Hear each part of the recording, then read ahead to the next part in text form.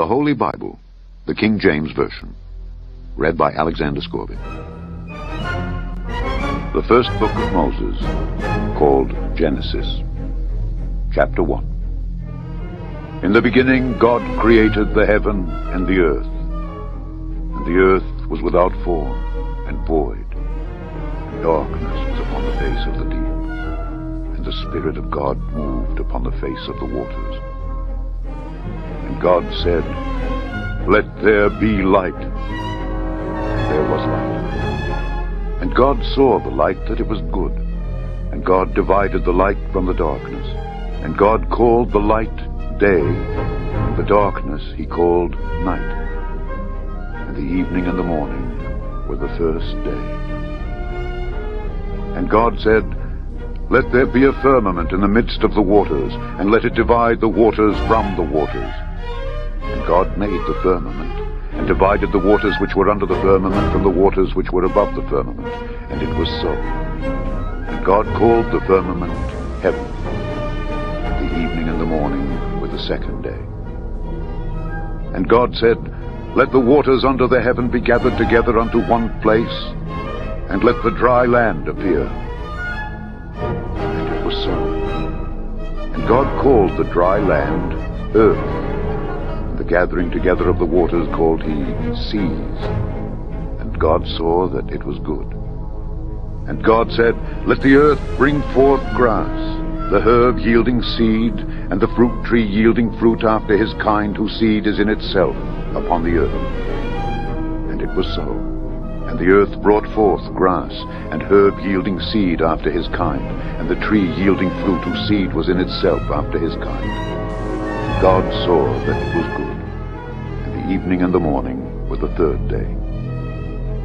And God said, "Let there be lights in the firmament of the heaven, to divide the day from the night, and let them be for signs, and for seasons, and for days and years. And let them be for lights in the firmament of the heaven, to give light upon the earth." And it was so. And God made two great lights, the greater light to rule the day, and the lesser light to rule the night. He made the stars also. And God set them in the firmament of the heaven, to give light upon the earth, and to rule over the day and over the night, and to divide the light from the darkness. And God saw that it was good. And the evening and the morning were the fourth day. And God said, "Let the waters bring forth abundantly the moving creature that hath life, and fowl that may fly above the earth in the open firmament of heaven." And God created great whales, and every living creature that moveth, which the waters brought forth abundantly after their kind, and every winged fowl after his kind. And God saw that it was good. And God blessed them, saying, "Be fruitful and multiply, and fill the waters in the seas, and let fowl multiply in the earth." And the evening and the morning were the fifth day. And God said, "Let the earth bring forth the living creature after his kind, cattle and creeping thing, and beast of the earth after his kind." And it was so. And God made the beast of the earth after his kind, and cattle after their kind, and everything that creepeth upon the earth after his kind. And God saw that it was good. And God said, "Let us make man in our image, after our likeness, and let them have dominion over the fish of the sea, and over the fowl of the air, and over the cattle, and over all the earth, and over every creeping thing that creepeth upon the earth." So God created man in his own image. In the image of God created he him, male and female created he them. And God blessed them, and God said unto them, "Be fruitful and multiply, and replenish the earth, and subdue it, and have dominion over the fish of the sea, and over the fowl of the air, and over every living thing that moveth upon the earth." And God said, "Behold, I have given you every herb bearing seed which is upon the face of all the earth, and every tree in the which is the fruit of a tree yielding seed. To you it shall be for meat. And to every beast of the earth, and to every fowl of the air, and to everything that creepeth upon the earth, wherein there is life, I have given every green herb for meat. And it was so. And God saw everything that he had made, and behold, it was very good. And the evening and the morning were the sixth day. Chapter 2. Thus the heavens and the earth were finished, and all the host of them. And on the seventh day God ended his work which he had made, and he rested on the seventh day from all his work which he had made. And God blessed the seventh day, and sanctified it, because that in it he had rested from all his work which God created and made.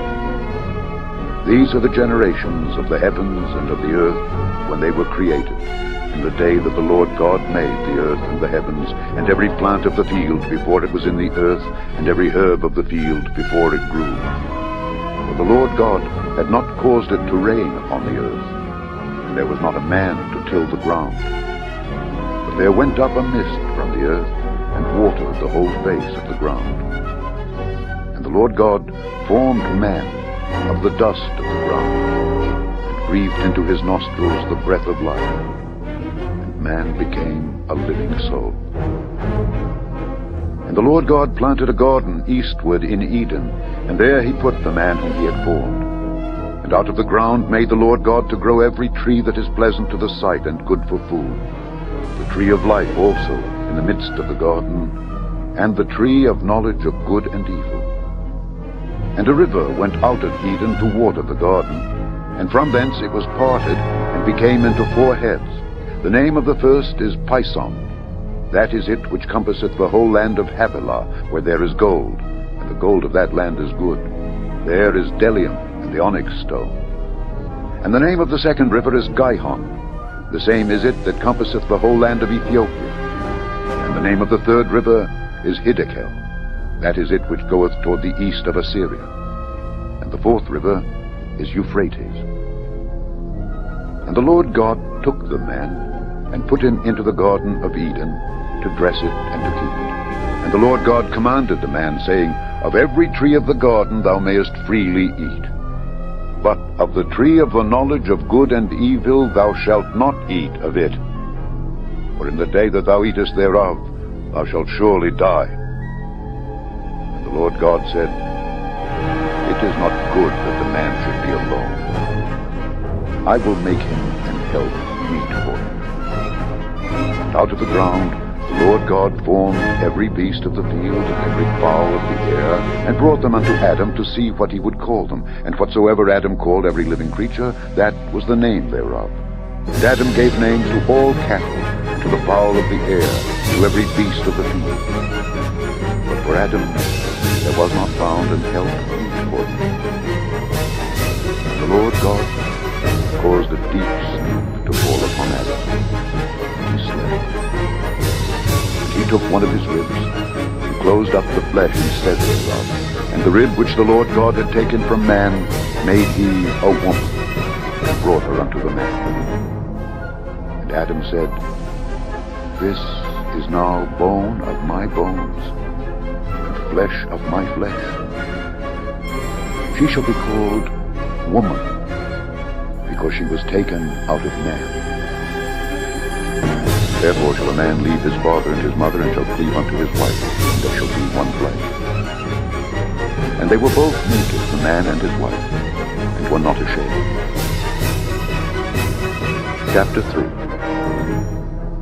Now the serpent was more subtle than any beast of the field which the Lord God had made. And he said unto the woman, Yea, hath God said, Ye shall not eat of every tree of the garden? And the woman said unto the serpent, We may eat of the fruit of the trees of the garden, but of the fruit of the tree which is in the midst of the garden God hath said, Ye shall not eat of it, neither shall ye touch it, lest ye die. And the serpent said unto the woman, Ye shall not surely die. For God doth know that in the day ye eat thereof, then your eyes shall be opened, and ye shall be as gods, knowing good and evil. When the woman saw that the tree was good for food, and that it was pleasant to the eyes, and a tree to be desired to make one wise, she took of the fruit thereof, and did eat, and and gave also unto her husband with her, and he did eat. And the eyes of them both were opened. They knew that they were naked. They sewed fig leaves together and made themselves aprons. And they heard the voice of the Lord God walking in the garden in the cool of the day. And Adam and his wife hid themselves from the presence of the Lord God amongst the trees of the garden. And the Lord God called unto Adam and said unto him, Where art thou? And he said, I heard thy voice in the garden, and I was afraid because I was naked, and I hid myself. And he said, Who told thee that thou wast naked? Hast thou eaten of the tree whereof I commanded thee that thou shouldest not eat? And the man said, The woman whom thou gavest to be with me, she gave me of the tree, and I did eat. And the Lord God said unto the woman, What is this that thou hast done? And the woman said, The serpent beguiled me, and I did eat. And the Lord God said unto the serpent, Because thou hast done this, thou art cursed above all cattle and above every beast of the field. Upon thy belly shalt thou go, and dust shalt thou eat all the days of thy life.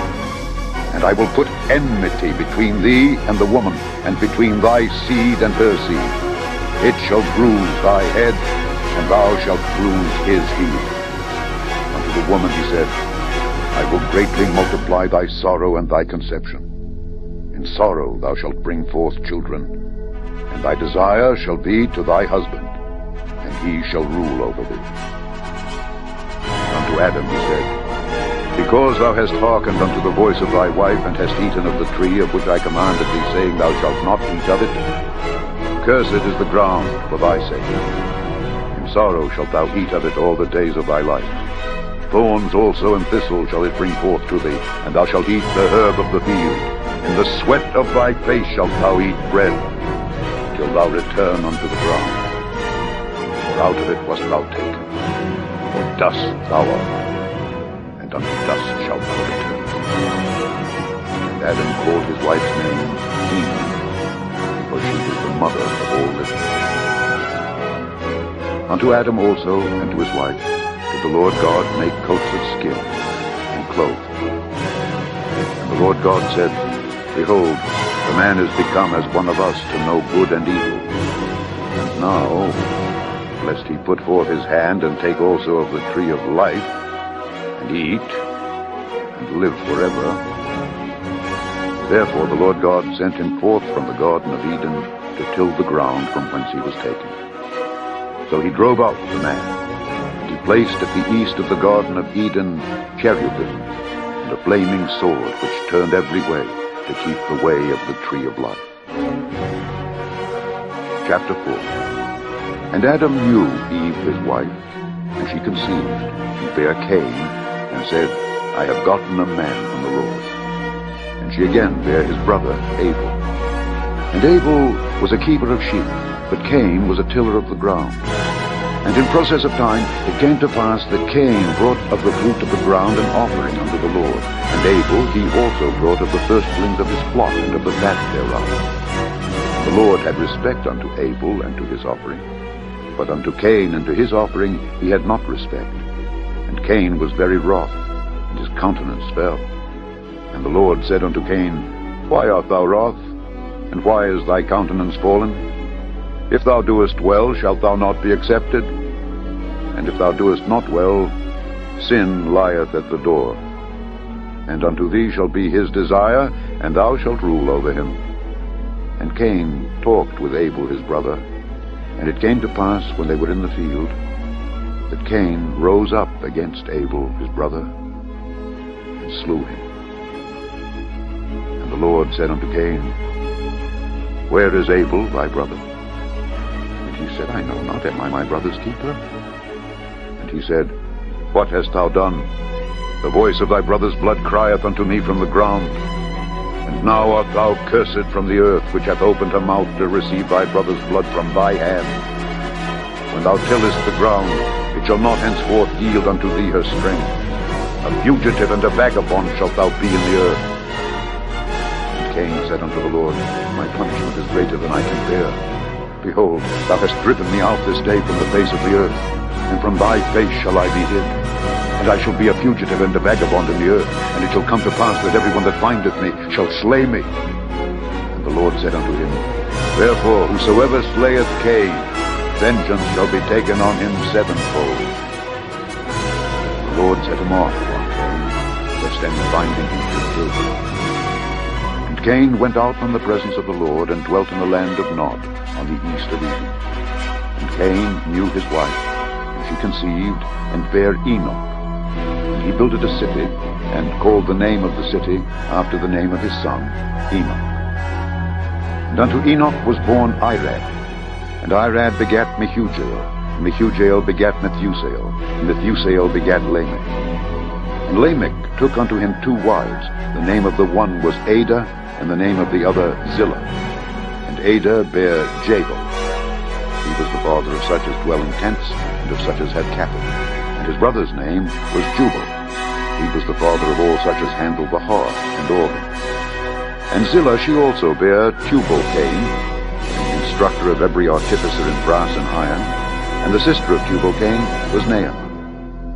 And Lamech said unto his wives Adah and Zillah, Hear my voice. Ye wives of Lamech, hearken unto my speech. For I have slain a man to my wounding, and a young man to my hurt. If Cain shall be avenged sevenfold, truly Lamech 70 and sevenfold. And Adam knew his wife again, and she bare a son, and called his name Seth. For God said, She hath appointed me another seed instead of Abel, whom Cain slew. And to Seth, to him also there was born a son, and he called his name Enos. Then began men to call upon the name of the Lord. Chapter 5. This is the book of the generations of Adam. In the day that God created man, in the likeness of God made he him. Male and female created he them, and blessed them, and called their name Adam, in the day when they were created. And Adam lived 130 years, and begat a son in his own likeness, after his image, and called his name Seth. And the days of Adam after he had begotten Seth were 800 years, and he begat sons and daughters. And all the days that Adam lived were 930 years, and he died. And Seth lived 105 years, and begat Enos. And Seth lived after he begat Enos 807 years, and begat sons and daughters. And all the days of Seth were 912 years, and he died. And Enos lived 90 years, and begat Cainan. And Enos lived after he begat Cainan 815 years, and begat sons and daughters. And all the days of Enos were 905 years, and he died. And Cainan lived 70 years, and begat Mahalaleel. And Cainan lived after he begat Mahalaleel 840 years, and begat sons and daughters. And all the days of Cainan were 910 years, and he died. And Mahalaleel lived 65 years, and begat Jared. And Mahalaleel lived after he begat Jared 830 years, and begat sons and daughters. And all the days of Mahalaleel were 895 years, and he died. And Jared lived 162 years, and he begat Enoch. And Jared lived after he begat Enoch 800 years, and begat sons and daughters. And all the days of Jared were 962 years, and he died. And Enoch lived 65 years, and begat Methuselah. And Enoch walked with God after he begat Methuselah 300 years, and begat sons and daughters. And all the days of Enoch were 365 years. And Enoch walked with God, and he was not, for God took him. And Methuselah lived 187 years, and begat Lamech. And Methuselah lived after he begat Lamech 782 years, and begat sons and daughters. And all the days of Methuselah were 969 years, and he died. And Lamech lived 182 years, and begat a son, and he called his name Noah, saying, This same shall comfort us concerning our work and toil of our hands, because of the ground which the Lord hath cursed. And Lamech lived after he begat Noah 595 years, and begat sons and daughters. And all the days of Lamech were 777 years, and he died. And Noah was 500 years old, and Noah begat Shem, Ham, and Japheth. Chapter 6. And it came to pass, when men began to multiply on the face of the earth, and daughters were born unto them, that the sons of God saw the daughters of men, that they were fair, and they took them wives of all which they chose. And the Lord said, My spirit shall not always strive with man, for that he also is flesh. Yet his days shall be 120 years. There were giants in the earth in those days, and also after that, when the sons of God came in unto the daughters of men, and they bare children to them, the same became mighty men, which were of old, men of renown. And God saw that the wickedness of man was great in the earth, and that every imagination of the thoughts of his heart was only evil continually. And it repented the Lord that he had made man on the earth, and it grieved him at his heart. And the Lord said, I will destroy man whom I have created from the face of the earth, both man and beast, and the creeping thing, and the fowls of the air, for it repenteth me that I have made them. But Noah found grace in the eyes of the Lord. These are the generations of Noah. Noah was a just man, and perfect in his generations, and Noah walked with God. And Noah begat 3 sons, Shem, Ham, and Japheth. The earth also was corrupt before God, and the earth was filled with violence. And God looked upon the earth, and behold, it was corrupt, for all flesh had corrupted his way upon the earth. And God said unto Noah, The end of all flesh is come before me. The earth is filled with violence through them. Behold, I will destroy them with the earth. Make thee an ark of gopher wood. Rooms shalt thou make in the ark, and shalt pitch it within and without with pitch. And this is the fashion which thou shalt make it of. The length of the ark shall be 300 cubits, the breadth of it 50 cubits, and the height of it 30 cubits. A window shalt thou make to the ark, and in a cubit shalt thou finish it above. And the door of the ark shalt thou set in the side thereof. With lower, second, and third stories shalt thou make it. And behold, I, even I, do bring a flood of waters upon the earth, to destroy all flesh wherein is the breath of life from under heaven. And everything that is in the earth shall die. But with thee will I establish my covenant. And thou shalt come into the ark, thou and thy sons and thy wife, and thy sons' wives with thee. And of every living thing of all flesh, 2 of every sort shalt thou bring into the ark, to keep them alive with thee. They shall be male and female.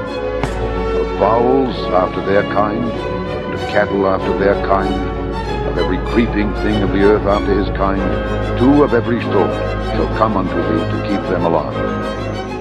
Take thou unto thee of all food that is eaten, and thou shalt gather it to thee, and it shall be for food for thee and for them. Thus did Noah, according to all that God commanded him, so did he. Chapter 7. And the Lord said unto Noah, Come thou and all thy house into the ark, for thee have I seen righteous before me in this generation.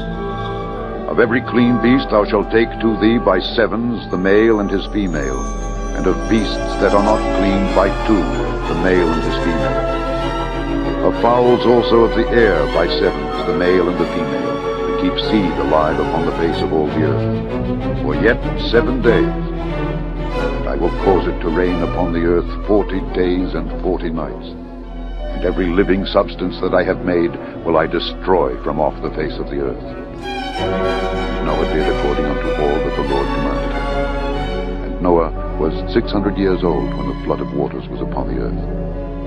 And Noah went in, and his sons, and his wife, and his sons' wives with him into the ark, because of the waters of the flood. Of clean beasts, and of beasts that are not clean, and of fowls, and of everything that creepeth upon the earth, there went in 2 and 2 unto Noah into the ark, the male and the female, as God had commanded Noah. And it came to pass after 7 days, that the waters of the flood were upon the earth. In the 600th year of Noah's life, the 2nd month, the 17th day of the month, the same day were all the fountains of the great deep broken up, and the windows of heaven were opened, and the rain was upon the earth 40 days and 40 nights. And the selfsame day entered Noah, and Shem and Ham and Japheth, the sons of Noah, and Noah's wife, and the 3 wives of his sons with them, into the ark. They, and every beast after his kind, and all the cattle after their kind, and every creeping thing that creepeth upon the earth after his kind, and every fowl after his kind, every bird of every sort. And they went in unto Noah into the ark, 2 and 2 of all flesh, wherein is the breath of life.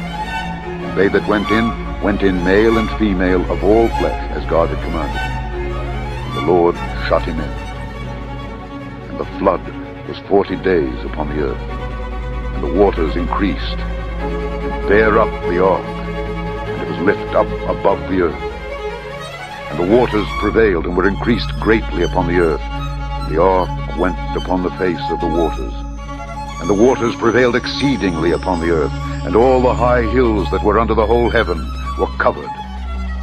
15 cubits upward did the waters prevail, and the mountains were covered. And all flesh died that moved upon the earth, both of fowl, and of cattle, and of beast, and of every creeping thing that creepeth upon the earth. And every man, all in whose nostrils was the breath of life, of all that was in the dry land, died.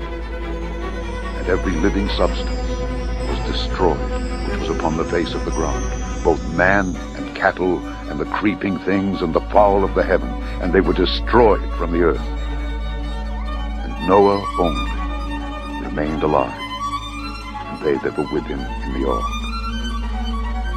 The waters prevailed upon the earth 150 days. Chapter 8. And God remembered Noah, and every living thing, and all the cattle that was with him in the ark. And God made a wind to pass over the earth, and the waters assuaged. And the fountains also of the deep and the windows of heaven were stopped, and the rain from heaven was restrained. And the waters returned from off the earth continually. And after the end of the 150 days, the waters were abated. And the ark rested in the 7th month, on the 17th day of the month, upon the mountains of Ararat. The waters decreased continually until the 10th month. In the 10th month, on the 1st day of the month, were the tops of the mountains seen. And it came to pass at the end of 40 days that Noah opened the window of the ark which he had made, and he sent forth a raven, which went forth to and fro until the waters were dried up from off the earth. Also he sent forth a dove from him to see if the waters were abated from off the face of the ground. But the dove found no rest for the sole of her foot, and she returned unto him into the ark, for the waters were on the face of the whole earth. Then he put forth his hand, and took her, and pulled her in unto him into the ark. And he stayed yet other 7 days, and again he sent forth the dove out of the ark. And the dove came in to him in the evening, and lo, in her mouth was an olive leaf plucked off. So Noah knew that the waters were abated from off the earth. And he stayed yet other 7 days, and sent forth the dove, which returned not again unto him any more. And it came to pass in the 601st year, in the 1st month, the 1st day of the month, the waters were dried up from off the earth. And Noah removed the covering of the ark, and looked, behold, the face of the ground was dry. And in the 2nd month, on the 27th day of the month, was the earth dried. And God spake unto Noah, saying, Go forth of the ark, thou, and thy wife, and thy sons' wives with thee. Bring forth with thee every living thing that is with thee of all flesh, both of fowl and of cattle, and of every creeping thing that creepeth upon the earth, that they may breed abundantly in the earth, and be fruitful and multiply upon the earth. And Noah went forth, and his sons, and his wife, and his sons' wives with him. Every beast, every creeping thing, and every fowl, and whatsoever creepeth upon the earth after their kinds, went forth out of the ark. And Noah builded an altar unto the Lord, and took of every clean beast, and of every clean fowl, and offered burnt offerings on the altar. The Lord smelled a sweet savor. And the Lord said in his heart, I will not again curse the ground any more for man's sake. For the imagination of man's heart is evil from his youth.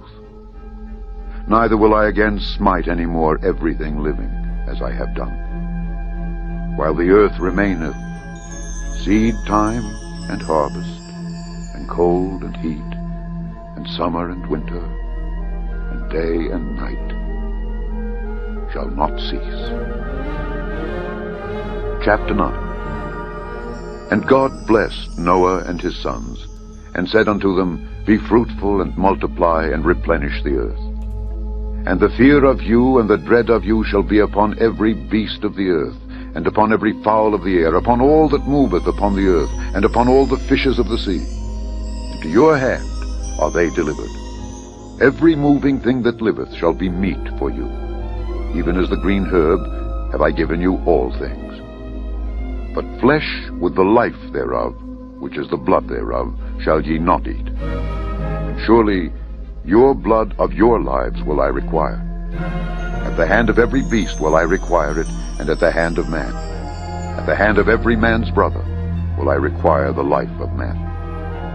Whoso sheddeth man's blood, by man shall his blood be shed. For in the image of God made he man. And you, be ye fruitful, and multiply. Bring forth abundantly in the earth, and multiply therein. And God spake unto Noah, and to his sons with him, saying, And I, behold, I establish my covenant with you, and with your seed after you, and with every living creature that is with you, of the fowl, of the cattle, and of every beast of the earth with you, from all that go out of the ark, to every beast of the earth. And I will establish my covenant with you. Neither shall all flesh be cut off any more by the waters of a flood. Neither shall there any more be a flood to destroy the earth. And God said, This is the token of the covenant which I make between me and you and every living creature that is with you for perpetual generation. I do set my bow in the cloud, and it shall be for a token of a covenant between me and the earth. It shall come to pass, when I bring a cloud over the earth, that the bow shall be seen in the cloud, and I will remember my covenant, which is between me and you and every living creature of all flesh, and the waters shall no more become a flood to destroy all flesh. And the bow shall be in the cloud, and I will look upon it, that I may remember the everlasting covenant between God and every living creature of all flesh that is upon the earth. And God said unto Noah, This is the token of the covenant which I have established between me and all flesh that is upon the earth. And the sons of Noah that went forth of the ark were Shem and Ham and Japheth. And Ham is the father of Canaan. These are the three sons of Noah, and of them was the whole earth overspread. And Noah began to be an husbandman, and he planted a vineyard, and he drank of the wine, and was drunken, and he was uncovered within his tent. And Ham, the father of Canaan, saw the nakedness of his father, and told his two brethren without. And Shem and Japheth took a garment, and laid it upon both their shoulders, and went backward, and covered the nakedness of their father. And their faces were backward, and they saw not their father's nakedness. And Noah awoke from his wine, and knew what his younger son had done unto him. And he said, Cursed be Canaan, a servant of servants shall he be unto his brethren. And he said, Blessed be the Lord God of Shem, and Canaan shall be his servant. God shall enlarge Japheth, and he shall dwell in the tents of Shem, and Canaan shall be his servant. And Noah lived after the flood 350 years, and all the days of Noah were 950 years, and he died. Chapter 10. Now these are the generations of the sons of Noah, Shem, Ham, and Japheth. And unto them were sons born after the flood. The sons of Japheth, Gomer, and Magog, and Madai, and Javan, and Tubal, and Meshech, and Tyrus. And the sons of Gomer, Ashkenaz, and Riphath, and Togarmah. And the sons of Javan, Elisha, and Tarshish, Kittim, and Dodanim. By these were the isles of the Gentiles divided in their lands, every one after his tongue, after their families, in their nations. And the sons of Ham, Cush, and Mizraim, and Phut, and Canaan.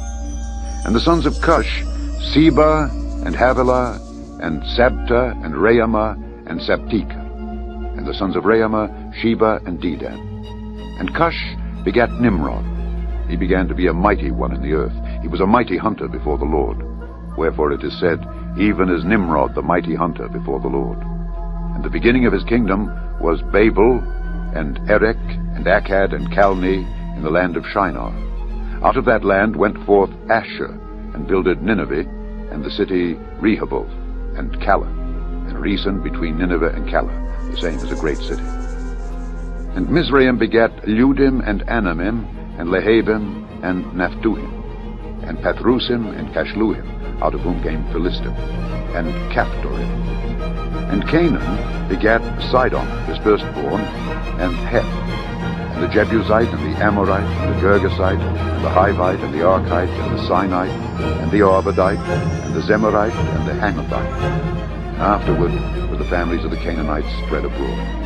And the border of the Canaanites was from Sidon as thou comest to Gerar unto Gaza, as thou goest unto Sodom and Gomorrah, and Admah, and Zeboim, even unto Lasha. These are the sons of Ham, after their families, after their tongues, in their countries, and in their nations. Unto Shem also, the father of all the children of Eber, the brother of Japheth the elder, even to him were children born. The children of Shem, Elam, and Asher, and Arphaxad, and Lud, and Aram, and the children of Aram, Uz, and Hul, and Gether, and Mash. And Arphaxad begat Salah, and Salah begat Eber. And unto Eber were born two sons. The name of one was Peleg, for in his days was the earth divided, and his brother's name was Joktan. And Joktan begat Almodad, and Sheleph, and Hazar-Maveth, and Jerah, and Hadoram, and Uzal, and Diklah, and Obal, and Abimael, and Sheba, and Ophrah, and Havilah, and Jobab. All these were the sons of Joktan. Their dwelling was from Mesha, as thou goest unto Sephar, a mount of the east. These are the sons of Shem, after their families, after their tongues, in their lands, after their nations. These are the families of the sons of Noah, after their generations, in their nations, and by these were the nations divided in the earth after the flood. Chapter 11. And the whole earth was of one language and of one speech. And it came to pass, as they journeyed from the east, that they found a plain in the land of Shinar, and they dwelt there. And they said one to another, Go to, let us make brick, and burn them thoroughly. And they had brick for stone, and slime had they for mortar. And they said, Go to, let us build us a city and a tower, whose top may reach unto heaven, and let us make us a name, lest we be scattered abroad upon the face of the whole earth. And the Lord came down to see the city and the tower which the children of men builded.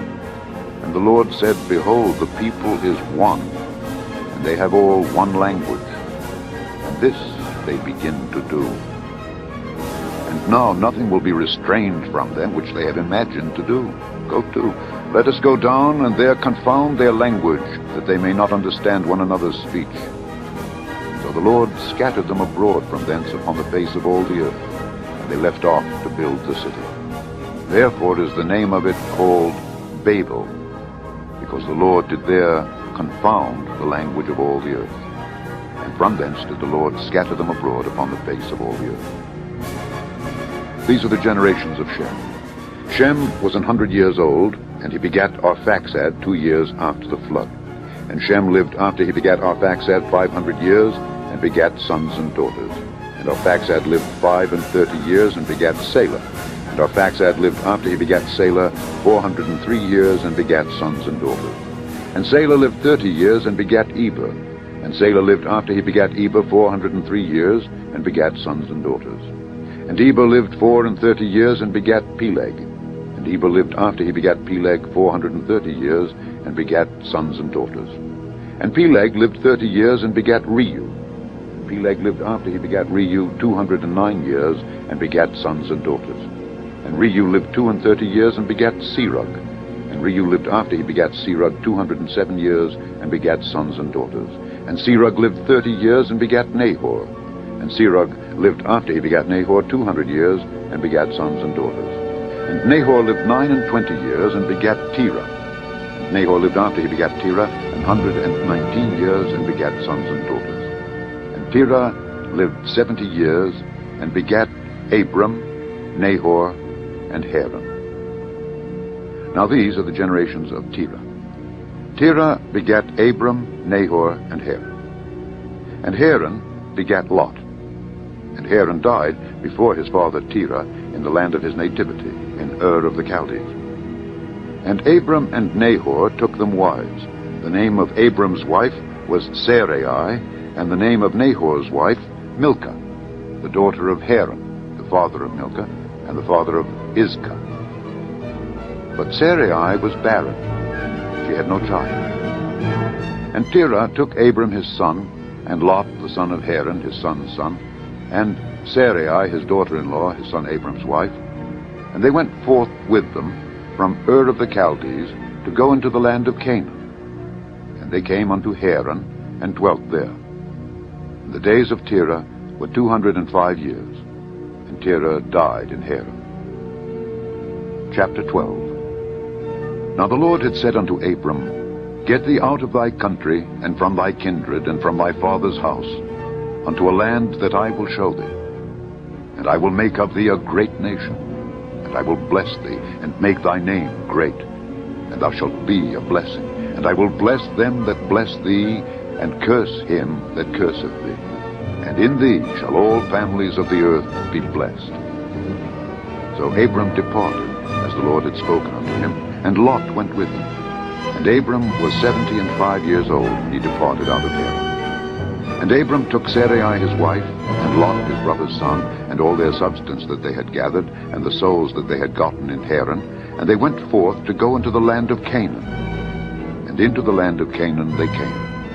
And Abram passed through the land unto the place of Sichem, unto the plain of Moreh, and the Canaanite was then in the land. And the Lord appeared unto Abram, and said, Unto thy seed will I give this land. And there builded he an altar unto the Lord who appeared unto him. And he removed from thence unto a mountain on the east of Bethel, and pitched his tent, having Bethel on the west, and Hai on the east. And there he builded an altar unto the Lord, and called upon the name of the Lord. And Abram journeyed, going on still toward the south. And there was a famine in the land, and Abram went down into Egypt to sojourn there, for the famine was grievous in the land. And it came to pass, when he was come near to enter into Egypt, that he said unto Sarai his wife, Behold now, I know that thou art a fair woman to look upon. Therefore it shall come to pass, when the Egyptians shall see thee, that they shall say, This is his wife. And they will kill me, but they will save thee alive. Say, I pray thee, thou art my sister, that it may be well with me for thy sake, and my soul shall live because of thee. And it came to pass that when Abram was come into Egypt, the Egyptians beheld the woman, that she was very fair. The princes also of Pharaoh saw her, and commended her before Pharaoh, and the woman was taken into Pharaoh's house. And he entreated Abram well for her sake. And he had sheep and oxen, and he-asses, and men-servants, and maidservants, and she-asses, and camels. And the Lord plagued Pharaoh and his house with great plagues, because of Sarai, Abram's wife. And Pharaoh called Abram, and said, What is this that thou hast done unto me? Why didst thou not tell me that she was thy wife? Why saidst thou, She is my sister? So I might have taken her to me to wife. Now therefore, behold thy wife, take her, and go thy way. And Pharaoh commanded his men concerning him, and they sent him away, and his wife, and all that he had. Chapter 13. And Abram went up out of Egypt, he and his wife, and all that he had, and Lot with him, into the south. And Abram was very rich in cattle, in silver, and in gold. And he went on his journeys from the south even to Bethel, unto the place where his tent had been at the beginning, between Bethel and Hai, unto the place of the altar, which he had made there at the first. And there Abram called on the name of the Lord. And Lot also, which went with Abram, had flocks and herds and tents. And the land was not able to bear them, that they might dwell together, for their substance was great, so that they could not dwell together. And there was a strife between the herdmen of Abram's cattle and the herdmen of Lot's cattle. And the Canaanite and the Perizzite dwelled then in the land. And Abram said unto Lot, Let there be no strife, I pray thee, between me and thee, and between my herdmen and thy herdmen, for we be brethren. Is not the whole land before thee? Separate thyself, I pray thee, from me. If thou wilt take the left hand, then I will go to the right, or if thou depart to the right hand, then I will go to the left. And Lot lifted up his eyes, and beheld all the plain of Jordan, that it was well watered everywhere, before the Lord destroyed Sodom and Gomorrah, even as the garden of the Lord, like the land of Egypt, as thou comest unto Zoar. Then Lot chose him all the plain of Jordan, and Lot journeyed east, and they separated themselves the one from the other. Abram dwelled in the land of Canaan, and Lot dwelled in the cities of the plain, and pitched his tent toward Sodom. But the men of Sodom were wicked and sinners before the Lord exceedingly. And the Lord said unto Abram, after that Lot was separated from him, Lift up now thine eyes, and look from the place where thou art, northward, and southward, and eastward, and westward. For all the land which thou seest, to thee will I give it, and to thy seed forever. And I will make thy seed as the dust of the earth, so that if a man can number the dust of the earth, then shall thy seed also be numbered. Arise, walk through the land in the length of it and in the breadth of it, for I will give it unto thee. Then Abram removed his tent, and came and dwelt in the plain of Mamre, which is in Hebron, and built there an altar unto the Lord. Chapter 14.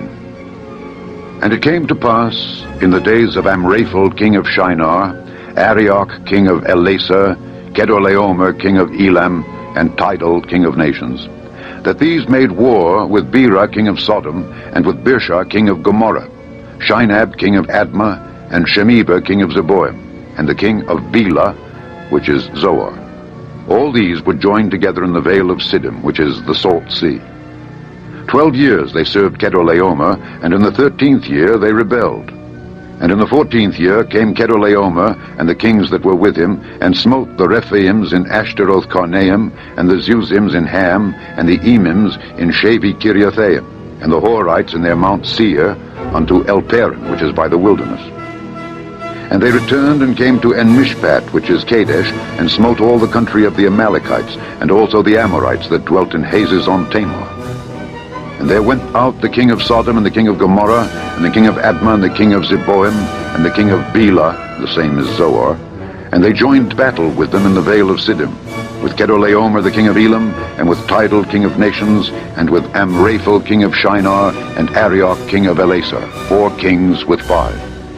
And the vale of Siddim was full of slime pits, and the kings of Sodom and Gomorrah fled and fell there, and they that remained fled to the mountain.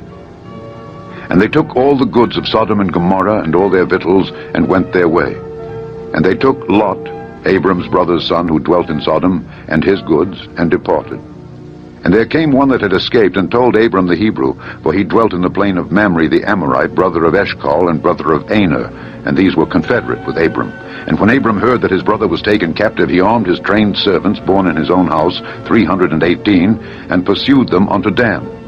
And he divided himself against them, he and his servants, by night, and smote them, and pursued them unto Hobah, which is on the left hand of Damascus. And he brought back all the goods, and also brought again his brother Lot, and his goods, and the women also, and the people. And the king of Sodom went out to meet him after his return from the slaughter of Kedorlaomer, and of the kings that were with him at the valley of Shavi, which is the king's dale. And Melchizedek, king of Salem, brought forth bread and wine. And he was the priest of the Most High God.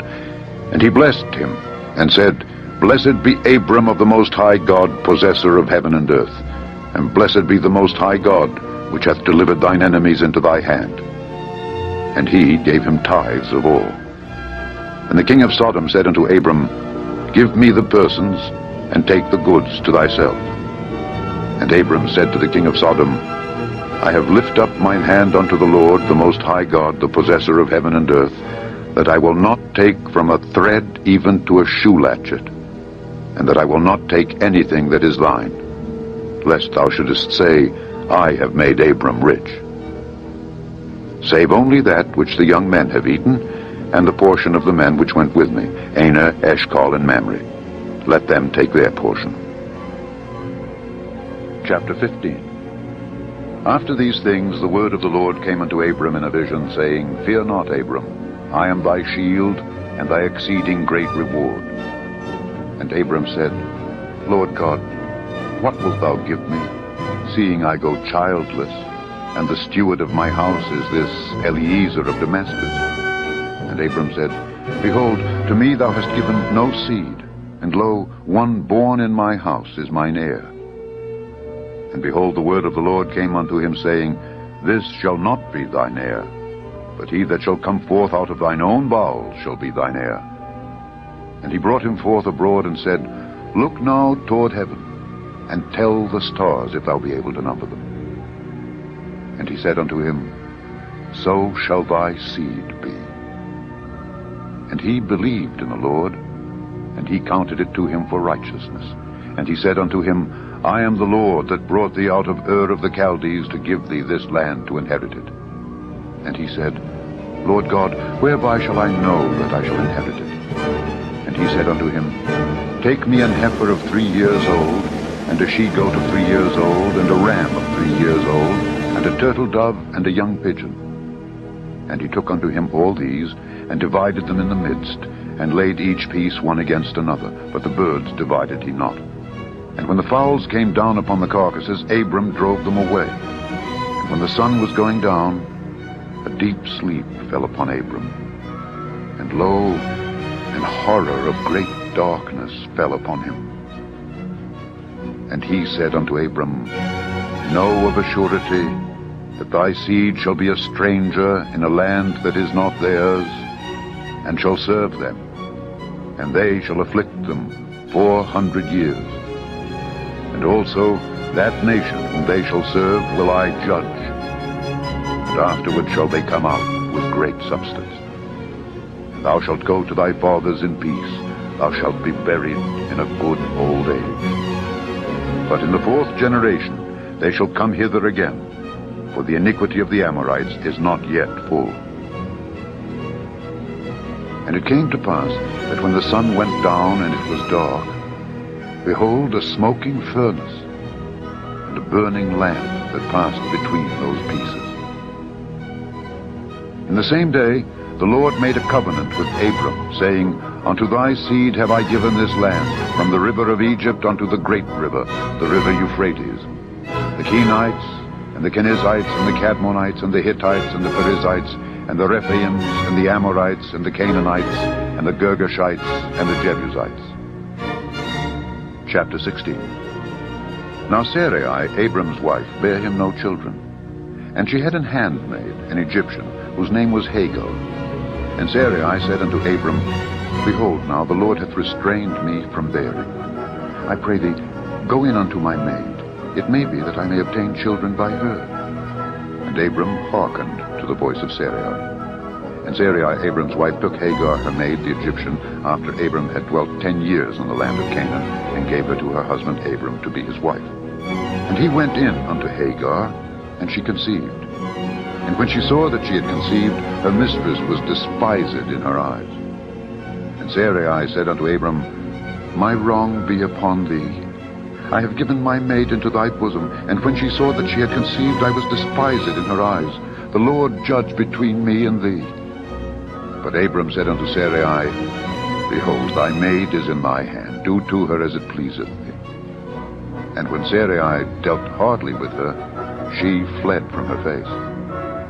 And the angel of the Lord found her by a fountain of water in the wilderness, by the fountain in the way to Shur. And he said, Hagar, Sarai's maid, whence camest thou, and whither wilt thou go? And she said, I flee from the face of my mistress Sarai. And the angel of the Lord said unto her, Return to thy mistress, and submit thyself under her hand. And the angel of the Lord said unto her, I will multiply thy seed exceedingly, that it shall not be numbered for multitude. And the angel of the Lord said unto her, Behold, thou art with child, and shalt bear a son, and shalt call his name Ishmael, because the Lord hath heard thy affliction. And he will be a wild man. His hand will be against every man, and every man's hand against him. And he shall dwell in the presence of all his brethren. And she called the name of the Lord that spake unto her, thou, God, seest me. For she said, Have I also here looked after him that seeth me? Wherefore the well was called Beer-lahai-roi. Behold, it is between Kadesh and Bered. And Hagar bare Abram a son, and Abram called his son's name which Hagar bare Ishmael. And Abram was 86 years old when Hagar bare Ishmael to Abram. Chapter 17. And when Abram was 90 years old and 9, the Lord appeared to Abram and said unto him, I am the Almighty God. Walk before me, and be thou perfect. And I will make my covenant between me and thee, and will multiply thee exceedingly.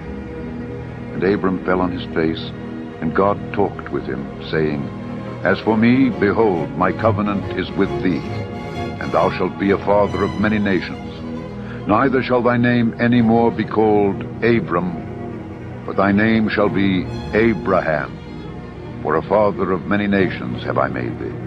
And I will make thee exceeding fruitful, and I will make nations of thee, and kings shall come out of thee. And I will establish my covenant between me and thee and thy seed after thee in their generations for an everlasting covenant, to be a God unto thee and to thy seed after thee. And I will give unto thee and to thy seed after thee the land wherein thou art a stranger, all the land of Canaan, for an everlasting possession. And I will be their God. And God said unto Abraham, Thou shalt keep my covenant, therefore, thou and thy seed after thee in their generations. This is my covenant which ye shall keep between me and you and thy seed after thee. Every man-child among you shall be circumcised. And ye shall circumcise the flesh of your foreskin, and it shall be a token of the covenant betwixt me and you. And he that is 8 days old shall be circumcised among you, every man-child in your generations, he that is born in the house, or bought with money of any stranger, which is not of thy seed. He that is born in thy house, and he that is bought with thy money, must needs be circumcised. And my covenant shall be in your flesh, for an everlasting covenant. And the uncircumcised man-child whose flesh of his foreskin is not circumcised, that soul shall be cut off from his people. He hath broken my covenant. And God said unto Abraham, As for Sarai thy wife, thou shalt not call her name Sarai, but Sarah shall her name be. And I will bless her, and give thee a son also of her. Yea, I will bless her, and she shall be a mother of nations. Kings of people shall be of her. Then Abraham fell upon his face, and laughed, and said in his heart, Shall a child be born unto him that is 100 years old? And shall Sarah that is 90 years old bear? And Abraham said unto God, Oh, that Ishmael might live before thee. And God said, Sarah thy wife shall bear thee a son indeed, and thou shalt call his name Isaac.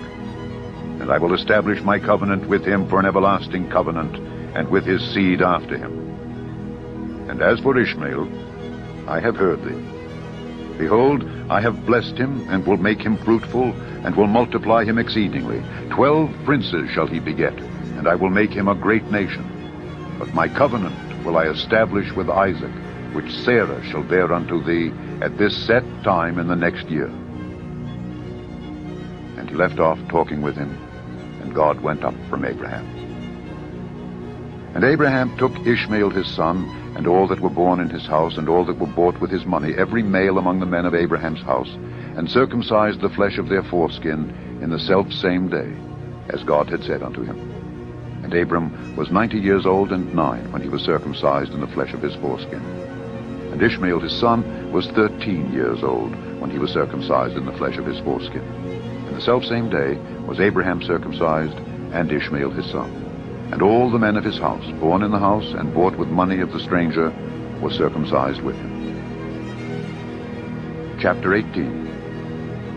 And the Lord appeared unto him in the plains of Mamre. And he sat in the tent door in the heat of the day. And he lifted up his eyes and looked, and lo, 3 men stood by him. And when he saw them, he ran to meet them from the tent door, and bowed himself toward the ground, and said, My Lord, if now I have found favor in thy sight, pass not away, I pray thee, from thy servant. Let a little water, I pray you, be fetched, and wash your feet, and rest yourselves under the tree. And I will fetch a morsel of bread, and comfort ye your hearts. After that ye shall pass on. for therefore are ye come to your servant. And they said, So do as thou hast said.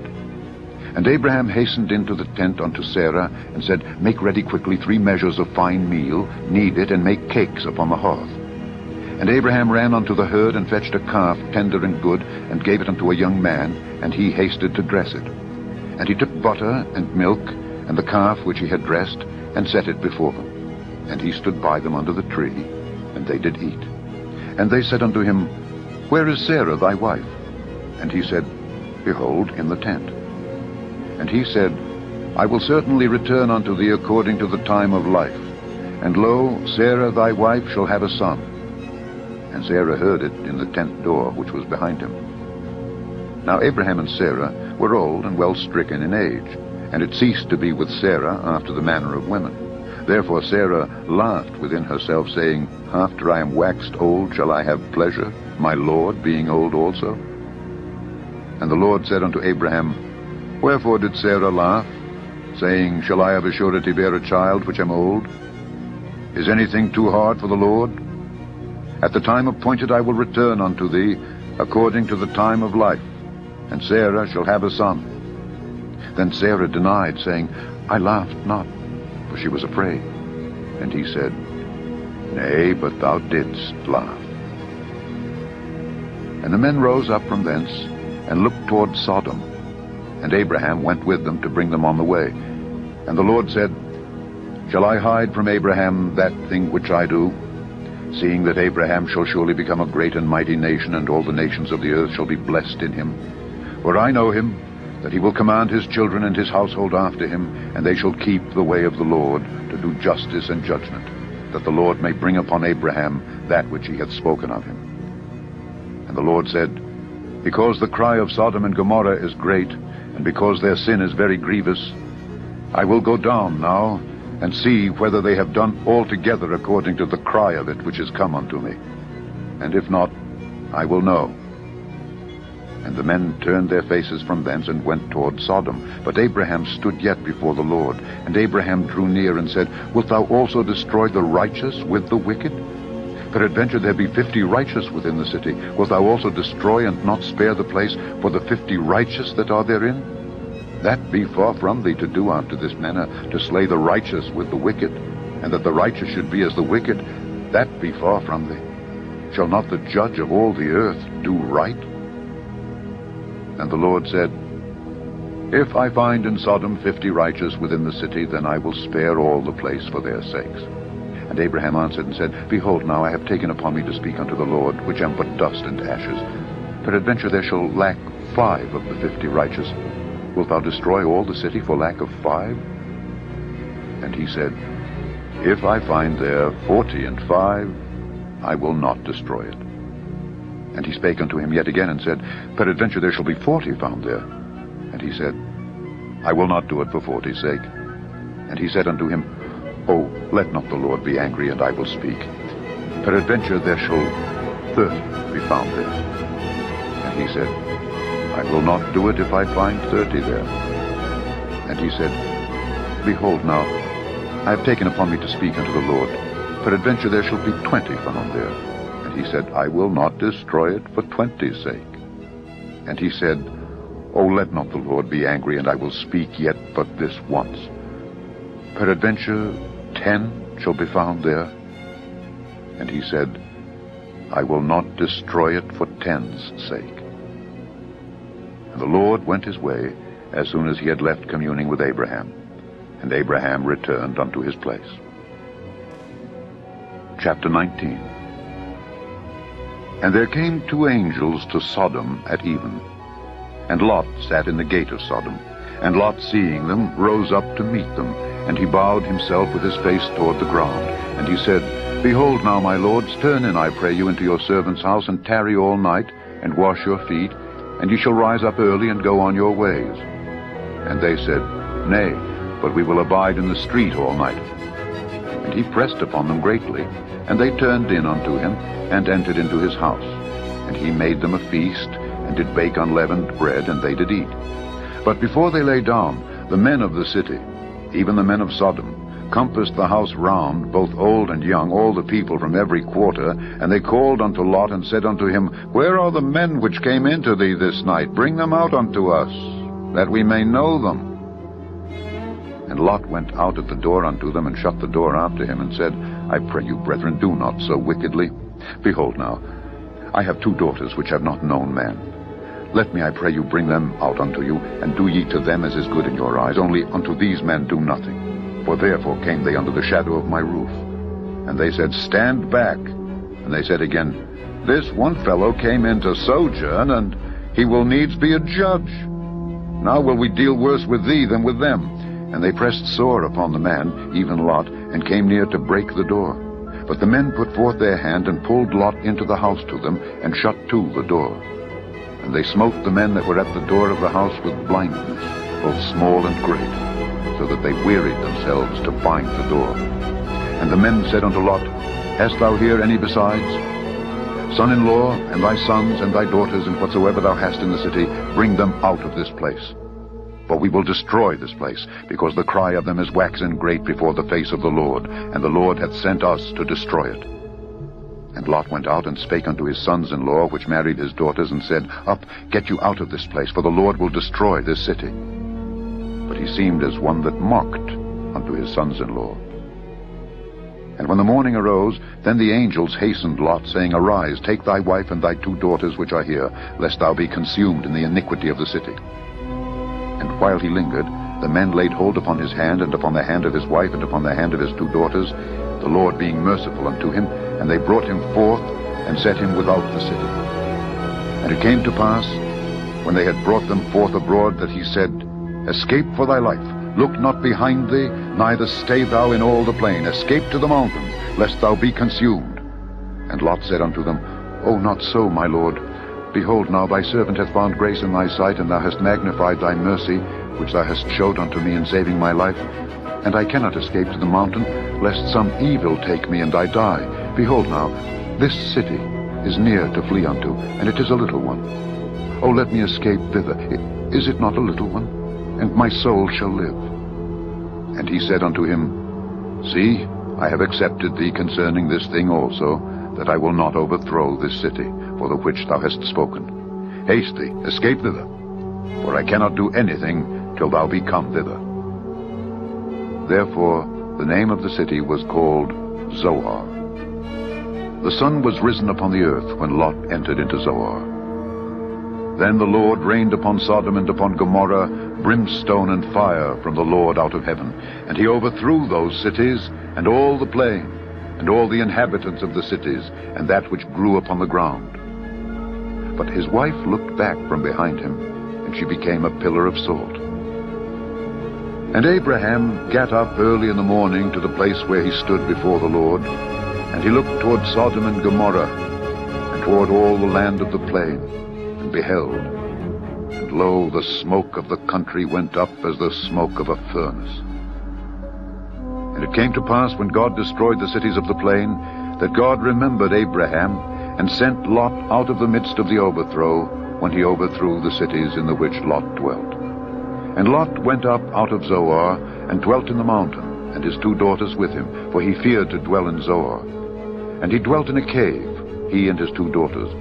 And the firstborn said unto the younger, Our father is old, and there is not a man in the earth to come in unto us after the manner of all the earth. Come, let us make our father drink wine, and we will lie with him, that we may preserve seed of our father.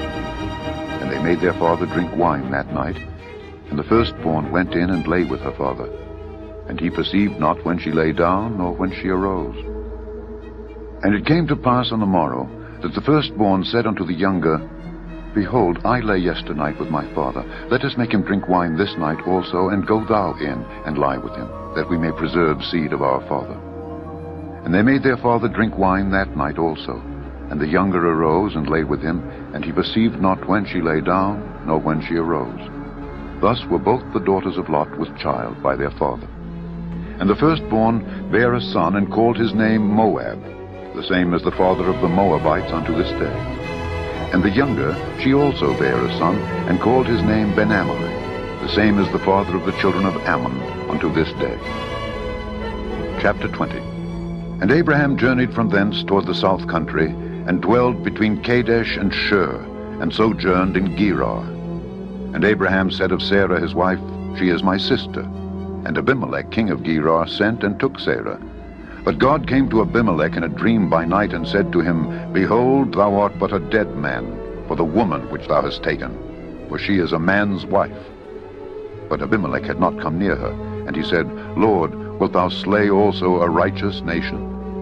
Said he not unto me, She is my sister? And she, even she herself, said, He is my brother. In the integrity of my heart and innocency of my hands have I done this. And God said unto him in a dream, Yea, I know that thou didst this in the integrity of thy heart, for I also withheld thee from sinning against me. Therefore suffered I thee not to touch her. Now therefore restore the man his wife, for he is a prophet, and he shall pray for thee, and thou shalt live. And if thou restore her not, know thou that thou shalt surely die, thou and all that are thine. Therefore Abimelech rose early in the morning, and called all his servants, and told all these things in their ears, and the men were sore afraid.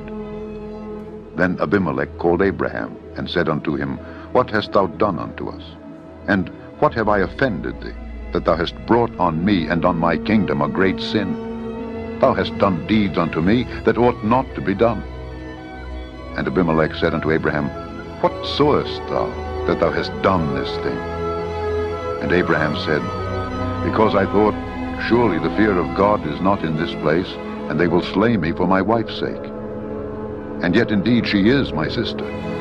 She is the daughter of my father, but not the daughter of my mother, and she became my wife. And it came to pass, when God caused me to wander from my father's house, that I said unto her, This is thy kindness which thou shalt show unto me. At every place whither we shall come, say of me, He is my brother. And Abimelech took sheep and oxen and men servants and women servants, and gave them unto Abraham, and restored him Sarah his wife. And Abimelech said, Behold, my land is before thee, dwell where it pleaseth thee. And unto Sarah he said, Behold, I have given thy brother 1,000 pieces of silver. Behold, he is to thee a covering of the eyes, unto all that are with thee, and with all other. Thus she was reproved. So Abraham prayed unto God, and God healed Abimelech and his wife and his maidservants, and they bare children, for the Lord had fast closed up all the wombs of the house of Abimelech because of Sarah, Abraham's wife. Chapter 21. And the Lord visited Sarah as he had said, and the Lord did unto Sarah as he had spoken. For Sarah conceived, and bare Abraham a son in his old age, at the set time of which God had spoken to him. And Abraham called the name of his son that was born unto him, whom Sarah bare to him, Isaac. And Abraham circumcised his son Isaac, being 8 days old, as God had commanded him. And Abraham was 100 years old when his son Isaac was born unto him.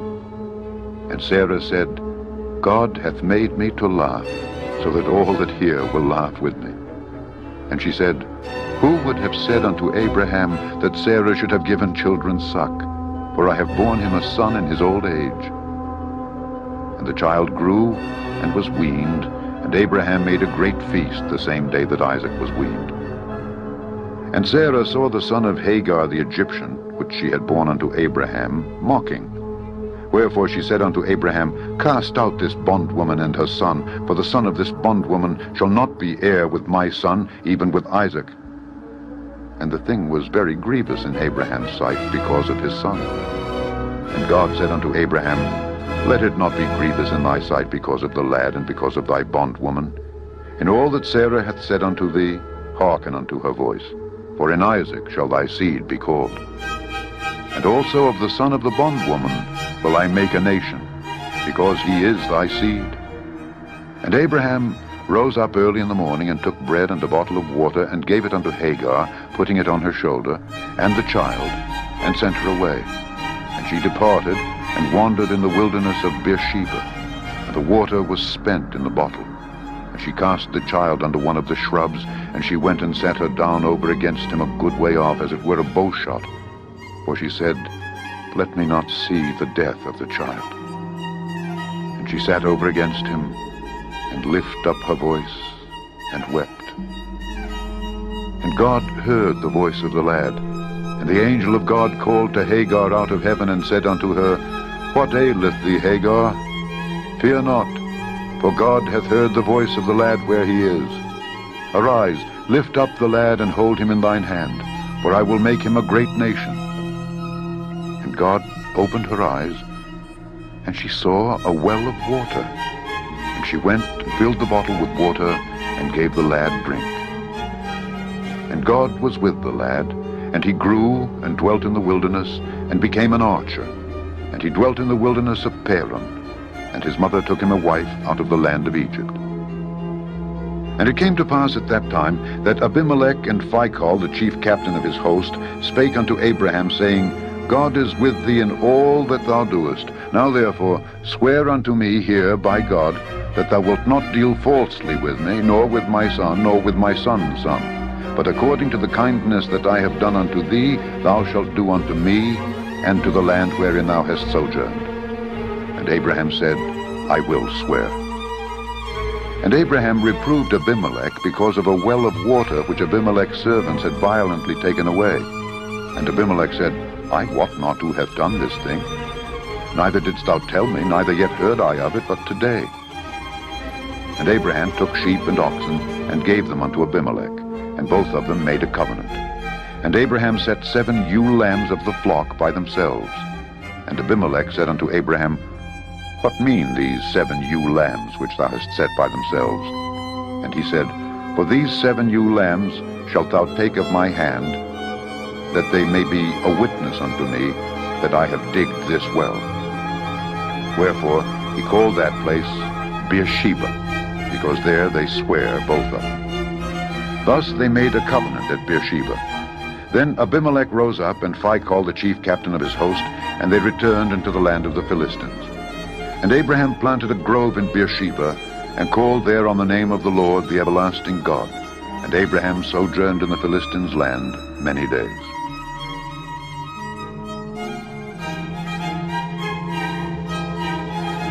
Chapter 22.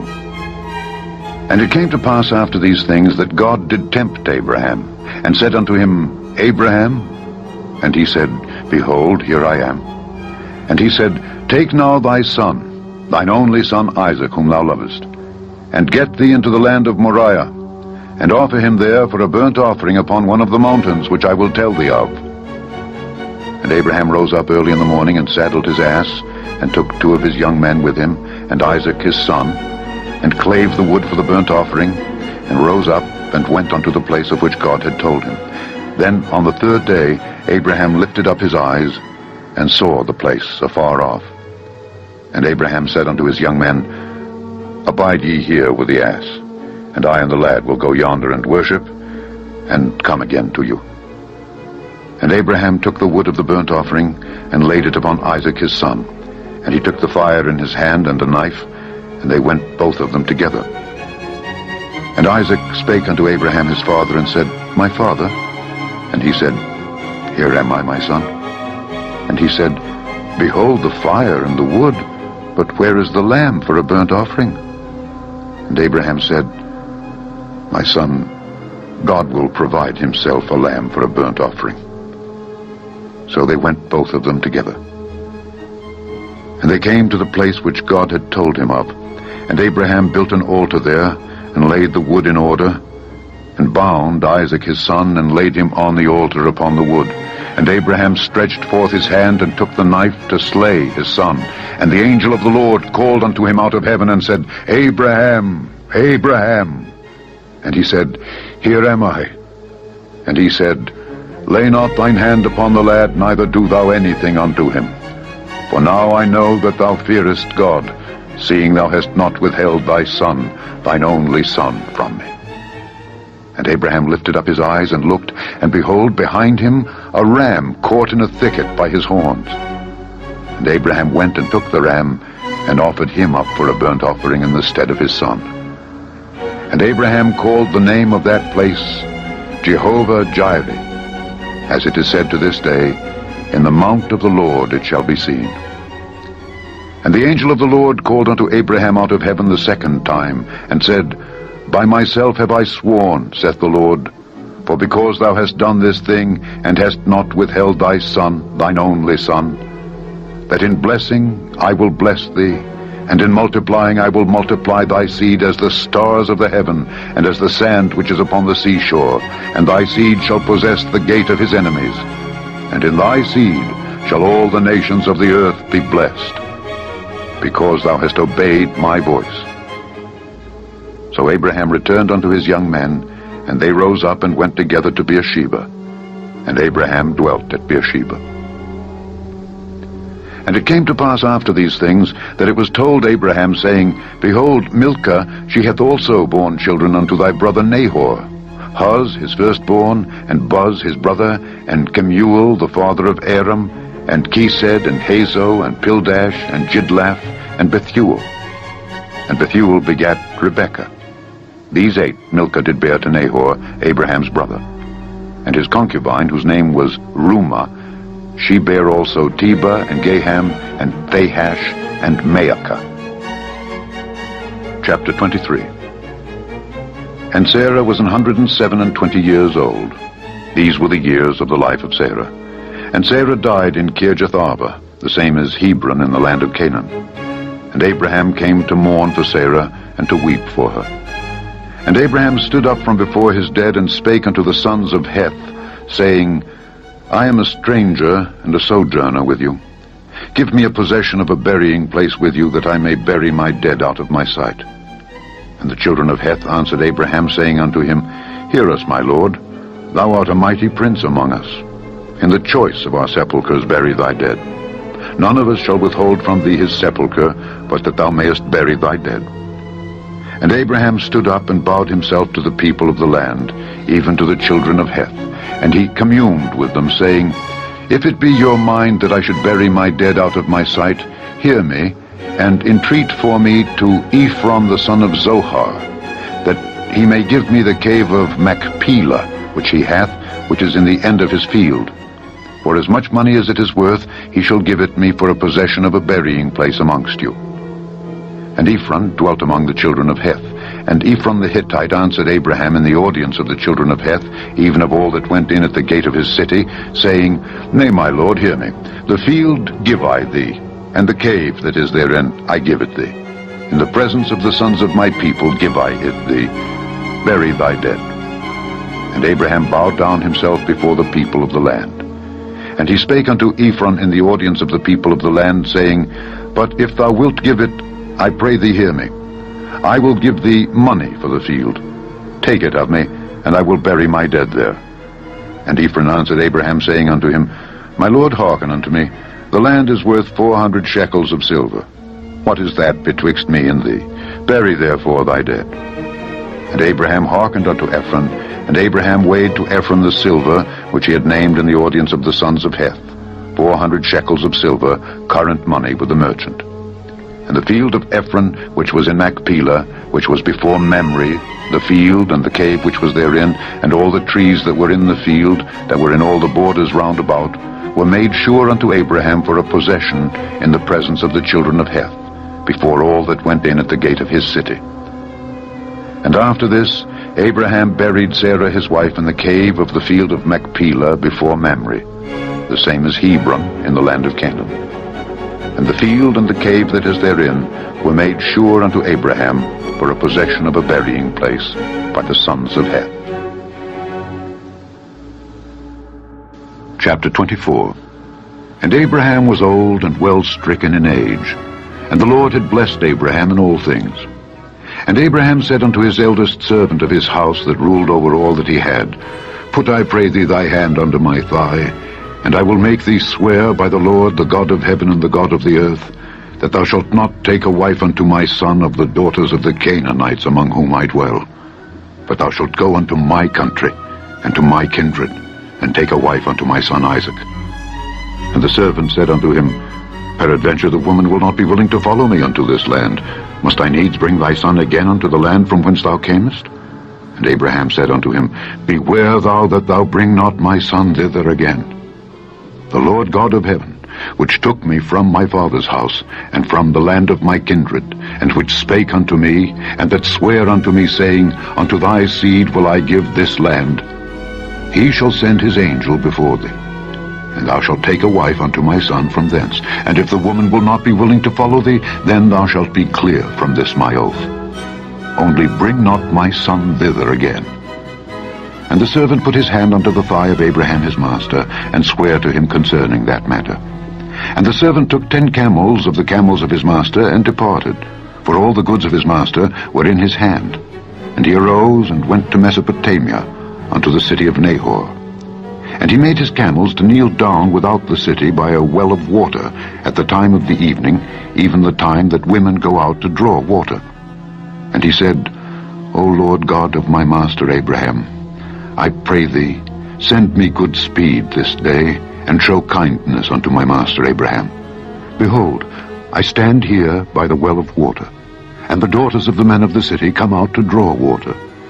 And let it come to pass, that the damsel to whom I shall say, Let down thy pitcher, I pray thee, that I may drink, and she shall say, Drink, and I will give thy camels drink also.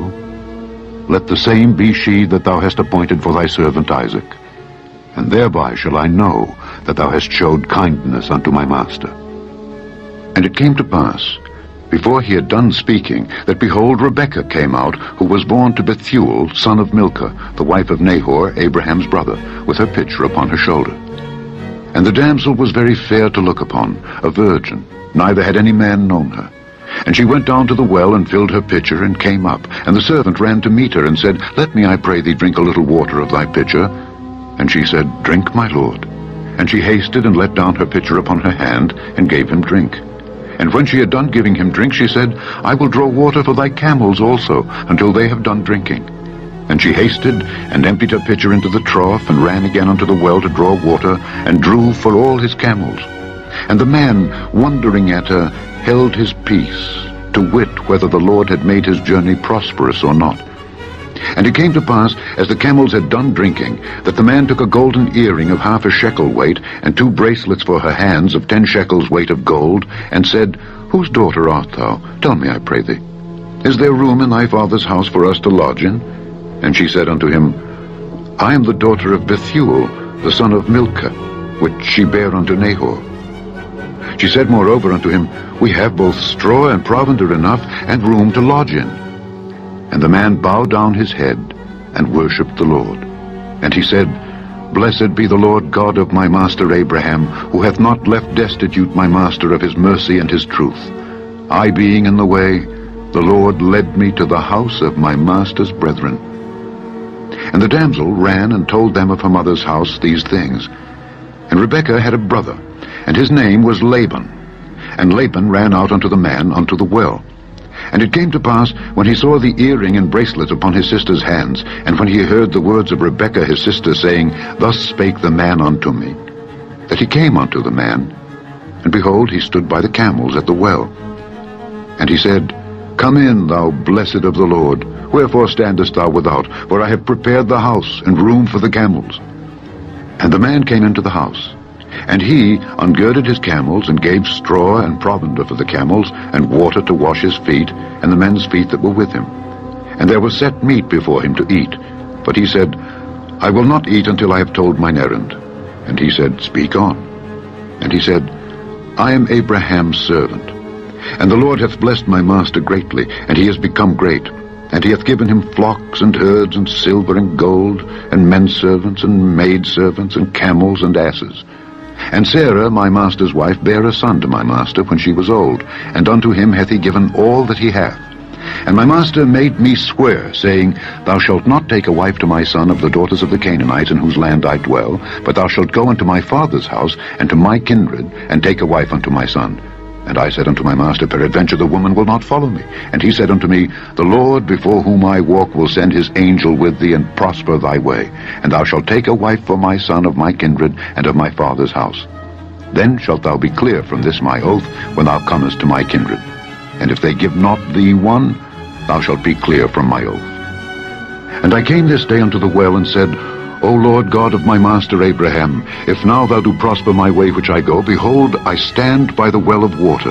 And it shall come to pass, that when the virgin cometh forth to draw water, and I say to her, Give me, I pray thee, a little water of thy pitcher to drink, and she say to me, Both drink thou, and I will also draw for thy camels. Let the same be the woman whom the Lord hath appointed out for my master's son. And before I had done speaking in mine heart, behold, Rebekah came forth with her pitcher on her shoulder, and she went down unto the well and drew water. And I said unto her, Let me drink, I pray thee. And she made haste and let down her pitcher from her shoulder, and said, Drink, and I will give thy camels drink also. So I drank, and she made the camels drink also. And I asked her and said, Whose daughter art thou? And she said, The daughter of Bethuel, Nahor's son, whom Milcah bare unto him. And I put the earring upon her face, and the bracelets upon her hands. And I bowed down my head and worshipped the Lord, and blessed the Lord God of my master Abraham, which had led me in the right way to take my master's brother's daughter unto his son. And now, if ye will deal kindly and truly with my master, tell me. And if not, tell me, that I may turn to the right hand or to the left. Then Laban and Bethuel answered and said, The thing proceedeth from the Lord. We cannot speak unto thee bad or good. Behold, Rebekah is before thee. Take her and go, and let her be thy master's son's wife, as the Lord hath spoken. And it came to pass, that when Abraham's servant heard their words, he worshipped the Lord, bowing himself to the earth. And the servant brought forth jewels of silver and jewels of gold and raiment, and gave them to Rebekah. He gave also to her brother and to her mother precious things. And they did eat and drink, he and the men that were with him, and tarried all night. And they rose up in the morning, and he said, Send me away unto my master. And her brother and her mother said, Let the damsel abide with us a few days, at the least 10. After that she shall go. And he said unto them, Hinder me not, seeing the Lord hath prospered my way. Send me away that I may go to my master. And they said, We will call the damsel, and inquire at her mouth. And they called Rebekah, and said unto her, Wilt thou go with this man? And she said, I will go. And they sent away Rebekah their sister, and her nurse, and Abraham's servant and his men. And they blessed Rebekah, and said unto her, Thou art our sister. Be thou the mother of thousands of millions. And let thy seed possess the gate of those which hate them. And Rebekah arose, and her damsels, and they rode upon the camels, and followed the man. And the servant took Rebekah, and went his way. And Isaac came from the way of the well Lahairoi, for he dwelt in the south country. And Isaac went out to meditate in the field at the eventide. And he lifted up his eyes, and saw, and behold, the camels were coming. And Rebekah lifted up her eyes, and when she saw Isaac, she lighted off the camel. For she had said unto the servant, What man is this that walketh in the field to meet us? And the servant had said, It is my master. Therefore she took a veil, and covered herself. And the servant told Isaac all things that he had done.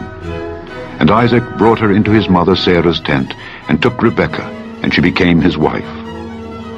And he loved her, and Isaac was comforted after his mother's death. Chapter 25.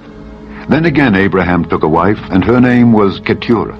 And she bare him Zimran, and Jokshan, and Medan, and Midian, and Ishbak, and Shua. And Jokshan begat Sheba and Dedan. And the sons of Dedan were Ashurim, and Letushim, and Leomim. And the sons of Midian, Ephah, and Epher, and Hanok, and Abidah, and Eldaah. All these were the children of Keturah. And Abraham gave all that he had unto Isaac.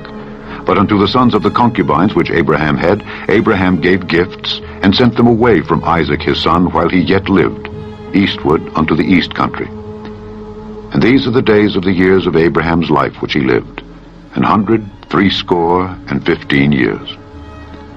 Then Abraham gave up the ghost, and died in a good old age, an old man and full of years, and was gathered to his people. And his sons Isaac and Ishmael buried him in the cave of Machpelah, in the field of Ephron the son of Zohar the Hittite, which is before Mamre, the field which Abraham purchased of the sons of Heth. There was Abraham buried, and Sarah his wife. And it came to pass after the death of Abraham that God blessed his son Isaac, and Isaac dwelt by the well Lahairoi. Now these are the generations of Ishmael, Abraham's son, whom Hagar the Egyptian, Sarah's handmaid, bare unto Abraham. And these are the names of the sons of Ishmael, by their names according to their generations. The firstborn of Ishmael, Nebajoth, and Kedar, and Adbeel, and Mibsam, and Mishma, and Dumah and Massa, Hadar and Tema, Jetah, Naphish, and Kedemah. These are the sons of Ishmael, and these are their names by their towns and by their castles, 12 princes according to their nations. And these are the years of the life of Ishmael, 137 years. And he gave up the ghost and died, and was gathered unto his people. And they dwelt from Havilah unto Shur, that is before Egypt, as thou goest toward Assyria. And he died in the presence of all his brethren. And these are the generations of Isaac, Abraham's son. Abraham begat Isaac. And Isaac was 40 years old when he took Rebekah to wife, the daughter of Bethuel the Syrian of Padan Aram, the sister to Laban the Syrian. And Isaac entreated the Lord for his wife, because she was barren. And the Lord was entreated of him, and Rebekah his wife conceived. And the children struggled together within her. And she said, If it be so, why am I thus? And she went to inquire of the Lord. And the Lord said unto her, 2 nations are in thy womb, and 2 manner of people shall be separated from thy bowels. And the one people shall be stronger than the other people, and the elder shall serve the younger. And when her days to be delivered were fulfilled, behold, there were twins in her womb. And the first came out red, all over like an hairy garment. And they called his name Esau. And after that came his brother out, and his hand took hold on Esau's heel. And his name was called Jacob. And Isaac was 80 years old when she bare them. And the boys grew, and Esau was a cunning hunter, a man of the field. And Jacob was a plain man, dwelling in tents. And Isaac loved Esau because he did eat of his venison, but Rebekah loved Jacob. And Jacob sought pottage. And Esau came from the field, and he was faint. And Esau said to Jacob, Feed me, I pray thee, with that same red pottage, for I am faint. Therefore was his name called Edom. And Jacob said, Sell me this day thy birthright. And Esau said, Behold, I am at the point to die, and what profit shall this birthright do to me? And Jacob said, Swear to me this day. And he sware unto him, and he sold his birthright unto Jacob. Then Jacob gave Esau bread and pottage of lentils, and he did eat and drink, and rose up and went his way. Thus Esau despised his birthright. Chapter 26. And there was a famine in the land, beside the first famine that was in the days of Abraham. And Isaac went unto Abimelech, king of the Philistines, unto Gerar. And the Lord appeared unto him and said, Go not down into Egypt, dwell in the land which I shall tell thee of. Sojourn in this land, and I will be with thee, and will bless thee. For unto thee and unto thy seed I will give all these countries, and I will perform the oath which I swear unto Abraham thy father. And I will make thy seed to multiply as the stars of heaven, and will give unto thy seed all these countries. And in thy seed shall all the nations of the earth be blessed, because that Abraham obeyed my voice, and kept my charge, my commandments, my statutes, and my laws. And Isaac dwelt in Gerar. And the men of the place asked him of his wife, and he said, She is my sister.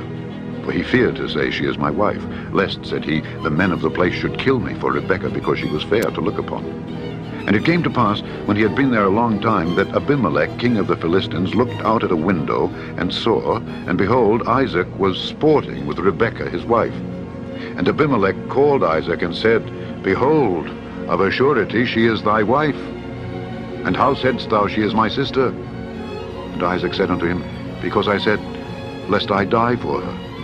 And Abimelech said, What is this thou hast done unto us?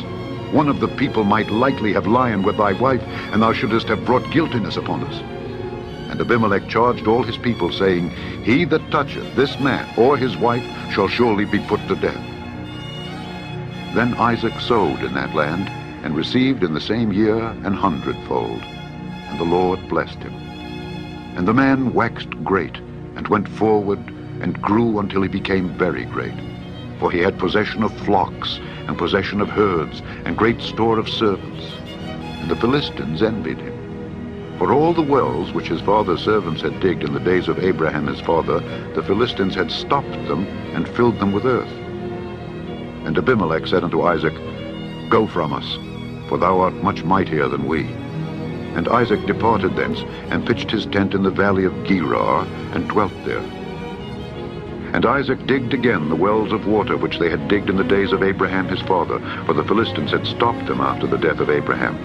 And he called their names after the names by which his father had called them. And Isaac's servants digged in the valley, and found there a well of springing water. And the herdmen of Gerar did strive with Isaac's herdmen, saying, The water is ours. And he called the name of the well Esek, because they strove with him. And they digged another well, and strove for that also, and he called the name of it Sitnah. And he removed from thence, and digged another well, and for that they strove not. And he called the name of it Rehoboth. And he said, For now the Lord hath made room for us, and we shall be fruitful in the land. And he went up from thence to Beersheba. And the Lord appeared unto him the same night, and said, I am the God of Abraham thy father. Fear not, for I am with thee, and will bless thee, and multiply thy seed for my servant Abraham's sake. And he builded an altar there, and called upon the name of the Lord, and pitched his tent there. And there Isaac's servants digged a well. Then Abimelech went to him from Gerar, and Ahuzzath, one of his friends, and Phicol, the chief captain of his army. And Isaac said unto them, Wherefore come ye to me, seeing ye hate me, and have sent me away from you? And they said, We saw certainly that the Lord was with thee. And we said, Let there be now an oath betwixt us, even betwixt us and thee, and let us make a covenant with thee, that thou wilt do us no hurt, as we have not touched thee, and as we have done unto thee nothing but good, and have sent thee away in peace. Thou art now the blessed of the Lord. And he made them a feast, and they did eat and drink. And they rose up betimes in the morning, and sware one to another. And Isaac sent them away, and they departed from him in peace. And it came to pass the same day that Isaac's servants came and told him concerning the well which they had digged, and said unto him, We have found water. And he called it Sheba. Therefore the name of the city is Beersheba unto this day. And Esau was 40 years old, when he took to wife Judith the daughter of Beeri the Hittite, and Bashemath the daughter of Elon the Hittite, which were a grief of mind unto Isaac and to Rebekah. Chapter 27. And it came to pass that when Isaac was old, and his eyes were dim, so that he could not see, he called Esau his eldest son, and said unto him, My son. And he said unto him, Behold, here am I. And he said, Behold, now I am old, I know not the day of my death. Now therefore, take, I pray thee, thy weapons, thy quiver and thy bow, and go out to the field, and take me some venison, and make me savory meat, such as I love, and bring it to me, that I may eat, that my soul may bless thee before I die. And Rebekah heard when Isaac spake to Esau his son. And Esau went to the field to hunt for venison, and to bring it. And Rebekah spake unto Jacob her son, saying, Behold, I heard thy father speak unto Esau thy brother, saying, Bring me venison, and make me savory meat, that I may eat and bless thee before the Lord before my death. Now therefore, my son, obey my voice according to that which I command thee. Go now to the flock, and fetch me from thence 2 good kids of the goats, and I will make them savory meat for thy father, such as he loveth, and thou shalt bring it to thy father, that he may eat, and that he may bless thee before his death. And Jacob said to Rebekah his mother, Behold, Esau my brother is a hairy man, and I am a smooth man. My father peradventure will feel me, and I shall seem to him as a deceiver, and I shall bring a curse upon me, and not a blessing.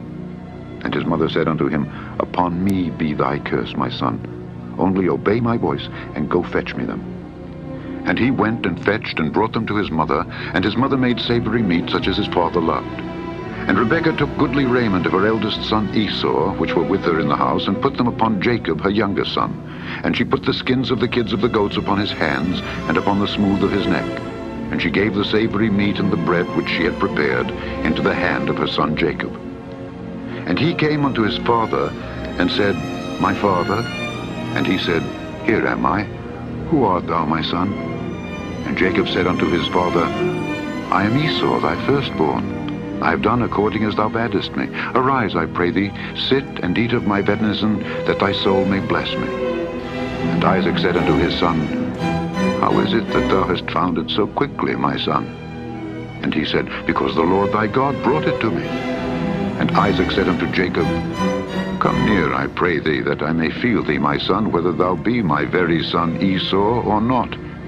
And Jacob went near unto Isaac his father, and he felt him, and said, The voice is Jacob's voice, the hands are the hands of Esau.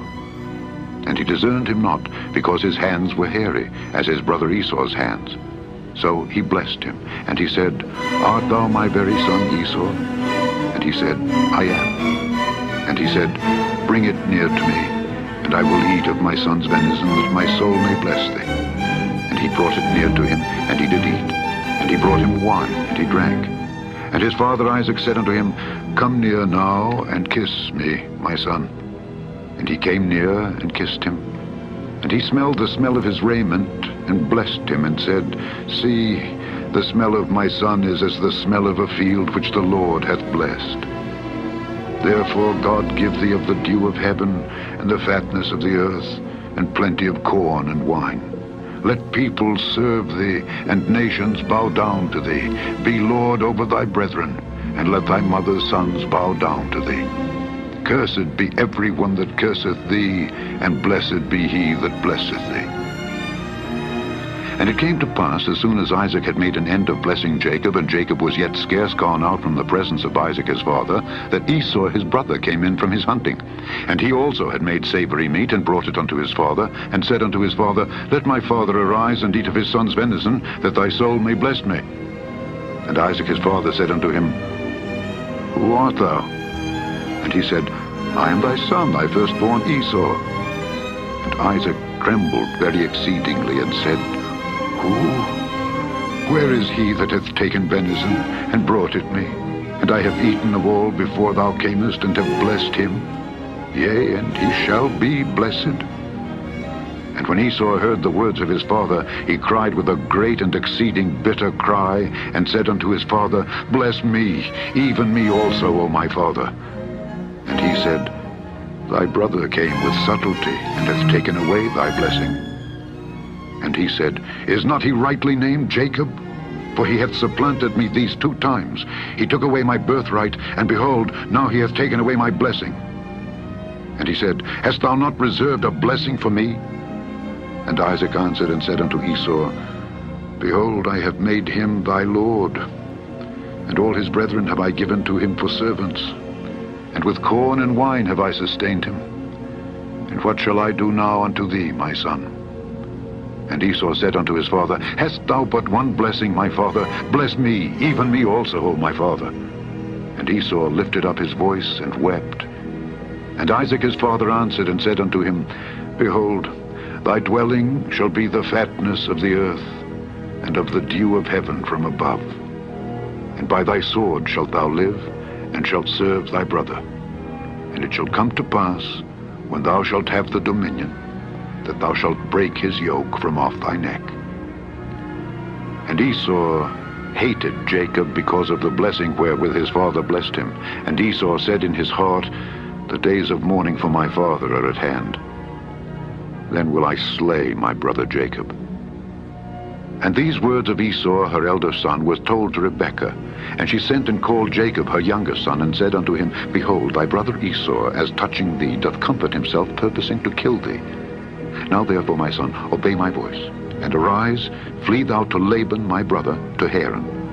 And tarry with him a few days, until thy brother's fury turn away, until thy brother's anger turn away from thee, and he forget that which thou hast done to him. Then I will send and fetch thee from thence. Why should I be deprived also of you both in one day? And Rebekah said to Isaac, I am weary of my life because of the daughters of Heth. If Jacob take a wife of the daughters of Heth, such as these which are of the daughters of the land, what good shall my life do me? Chapter 28. And Isaac called Jacob, and blessed him, and charged him, and said unto him, Thou shalt not take a wife of the daughters of Canaan. Arise, go to Padan Aram, to the house of Bethuel thy mother's father, and take thee a wife from thence of the daughters of Laban thy mother's brother. And God Almighty bless thee, and make thee fruitful, and multiply thee, that thou mayest be a multitude of people. and give thee the blessing of Abraham, to thee and to thy seed with thee, that thou mayest inherit the land wherein thou art a stranger, which God gave unto Abraham. And Isaac sent away Jacob, and he went to Padan-aram unto Laban, son of Bethuel the Syrian, the brother of Rebekah, Jacob's and Esau's mother. When Esau saw that Isaac had blessed Jacob, and sent him away to Padan-aram to take him a wife from thence, and that as he blessed him he gave him a charge, saying, Thou shalt not take a wife of the daughters of Canaan, and that Jacob obeyed his father and his mother, and was gone to Padan-aram. And Esau, seeing that the daughters of Canaan pleased not Isaac his father, then went Esau unto Ishmael, and took unto the wives which he had Mahalath, the daughter of Ishmael, Abraham's son, the sister of Nebajoth, to be his wife. And Jacob went out from Beersheba, and went toward Haran. And he lighted upon a certain place, and tarried there all night, because the sun was set. And he took of the stones of that place, and put them for his pillows, and lay down in that place to sleep. And he dreamed, and behold, a ladder set up on the earth, and the top of it reached to heaven. And behold, the angels of God ascending and descending on it. And behold, the Lord stood above it, and said, I am the Lord God of Abraham thy father, and the God of Isaac. The land whereon thou liest, to thee will I give it, and to thy seed. And thy seed shall be as the dust of the earth, and thou shalt spread abroad to the west, and to the east, and to the north, and to the south. And in thee and in thy seed shall all the families of the earth be blessed. And behold, I am with thee, and will keep thee in all places whither thou goest, and will bring thee again into this land. For I will not leave thee until I have done that which I have spoken to thee of. And Jacob awaked out of his sleep, and he said, Surely the Lord is in this place, and I knew it not. And he was afraid, and said, How dreadful is this place! This is none other but the house of God, and this is the gate of heaven. And Jacob rose up early in the morning, and took the stone that he had put for his pillows, and set it up for a pillar, and poured oil upon the top of it. And he called the name of that place Bethel, but the name of that city was called Luz at the first. And Jacob vowed a vow, saying, If God will be with me, and will keep me in this way that I go, and will give me bread to eat and raiment to put on, so that I come again to my father's house in peace, then shall the Lord be my God. And this stone which I have set for a pillar shall be God's house. And of all that thou shalt give me, I will surely give the 10th unto thee. Chapter 29. Then Jacob went on his journey, and came into the land of the people of the east. And he looked, and behold, a well in the field. And lo, there were 3 flocks of sheep lying by it, for out of that well they watered the flocks. And a great stone was upon the well's mouth. And thither were all the flocks gathered. And they rolled the stone from the well's mouth, and watered the sheep, and put the stone again upon the well's mouth in his place. And Jacob said unto them, My brethren, whence be ye? And they said, Of Haran are we. And he said unto them, Know ye Laban the son of Nahor? And they said, We know him. And he said unto them, Is he well? And they said, He is well. And behold, Rachel his daughter cometh with the sheep. And he said, Lo, it is yet high day, neither is it time that the cattle should be gathered together. Water ye the sheep, and go and feed them. And they said, We cannot until all the flocks be gathered together, and till they roll the stone from the well's mouth. Then we water the sheep. And while he yet spake with them, Rachel came with her father's sheep, for she kept them. And it came to pass, when Jacob saw Rachel the daughter of Laban his mother's brother, and the sheep of Laban his mother's brother, that Jacob went near, and rolled the stone from the well's mouth, and watered the flock of Laban his mother's brother. And Jacob kissed Rachel, and lifted up his voice, and wept.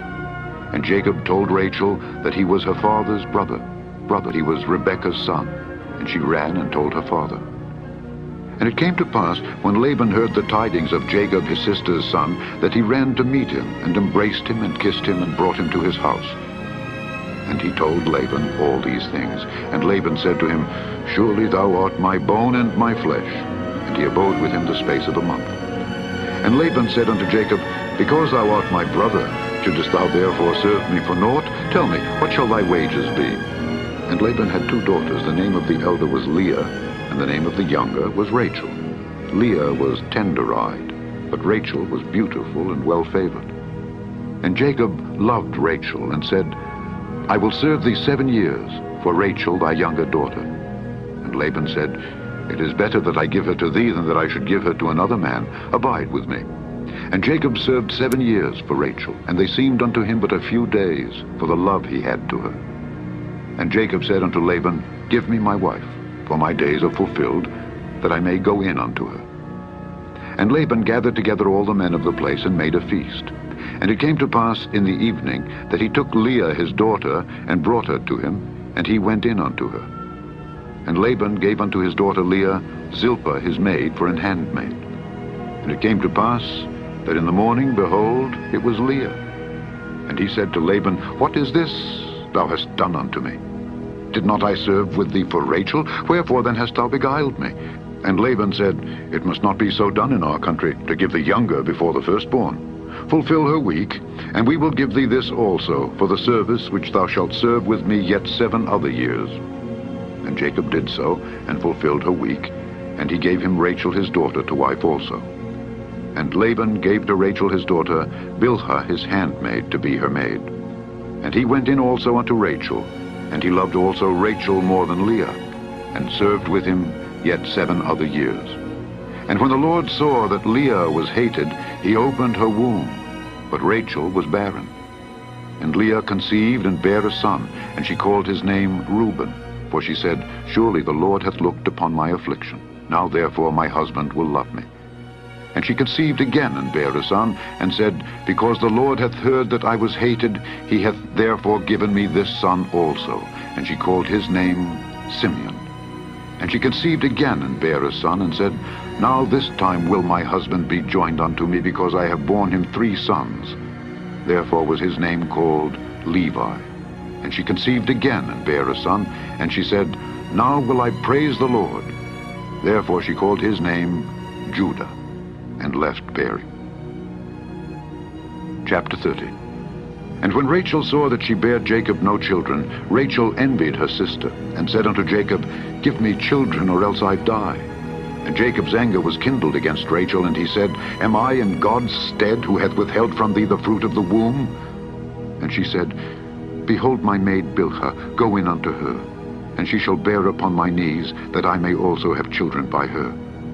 And she gave him Bilhah her handmaid to wife, and Jacob went in unto her.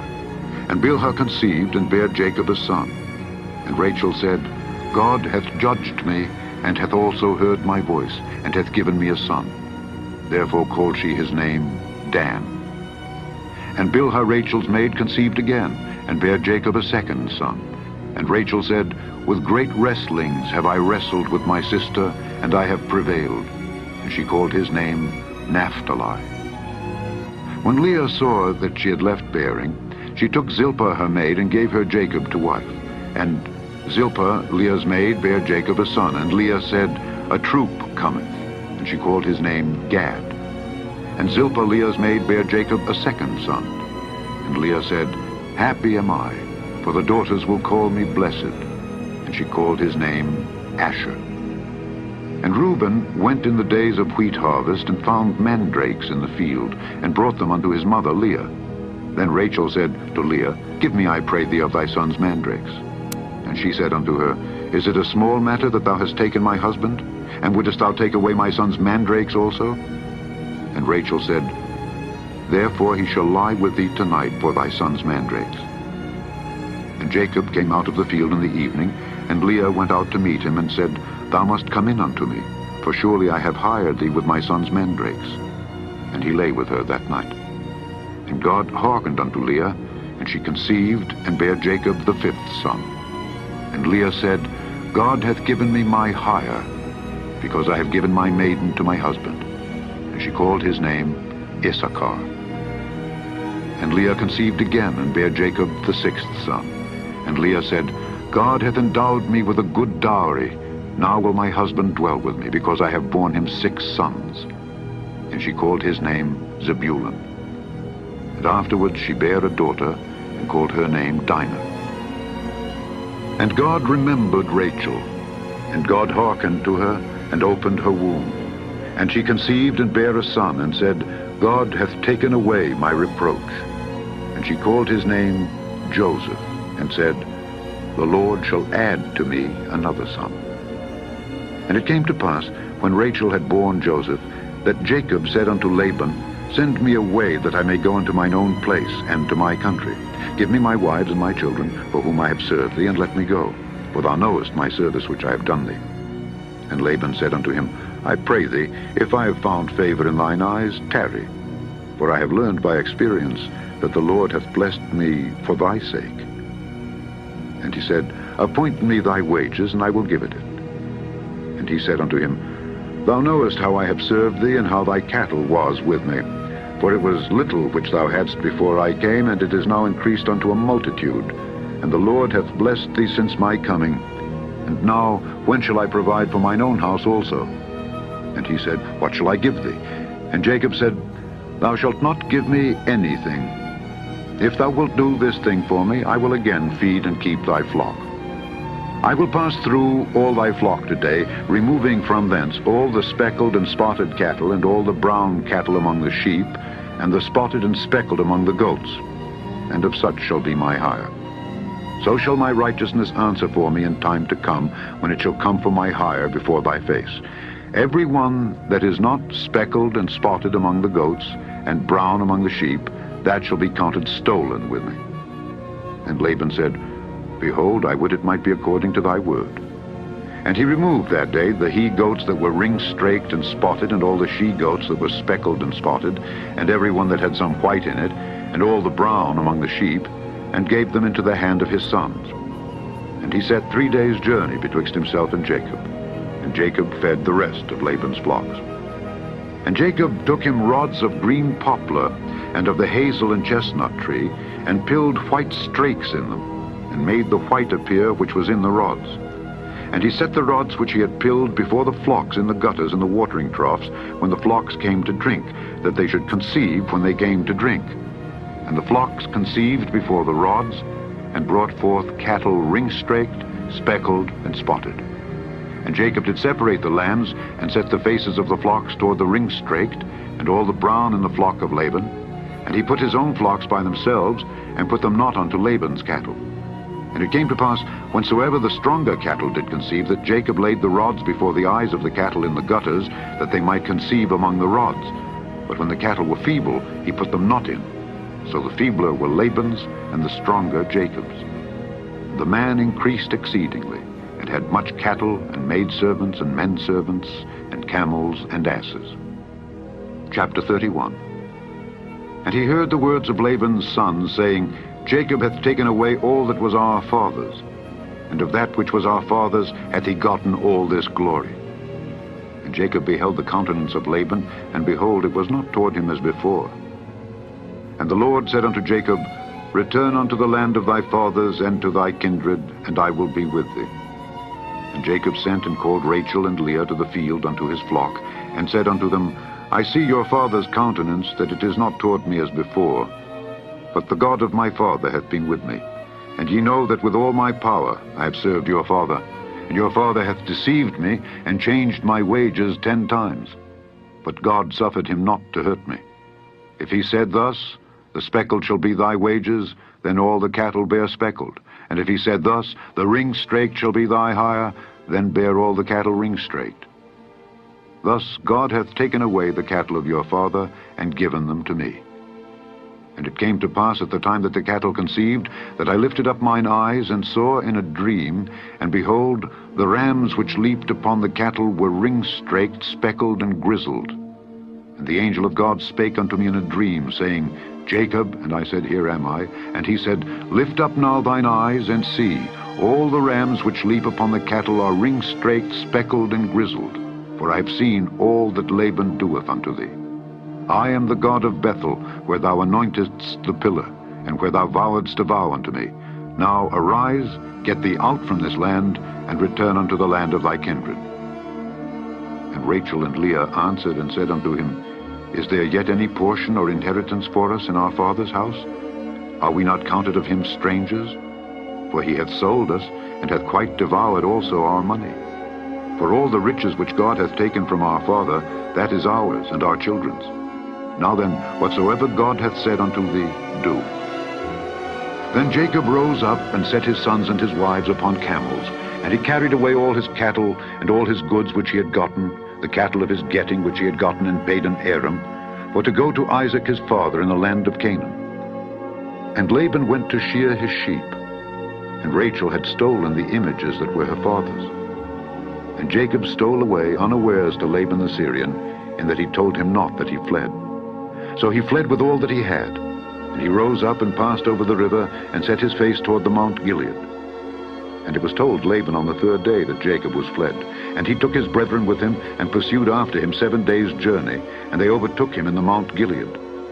And God came to Laban the Syrian in a dream by night, and said unto him, Take heed that thou speak not to Jacob either good or bad. Then Laban overtook Jacob. Now Jacob had pitched his tent in the mount, and Laban with his brethren pitched in the mount of Gilead. And Laban said to Jacob, What hast thou done, that thou hast stolen away unawares to me, and carried away my daughters as captives taken with the sword? Wherefore didst thou flee away secretly, and steal away from me, and didst not tell me that I might have sent thee away with mirth, and with songs, with tabret, and with harp, and hast not suffered me to kiss my sons and my daughters? Thou hast now done foolishly in so doing. It is in the power of my hand to do you hurt. But the God of your father spake unto me yesternight, saying, Take thou heed that thou speak not to Jacob either good or bad. And now, though thou wouldest needs be gone, because thou sore longedst after thy father's house, yet wherefore hast thou stolen my gods? And Jacob answered and said to Laban, Because I was afraid. For I said, Peradventure thou wouldest take by force thy daughters from me. With whomsoever thou findest thy gods, let him not live. Before our brethren, discern thou what is thine with me, and take it to thee. For Jacob knew not that Rachel had stolen them. And Laban went into Jacob's tent, and into Leah's tent, and into the 2 maidservants' tents, but he found them not. Then went he out of Leah's tent, and entered into Rachel's tent. Now Rachel had taken the images, and put them in the camel's furniture, and sat upon them. And Laban searched all the tent, but found them not. And she said to her father, Let it not displease my lord that I cannot rise up before thee, for the custom of women is upon me. And he searched, but found not the images. And Jacob was wroth, and chode with Laban. And Jacob answered and said to Laban, What is my trespass? What is my sin, that thou hast so hotly pursued after me? Whereas thou hast searched all my stuff, what hast thou found of all thy household stuff? Set it here before my brethren and thy brethren, that they may judge betwixt us both. This 20 years have I been with thee. Thy ewes and thy she-goats have not cast their young, and the rams of thy flock have I not eaten. That which was torn of beasts I brought not unto thee. I bear the loss of it. Of my hand didst thou require it, whether stolen by day or stolen by night. Thus I was. In the day the drought consumed me, and the frost by night, and my sleep departed from mine eyes. Thus have I been 20 years in thy house. I served thee 14 years for thy 2 daughters, and 6 years for thy cattle, and thou hast changed my wages 10 times. Except the God of my father, the God of Abraham, and the fear of Isaac had been with me, surely thou hadst sent me away now empty. God hath seen mine affliction and the labor of my hands, and rebuked thee yesternight. And Laban answered and said unto Jacob, These daughters are my daughters, and these children are my children, and these cattle are my cattle, and all that thou seest is mine. And what can I do this day unto these my daughters, or unto their children which they have borne? Now therefore come thou, let us make a covenant, I and thou, and let it be for a witness between me and thee. And Jacob took a stone, and set it up for a pillar. And Jacob said unto his brethren, Gather stones. And they took stones, and made an heap, and they did eat there upon the heap. And Laban called it Jegar-sahadutha, but Jacob called it Galeed. And Laban said, This heap is a witness between me and thee this day. Therefore was the name of it called Galeed. And Mizpah, for he said, The Lord watch between me and thee when we are absent one from another. If thou shalt afflict my daughters, or if thou shalt take other wives beside my daughters, no man is with us. See, God is witness betwixt me and thee. And Laban said to Jacob, Behold this heap, and behold this pillar, which I have cast betwixt me and thee.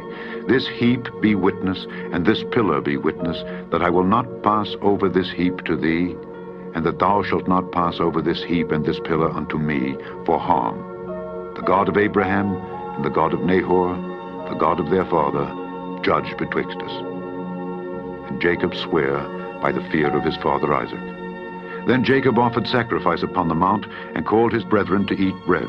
And they did eat bread, and tarried all night in the mount. And early in the morning Laban rose up, and kissed his sons and his daughters, and blessed them.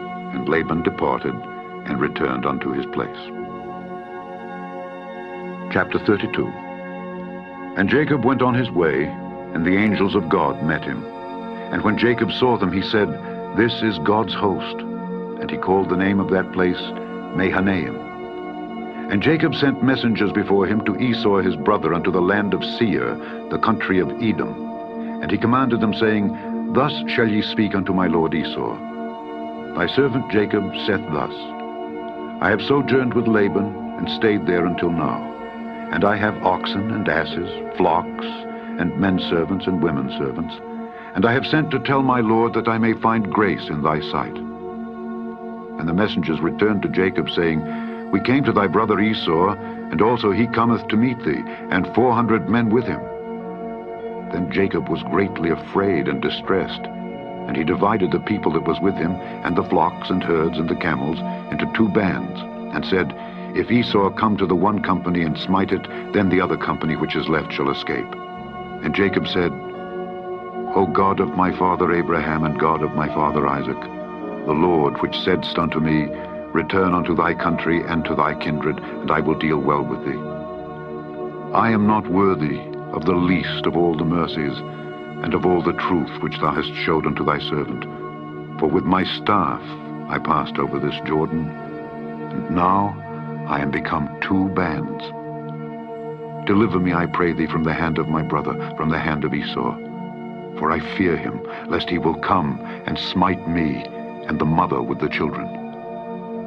And thou saidst, I will surely do thee good, and make thy seed as the sand of the sea, which cannot be numbered for multitude. And he lodged there that same night, and took of that which came to his hand a present for Esau his brother, 200 she-goats and 20 he-goats, 200 ewes and 20 rams, 30 milch camels with their colts, 40 kine, and 10 bulls, 20 she-asses, and 10 foals. And he delivered them into the hand of his servants, every drove by themselves, and said unto his servants, Pass over before me, and put a space betwixt drove and drove. And he commanded the foremost, saying, When Esau my brother meeteth thee, and asketh thee, saying, Whose art thou, and whither goest thou, and whose are these before thee? Then thou shalt say, They be thy servant Jacob's. It is a present sent unto my lord Esau. And behold, also he is behind us. And so commanded he the second and the third, and all that followed the drove, saying, On this manner shall ye speak unto Esau when ye find him. And say ye moreover, Behold, thy servant Jacob is behind us. For he said, I will appease him with the present that goeth before me, and afterward I will see his face. Peradventure he will accept of me. So went the present over before him, and himself lodged that night in the company. And he rose up that night, and took his 2 wives, and his 2 women servants, and his 11 sons, and passed over the ford Jabbok. And he took them, and sent them over the brook, and sent over that he had. And Jacob was left alone. And there wrestled a man with him until the breaking of the day. And when he saw that he prevailed not against him, he touched the hollow of his thigh, and the hollow of Jacob's thigh was out of joint as he wrestled with him. And he said, Let me go, for the day breaketh. And he said, I will not let thee go, except thou bless me. And he said unto him, What is thy name? And he said, Jacob. And he said, Thy name shall be called no more Jacob, but Israel. For as a prince hast thou power with God and with men, and hast prevailed. And Jacob asked him and said, Tell me, I pray thee, thy name. And he said, Wherefore is it that thou dost ask after my name? And he blessed him there. And Jacob called the name of the place Peniel, for I have seen God face to face, and my life is preserved. And as he passed over Penuel, the sun rose upon him, and he halted upon his thigh. Therefore the children of Israel eat not of the sinew which shrank, which is upon the hollow of the thigh unto this day, because he touched the hollow of Jacob's thigh and the sinew that shrank. Chapter 33. And Jacob lifted up his eyes and looked, and behold, Esau came, and with him 400 men. And he divided the children unto Leah, and unto Rachel, and unto the 2 handmaids. And he put the handmaids and their children foremost, and Leah and her children after, and Rachel and Joseph hindermost. And he passed over before them, and bowed himself to the ground 7 times, until he came near to his brother. And Esau ran to meet him, and embraced him, and fell on his neck, and kissed him, and they wept. And he lifted up his eyes, and saw the women and the children, and said, Who are those with thee? And he said, The children which God hath graciously given thy servant. Then the handmaidens came near, they and their children, and they bowed themselves. And Leah also with her children came near, and bowed themselves. And after came Joseph near, and Rachel, and they bowed themselves. And he said, What meanest thou by all this drove which I met? And he said, These are to find grace in the sight of my Lord. And Esau said, I have enough, my brother. Keep that thou hast unto thyself.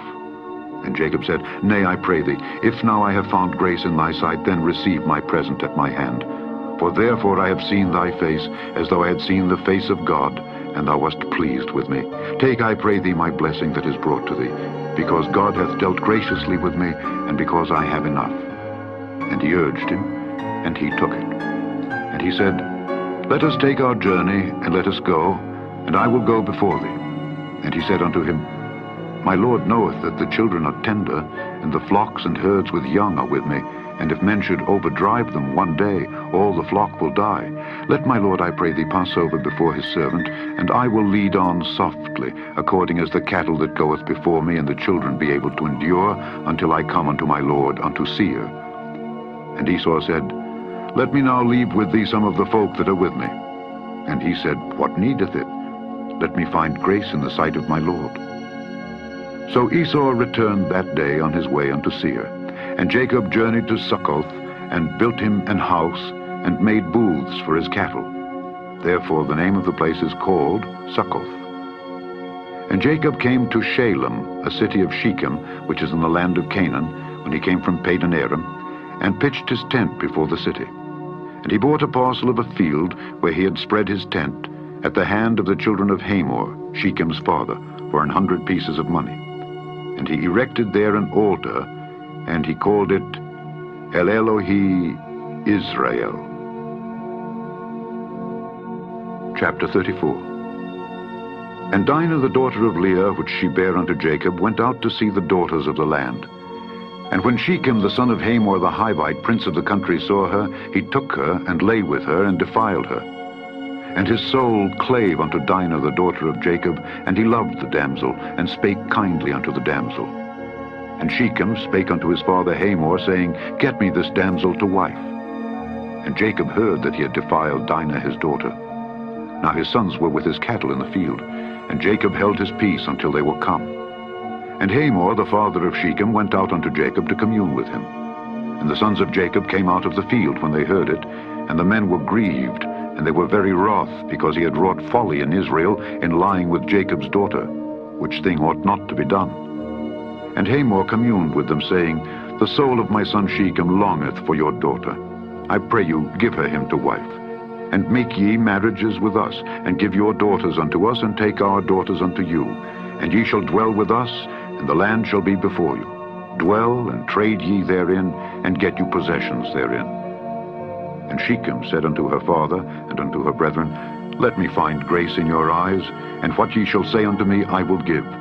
Ask me never so much dowry and gift, and I will give according as ye shall say unto me. But give me the damsel to wife. And the sons of Jacob answered Shechem and Hamor his father deceitfully, and said, Because he had defiled Dinah their sister.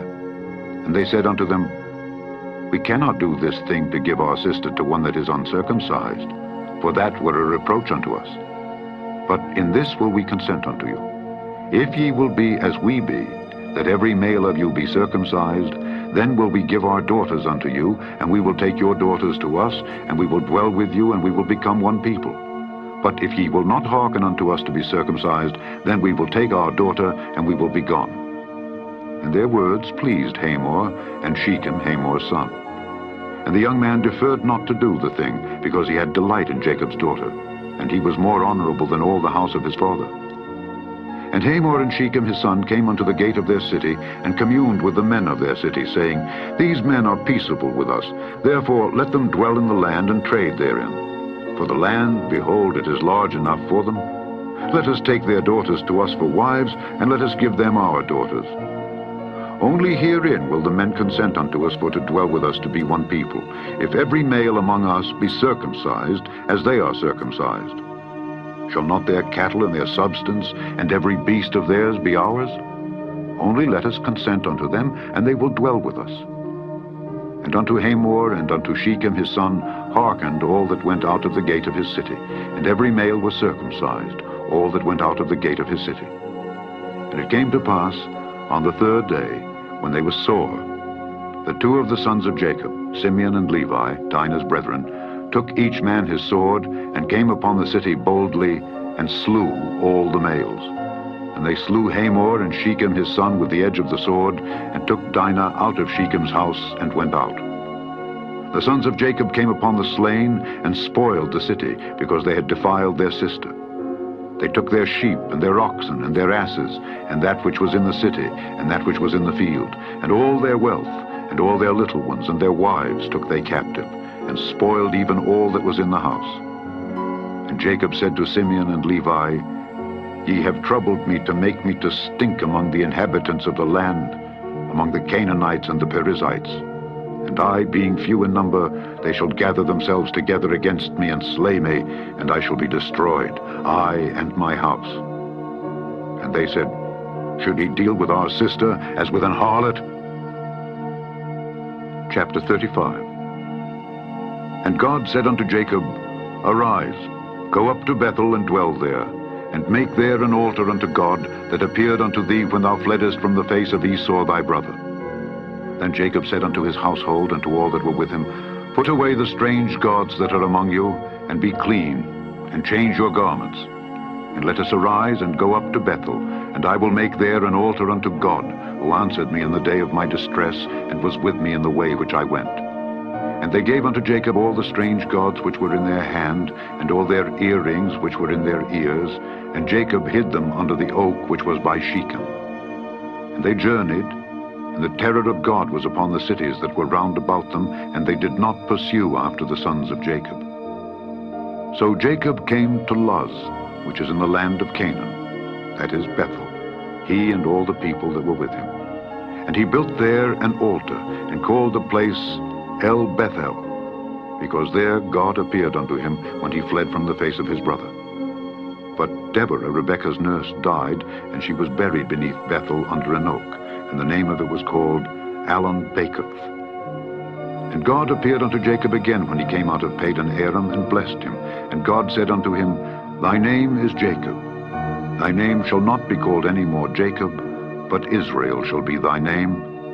And he called his name Israel. And God said unto him, I am God Almighty.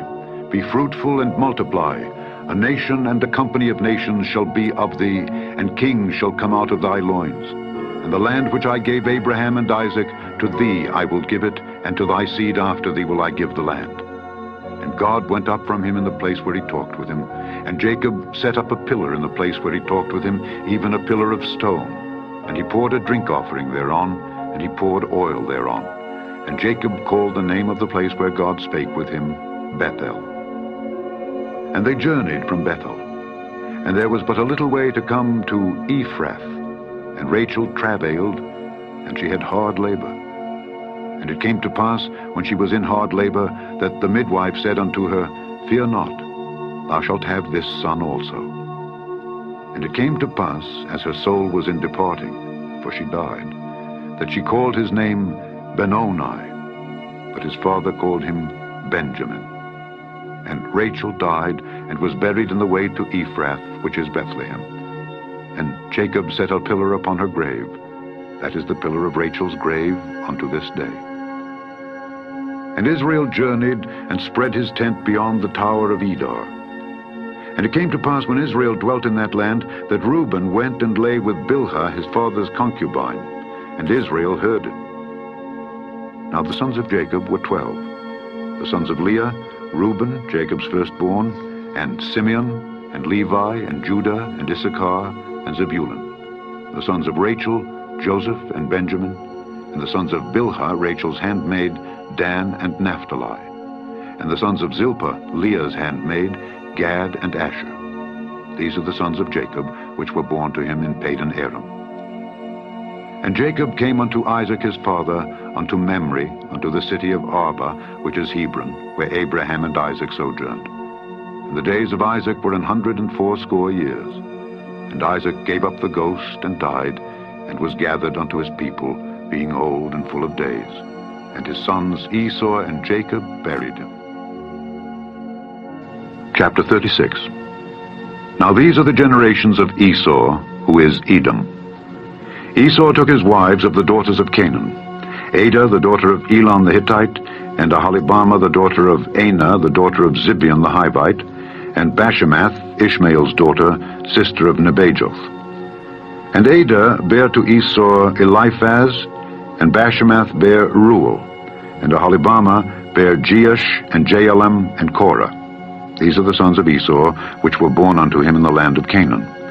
And Esau took his wives and his sons and his daughters and all the persons of his house, and his cattle and all his beasts and all his substance, which he had got in the land of Canaan, and went into the country from the face of his brother Jacob. For their riches were more than that they might dwell together, and the land wherein they were strangers could not bear them because of their cattle. Thus dwelt Esau in Mount Seir. Esau is Edom. And these are the generations of Esau, the father of the Edomites, in Mount Seir. These are the names of Esau's sons: Eliphaz the son of Adah, the wife of Esau; Reuel the son of Bashemath, the wife of Esau. And the sons of Eliphaz were Teman, Omar, Zepho, and Gatam, and Kenaz. And Timnah was concubine to Eliphaz, Esau's son, and she bare to Eliphaz Amalek. These were the sons of Adah, Esau's wife. And these are the sons of Reuel: Nahath, and Zerah, Shammah, and Mizah. These were the sons of Bashemath, Esau's wife. And these were the sons of Aholibamah, the daughter of Anah, the daughter of Zibeon, Esau's wife. And she bare to Esau Jeush, and Jaalam, and Korah. These were dukes of the sons of Esau. The sons of Eliphaz, the firstborn son of Esau: Duke Teman, Duke Omar, Duke Zepho, Duke Kenaz, Duke Korah, Duke Gatam, and Duke Amalek. These are the dukes that came of Eliphaz in the land of Edom. These were the sons of Adah. And these are the sons of Reuel, Esau's son: Duke Nahath, Duke Zerah, Duke Shammah, Duke Mizah. These are the dukes that came of Reuel in the land of Edom. These are the sons of Bashemath, Esau's wife. And these are the sons of Aholibamah, Esau's wife: Duke Jeush, Duke Jaalam, Duke Korah. These were the dukes that came of Aholibamah, the daughter of Anah, Esau's wife. These are the sons of Esau, who is Edom, and these are their dukes. These are the sons of Seir the Horite, who inhabited the land: Lotan, and Shobal, and Zibeon, and Anah, and Dishon, and Ezer, and Dishan. These are the dukes of the Horites, the children of Seir in the land of Edom. And the children of Lotan were Hori, and Hemam, and Lotan's sister was Timnah. And the children of Shobal were these: Alban, and Manahath, and Ebal, Shepho, and Onam. And these are the children of Zibeon, both Ajah and Anah. This was that Anah that found the mules in the wilderness as he fed the asses of Zibeon his father. And the children of Anah were these: Dishon, and Aholibamah, the daughter of Anah. And these are the children of Dishon: Hemdan, and Eshban, and Ithran, and Kiran. The children of Ezer are these: Bilhan, and Zaavan, and Akan. The children of Dishan are these: Uz, and Aaron. These are the dukes that came of the Horites: Duke Lotan, Duke Shobal, Duke Zibeon, Duke Anah, Duke Dishon, Duke Ezer, Duke Dishan. These are the dukes that came of Hori, among their dukes in the land of Seir. And these are the kings that reigned in the land of Edom before there reigned any king over the children of Israel. And Bela the son of Beor reigned in Edom, and the name of his city was Dinhabah. And Bela died, and Jobab the son of Zerah of Bozrah reigned in his stead. And Jobab died, and Husham of the land of Temani reigned in his stead. And Husham died, and Hadad the son of Bedad, who smote Midian in the field of Moab, reigned in his stead. And the name of his city was Avith. And Hadad died, and Samlah of Masrekah reigned in his stead. And Samlah died, and Saul of Rehoboth by the river reigned in his stead. And Saul died, and Baal-Hanan the son of Akbor reigned in his stead. And Baal-Hanan the son of Akbor died, and Hadar reigned in his stead. And the name of his city was Payu, and his wife's name was Mehetabel, the daughter of Matred, the daughter of Mezahab. And these are the names of the dukes that came of Esau, according to their families, after their places, by their names: Duke Timnah, Duke Alva, Duke Jetheth, Duke Aholibama, Duke Elah, Duke Pinon, Duke Kenaz, Duke Teman, Duke Mibzar, Duke Magdiel, Duke Iram. These be the dukes of Edom, according to their habitations in the land of their possession. He is Esau, the father of the Edomites. Chapter 37. And Jacob dwelt in the land wherein his father was a stranger, in the land of Canaan. These are the generations of Jacob. Joseph, being 17 years old, was feeding the flock with his brethren, and the lad was with the sons of Bilhah and with the sons of Zilpah, his father's wives. And Joseph brought unto his father their evil report. Now Israel loved Joseph more than all his children, because he was the son of his old age, and he made him a coat of many colors. And when his brethren saw that their father loved him more than all his brethren, they hated him, and could not speak peaceably unto him. And Joseph dreamed a dream, and he told it his brethren, and they hated him yet the more. And he said unto them, Hear, I pray you, this dream which I have dreamed. For behold, we were binding sheaves in the field, and lo, my sheaf arose, and also stood upright, and behold, your sheaves stood round about, and made obeisance to my sheaf. And his brethren said to him, Shalt thou indeed reign over us? Or shalt thou indeed have dominion over us? And they hated him yet the more for his dreams and for his words.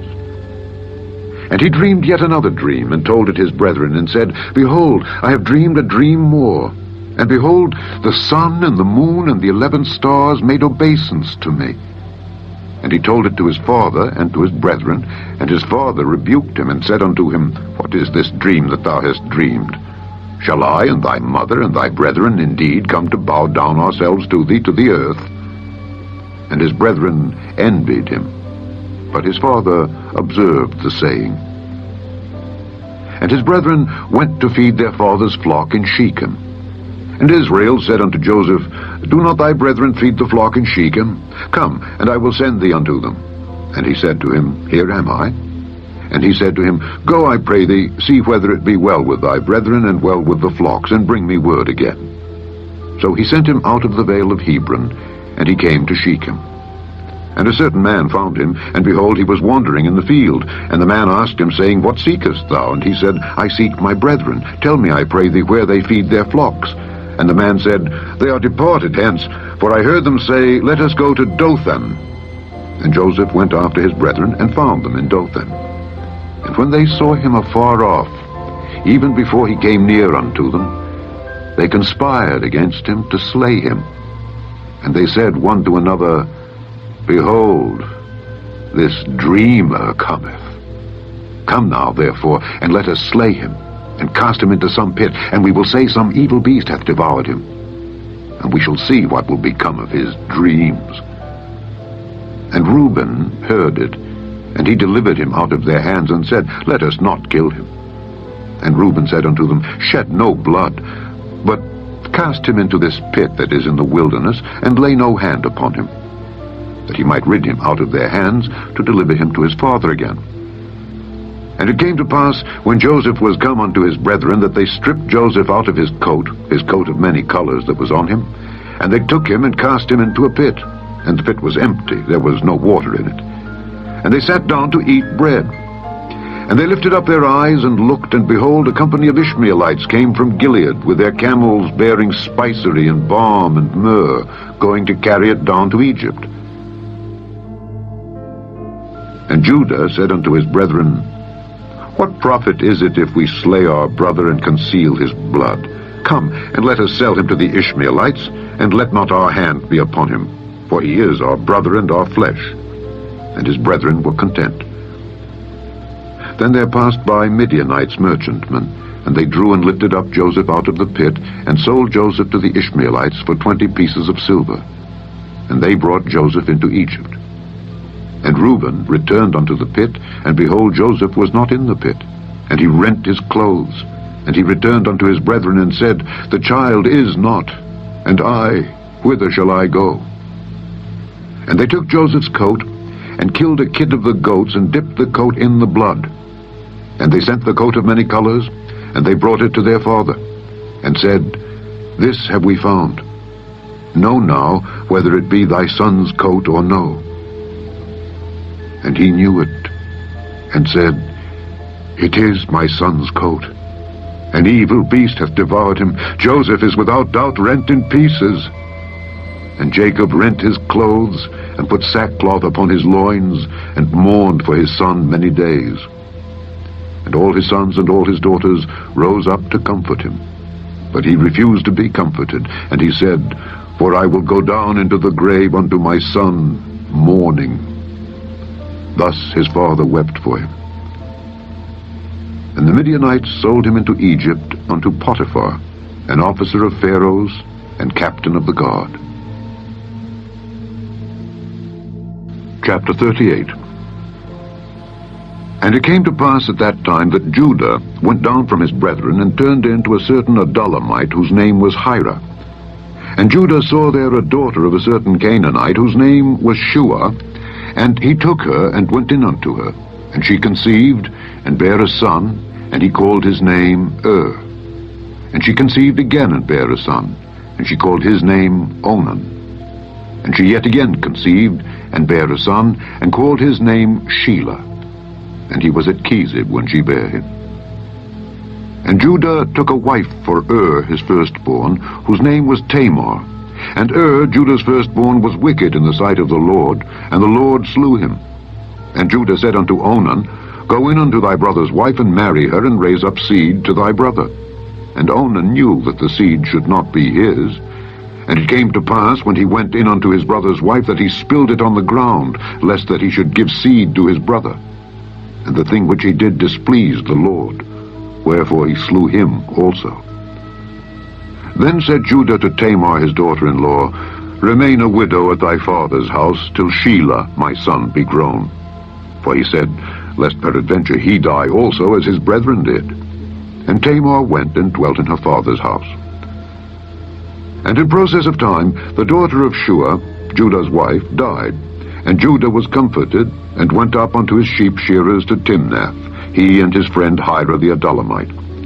And it was told Tamar, saying, Behold, thy father-in-law goeth up to Timnath to shear his sheep. And she put her widow's garments off from her, and covered her with a veil, and wrapped herself, and sat in an open place which is by the way to Timnath. For she saw that Shelah was grown, and she was not given unto him to wife. When Judah saw her, he thought her to be an harlot, because she had covered her face. And he turned unto her by the way, and said, Go to, I pray thee, let me come in unto thee. For he knew not that she was his daughter-in-law. And she said, What wilt thou give me, that thou mayest come in unto me? And he said, I will send thee a kid from the flock. And she said, Wilt thou give me a pledge till thou send it?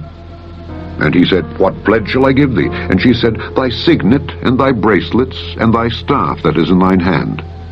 And he gave it her, and came in unto her, and she conceived by him. And she arose, and went away, and laid by her veil from her, and put on the garments of her widowhood. And Judah sent the kid by the hand of his friend the Adullamite, to receive his pledge from the woman's hand. But he found her not. Then he asked the men of that place, saying, Where is the harlot that was openly by the wayside? And they said, There was no harlot in this place. And he returned to Judah and said, I cannot find her.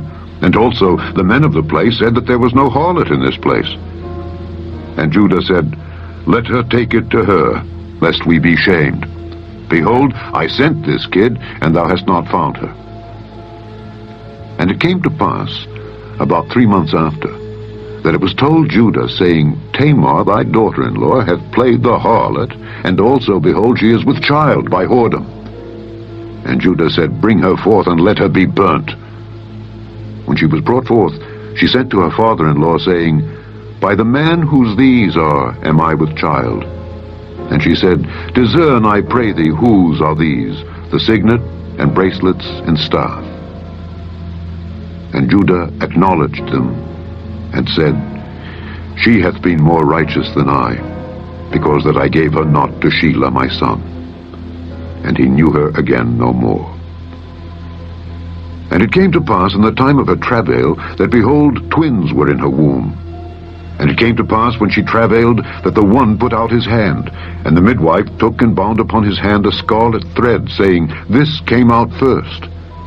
And it came to pass, as he drew back his hand, that, behold, his brother came out. And she said, How hast thou broken forth? This breach be upon thee. Therefore his name was called Pharez. And afterward came out his brother that had the scarlet thread upon his hand, and his name was called Zerah. Chapter 39. And Joseph was brought down to Egypt.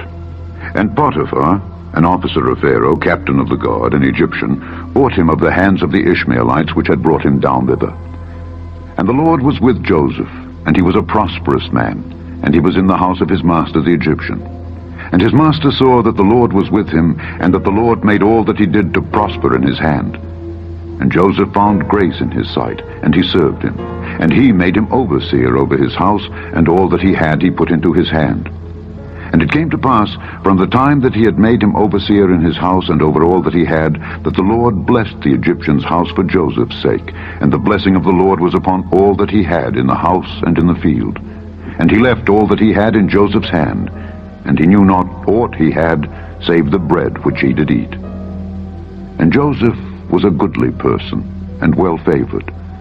And it came to pass after these things, that his master's wife cast her eyes upon Joseph, and she said, Lie with me.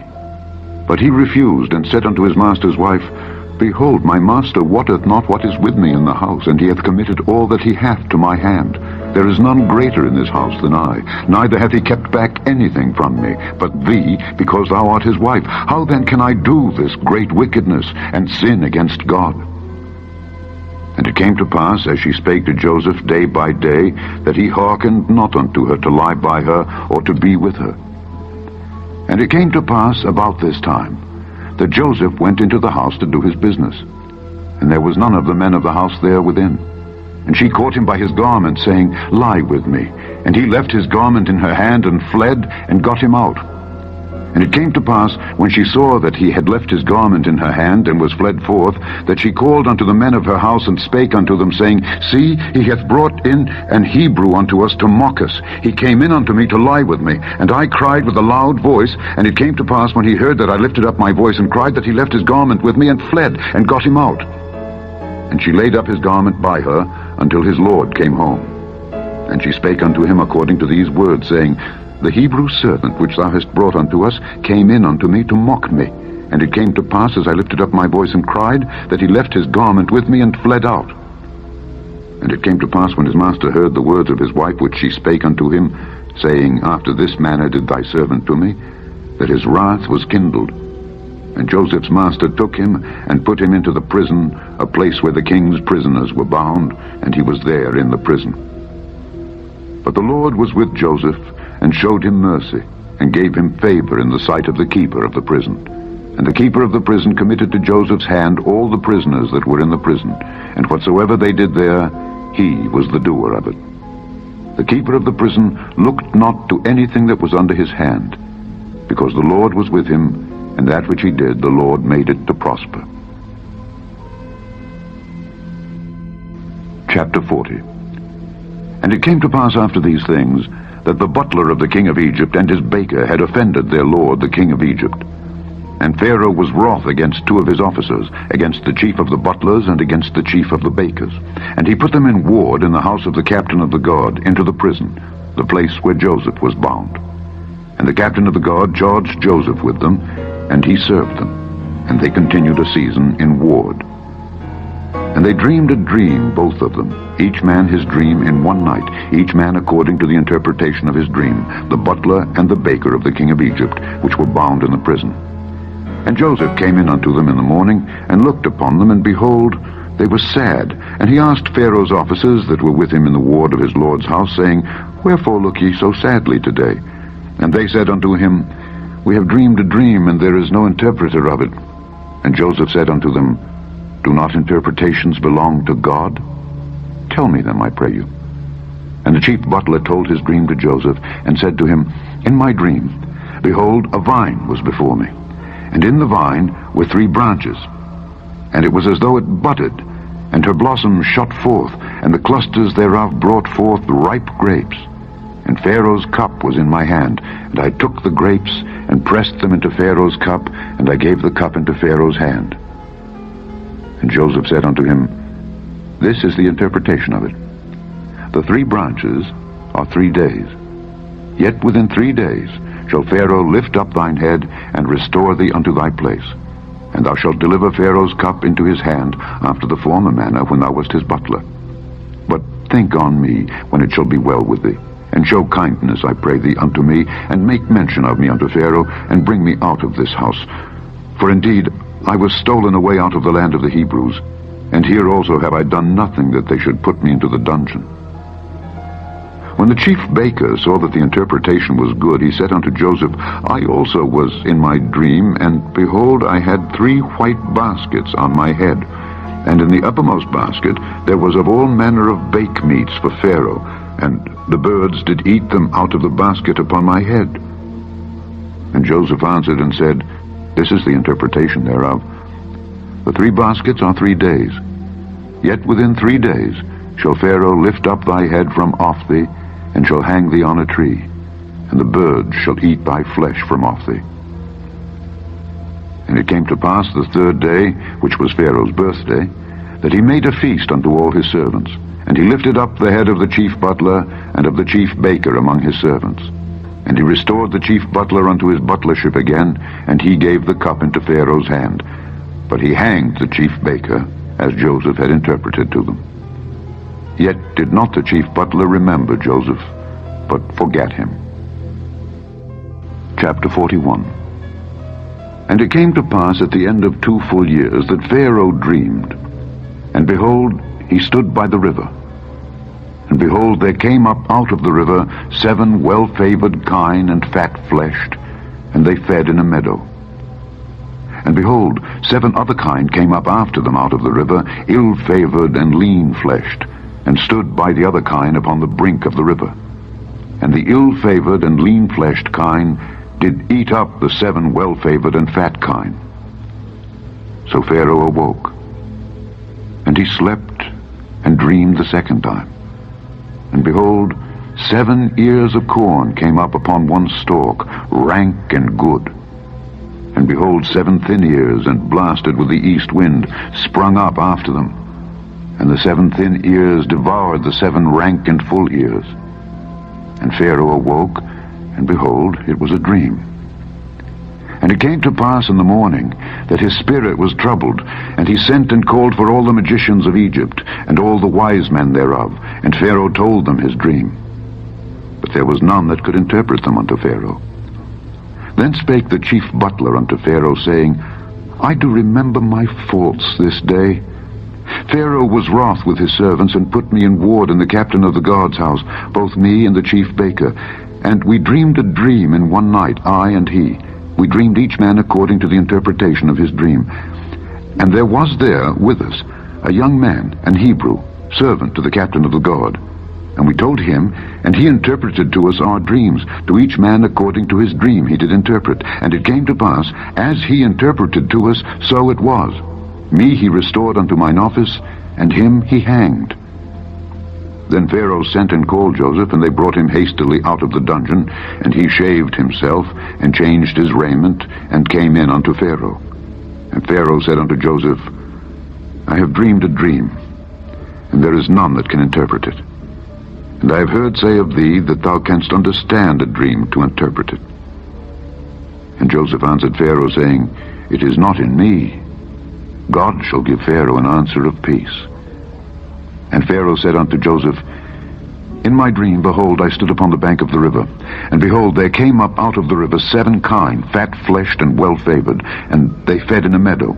And behold, 7 other kine came up after them, poor and very ill-favored and lean-fleshed, such as I never saw in all the land of Egypt for badness.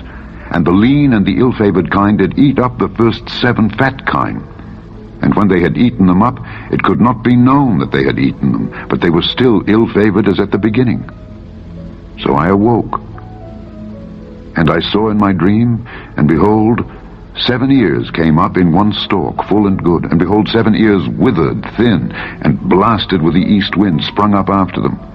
And the thin ears devoured the 7 good ears. And I told this unto the magicians, but there was none that could declare it to me. And Joseph said unto Pharaoh, The dream of Pharaoh is one. God hath showed Pharaoh what he is about to do. The 7 good kine are 7 years, and the 7 good ears are 7 years. The dream is one. And the 7 thin and ill-favored kine that came up after them are 7 years, and the 7 empty ears blasted with the east wind shall be 7 years of famine. This is the thing which I have spoken unto Pharaoh. What God is about to do, he showeth unto Pharaoh. Behold, there come 7 years of great plenty throughout all the land of Egypt. And there shall arise after them 7 years of famine. And all the plenty shall be forgotten in the land of Egypt, and the famine shall consume the land. And the plenty shall not be known in the land by reason of that famine following, for it shall be very grievous.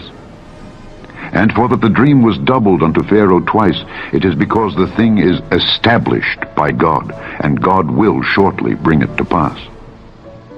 Now therefore, let Pharaoh look out a man discreet and wise, and set him over the land of Egypt. Let Pharaoh do this, and let him appoint officers over the land, and take up the 5th part of the land of Egypt in the 7 plenteous years.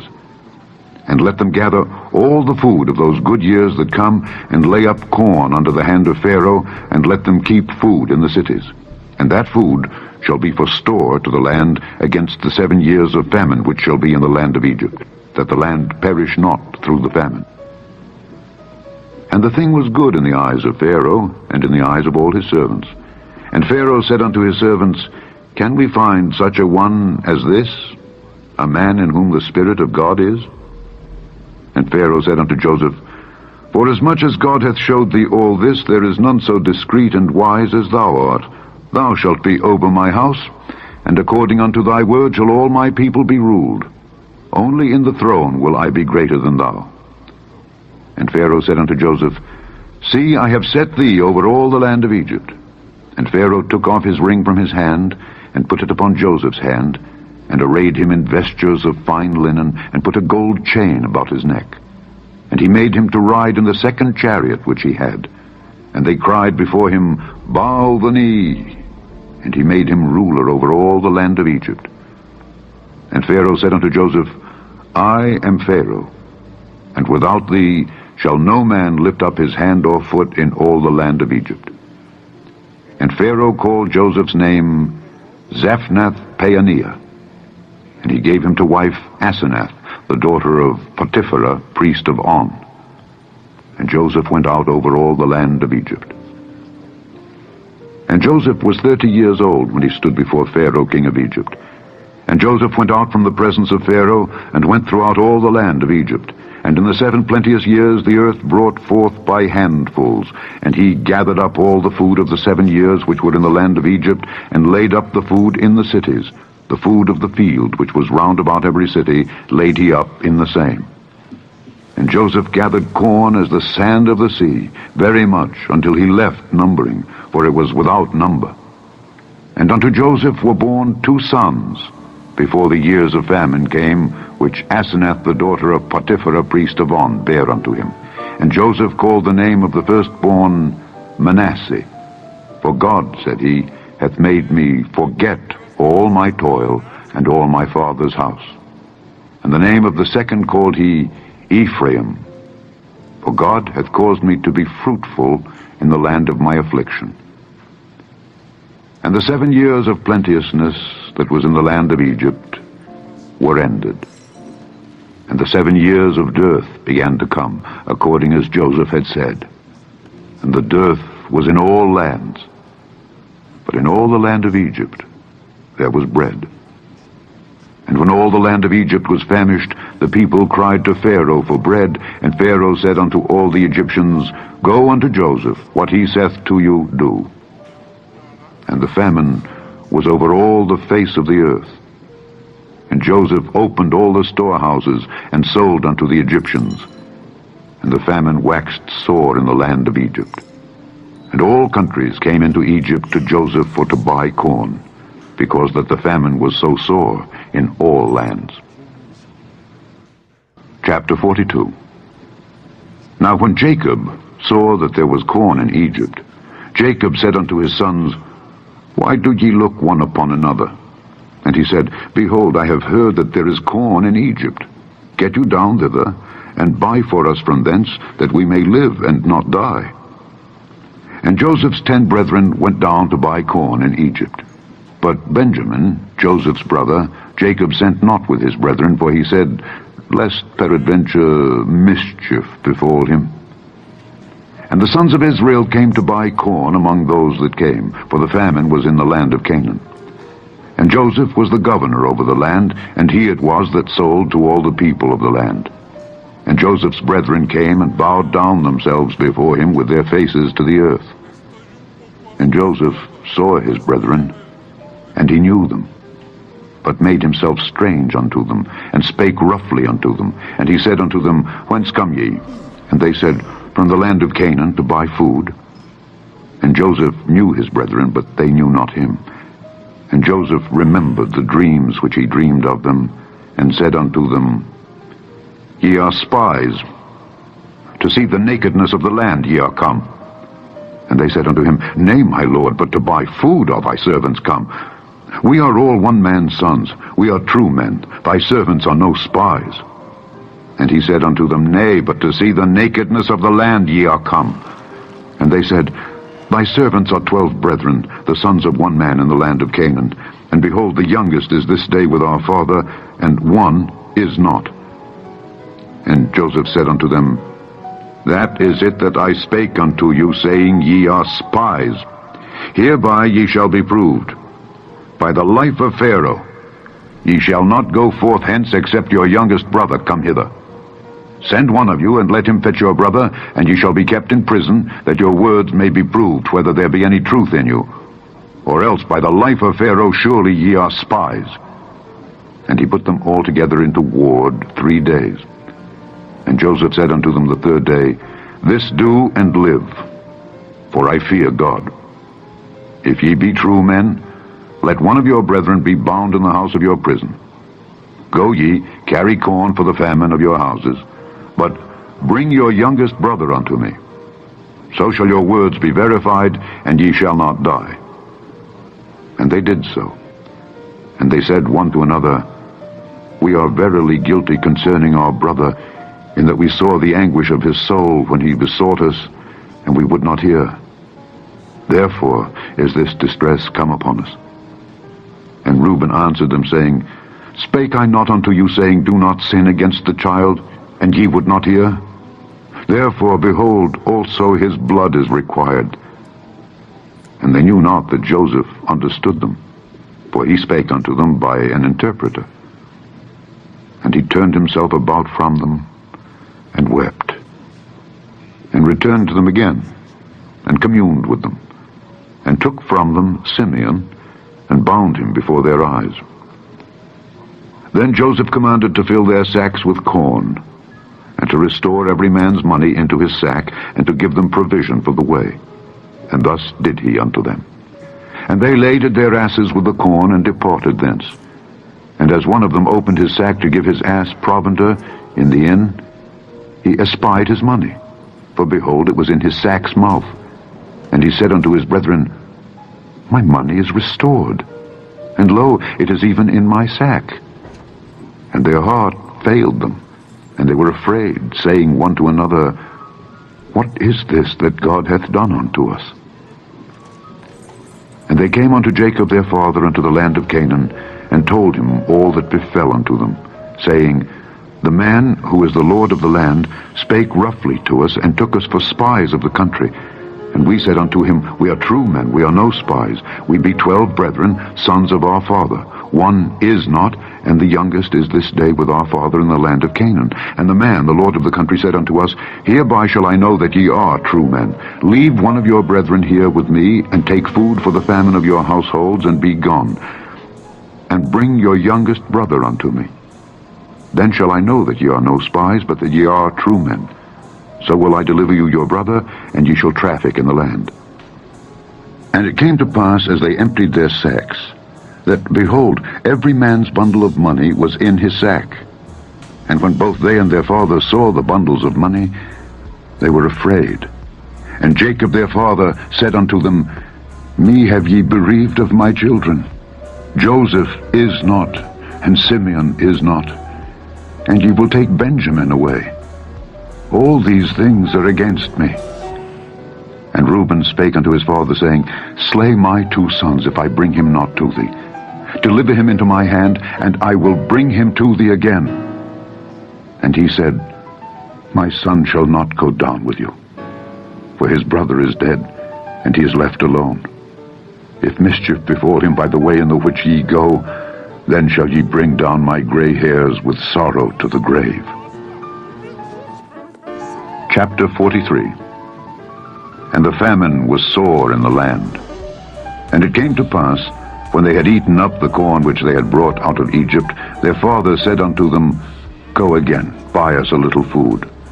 And Judah spake unto him, saying, The man did solemnly protest unto us, saying, Ye shall not see my face, except your brother be with you. If thou wilt send our brother with us, we will go down and buy thee food. But if thou wilt not send him, we will not go down. For the man said unto us, Ye shall not see my face, except your brother be with you. And Israel said, Wherefore dealt ye so ill with me, as to tell the man whether ye had yet a brother? And they said, The man asked us straitly of our state and of our kindred, saying, Is your father yet alive? Have ye another brother? And we told him according to the tenor of these words. Could we certainly know that he would say, Bring your brother down? And Judah said unto Israel his father, Send the lad with me, and we will arise and go, that we may live and not die, both we and thou, and also our little ones. I will be surety for him. Of my hand shalt thou require him. If I bring him not unto thee, and set him before thee, then let me bear the blame forever. For except we had lingered, surely now we had returned this second time. And their father Israel said unto them, If it must be so now, do this. Take of the best fruits in the land in your vessels, and carry down the man a present, a little balm, and a little honey, spices and myrrh, nuts and almonds. And take double money in your hand, and the money that was brought again in the mouth of your sacks, carry it again in your hand. Peradventure, it was an oversight. Take also your brother, and arise. Go again unto the man. And God Almighty give you mercy before the man, that he may send away your other brother and Benjamin. If I be bereaved of my children, I am bereaved. And the men took that present, and they took double money in their hand, and Benjamin, and rose up and went down to Egypt, and stood before Joseph. And when Joseph saw Benjamin with them, he said to the ruler of his house, Bring these men home, and slay and make ready, for these men shall dine with me at noon. And the man did as Joseph bade, and the man brought the men into Joseph's house.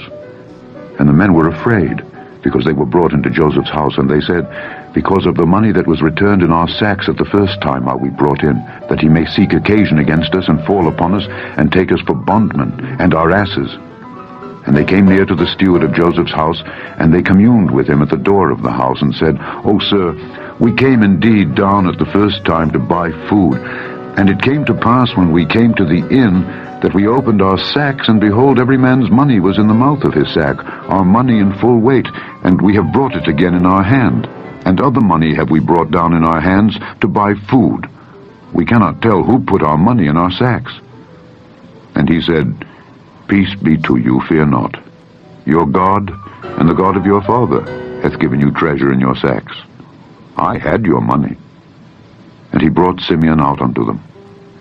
And the man brought the men into Joseph's house, and gave them water, and they washed their feet, and he gave their asses provender. And they made ready the present against Joseph came at noon, for they heard that they should eat bread there. And when Joseph came home, they brought him the present which was in their hand into the house, and bowed themselves to him to the earth.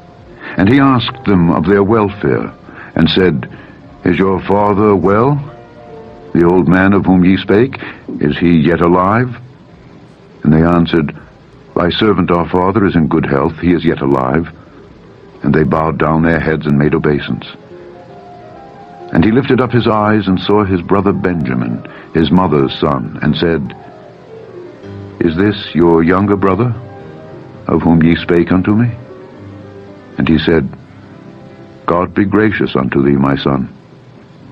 And Joseph made haste, for his bowels did yearn upon his brother, and he sought where to weep. And he entered into his chamber, and wept there. And he washed his face, and went out, and refrained himself, and said, Set on bread. And they set on for him by himself, and for them by themselves, and for the Egyptians which did eat with him by themselves, because the Egyptians might not eat bread with the Hebrews, for that is an abomination unto the Egyptians. And they sat before him, the firstborn according to his birthright, and the youngest according to his youth. And the men marveled one at another. And he took and sent messes unto them from before him, but Benjamin's mess was 5 times so much as any of theirs. And they drank and were merry with him. Chapter 44. And he commanded the steward of his house, saying, Fill the men's sacks with food, as much as they can carry, and put every man's money in his sack's mouth. And put my cup, the silver cup, in the sack's mouth of the youngest, and his corn money. And he did according to the word that Joseph had spoken. As soon as the morning was light, the men were sent away, they and their asses. And when they were gone out of the city, and not yet far off, Joseph said unto his steward, Up, follow after the men. And when thou dost overtake them, say unto them, Wherefore have ye rewarded evil for good? Is not this it in which my Lord drinketh, and whereby indeed he divineth? Ye have done evil in so doing. And he overtook them, and he spake unto them these same words. And they said unto him, Wherefore saith my Lord these words? God forbid that thy servants should do according to this thing. Behold, the money which we found in our sacks' mouths we brought again unto thee out of the land of Canaan. How then should we steal out of thy Lord's house silver or gold? With whomsoever of thy servants it be found, both let him die, and we also will be my Lord's bondmen. And he said, Now also let it be according unto your words. He with whom it is found shall be my servant, and ye shall be blameless. Then they speedily took down every man his sack to the ground, and opened every man his sack. And he searched, and began at the eldest, and left at the youngest. And the cup was found in Benjamin's sack. Then they rent their clothes, and laded every man his ass, and returned to the city. And Judah and his brethren came to Joseph's house, for he was yet there, and they fell before him on the ground. And Joseph said unto them, What deed is this that ye have done? Wot ye not that such a man as I can certainly divine? And Judah said, What shall we say unto my Lord? What shall we speak? Or how shall we clear ourselves? God hath found out the iniquity of thy servants. Behold, we are my Lord's servants, both we and he also with whom the cup is found. And he said, God forbid that I should do so. But the man in whose hand the cup is found, he shall be my servant. And as for you, get you up in peace unto your father. Then Judah came near unto him, and said, O my lord, let thy servant, I pray thee, speak a word in my lord's ears, and let not thine anger burn against thy servant, for thou art even as Pharaoh. My lord asked his servants, saying, Have ye a father or a brother? And we said unto my lord, We have a father, an old man, and a child of his old age, a little one, and his brother is dead, and he alone is left of his mother, and his father loveth him.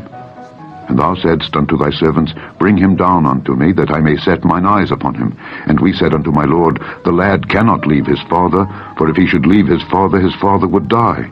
And thou saidst unto thy servants, Except your youngest brother come down with you, ye shall see my face no more. And it came to pass, when we came up unto thy servant my father, we told him the words of my lord. And our father said, Go again and buy us a little food. And we said, We cannot go down. If our youngest brother be with us, then will we go down. For we may not see the man's face, except our youngest brother be with us. And thy servant my father said unto us, Ye know that my wife bare me 2 sons. And the one went out from me, and I said, Surely he is torn in pieces, and I saw him not since. And if ye take this also from me, and mischief befall him, ye shall bring down my gray hairs with sorrow to the grave. Now therefore, when I come to thy servant my father, and the lad be not with us, seeing that his life is bound up in the lad's life, it shall come to pass, when he seeth that the lad is not with us, that he will die. And thy servants shall bring down the gray hairs of thy servant our father with sorrow to the grave. For thy servant became surety for the lad unto my father, saying, If I bring him not unto thee, then I shall bear the blame to my father forever. Now therefore, I pray thee, let thy servant abide instead of the lad, a bondman to my lord. And let the lad go up with his brethren.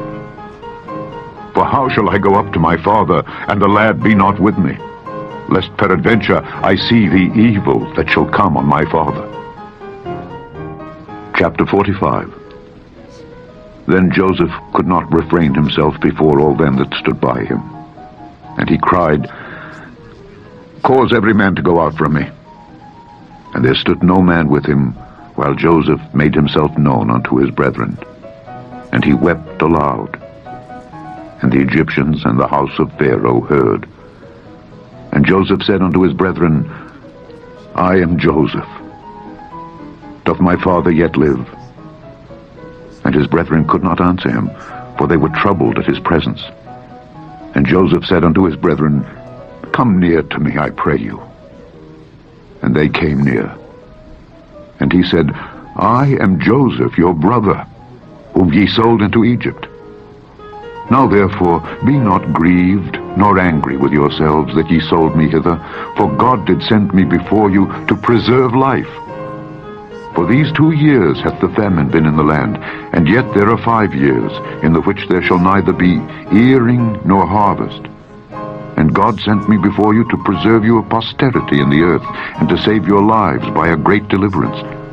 So now it was not you that sent me hither, but God. And he hath made me a father to Pharaoh, and lord of all his house, and a ruler throughout all the land of Egypt. Haste ye, and go up to my father, and say unto him, Thus saith thy son Joseph, God hath made me lord of all Egypt. Come down unto me, tarry not. And thou shalt dwell in the land of Goshen, and thou shalt be near unto me, thou and thy children and thy children's children, and thy flocks and thy herds, and all that thou hast. And there will I nourish thee. For yet there are 5 years of famine, lest thou and thy household and all that thou hast come to poverty. And behold, your eyes see, and the eyes of my brother Benjamin, that it is my mouth that speaketh unto you.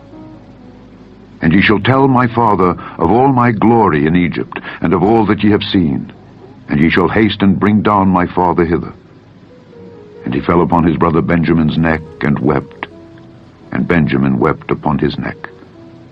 Moreover, he kissed all his brethren, and wept upon them. And after that his brethren talked with him. And the fame thereof was heard in Pharaoh's house, saying, Joseph's brethren are come. And it pleased Pharaoh well, and his servants. And Pharaoh said unto Joseph, Say unto thy brethren, This do ye, lade your beasts, and go, get you unto the land of Canaan, and take your father and your households, and come unto me. And I will give you the good of the land of Egypt, and ye shall eat the fat of the land. Now thou art commanded, This do ye. Take you wagons out of the land of Egypt for your little ones, and for your wives, and bring your father, and come. Also regard not your stuff, for the good of all the land of Egypt is yours. And the children of Israel did so, and Joseph gave them wagons according to the commandment of Pharaoh, and gave them provision for the way. To all of them he gave each man changes of raiment. But to Benjamin he gave 300 pieces of silver, and 5 changes of raiment. And to his father he sent after this manner, 10 asses laden with the good things of Egypt, and 10 she-asses laden with corn and bread and meat for his father by the way. So he sent his brethren away, and they departed. And he said unto them, See that ye fall not out by the way. And they went up out of Egypt, and came into the land of Canaan unto Jacob their father, and told him, saying, Joseph is yet alive, and he is governor over all the land of Egypt. And Jacob's heart fainted, for he believed them not. And they told him all the words of Joseph which he had said unto them. And when he saw the wagons which Joseph had sent to carry him, the spirit of Jacob their father revived, and Israel said, It is enough. Joseph my son is yet alive. I will go and see him before I die. Chapter 46. And Israel took his journey with all that he had, and came to Beersheba, and offered sacrifices unto the God of his father Isaac. And God spake unto Israel in the visions of the night, and said, Jacob, Jacob. And he said, Here am I. And he said, I am God, the God of thy father. Fear not to go down into Egypt, for I will there make of thee a great nation. I will go down with thee into Egypt, and I will also surely bring thee up again, and Joseph shall put his hand upon thine eyes. And Jacob rose up from Beersheba, and the sons of Israel carried Jacob their father and their little ones and their wives in the wagons which Pharaoh had sent to carry him. And they took their cattle and their goods which they had gotten in the land of Canaan, and came into Egypt, Jacob and all his seed with him. His sons and his sons' sons with him, his daughters and his sons' daughters, and all his seed brought he with him into Egypt. And these are the names of the children of Israel which came into Egypt, Jacob and his sons. Reuben, Jacob's firstborn. And the sons of Reuben, Hanok and Phallu and Hezron and Carmi. And the sons of Simeon, Jemuel and Jamin and Ohad and Jachin and Zohar, and Shael the son of a Canaanitish woman. And the sons of Levi, Gershon, Kohath, and Merari. And the sons of Judah, and Onan, and Shelah, and Pharez, and Zerah, but and Onan died in the land of Canaan. And the sons of Pharez were Hezron and Hamel. And the sons of Issachar, Tola, and Phuvah, and Job, and Shimron. And the sons of Zebulun, Sered, and Elon, and Jalil. These be the sons of Leah, which she bare unto Jacob in Padan Aram with his daughter Dinah. All the souls of his sons and his daughters were 33. And the sons of Gad, Ziphion, and Haggai, Shunai, and Esbon, Eri, and Arodi, and Areli. And the sons of Asher, Jimnah, and Ishua, and Isui, and Beriah, and Serah their sister. And the sons of Beriah, Heber, and Malchiel. These are the sons of Zilpah, whom Laban gave to Leah his daughter, and these she bare unto Jacob, even 16 souls. The sons of Rachel, Jacob's wife, Joseph and Benjamin. And unto Joseph in the land of Egypt were born Manasseh and Ephraim, which Asenath, the daughter of Potipherah, priest of On, bare unto him. And the sons of Benjamin were Bela, and Becher, and Ashbel, Gera, and Naaman, Ehi, and Rosh, Muppim, and Huppim, and Ard. These are the sons of Rachel, which were born to Jacob. All the souls were 14. And the sons of Dan, Hushim. And the sons of Naphtali, Jahzeel, and Guni, and Jezer, and Shillem. These are the sons of Bilhah, which Laban gave unto Rachel his daughter, and she bare these unto Jacob. All the souls were 7. All the souls that came with Jacob into Egypt, which came out of his loins, besides Jacob's sons' wives, all the souls were 66. And the sons of Joseph, which were born him in Egypt, were 2 souls. All the souls of the house of Jacob, which came into Egypt, were 70.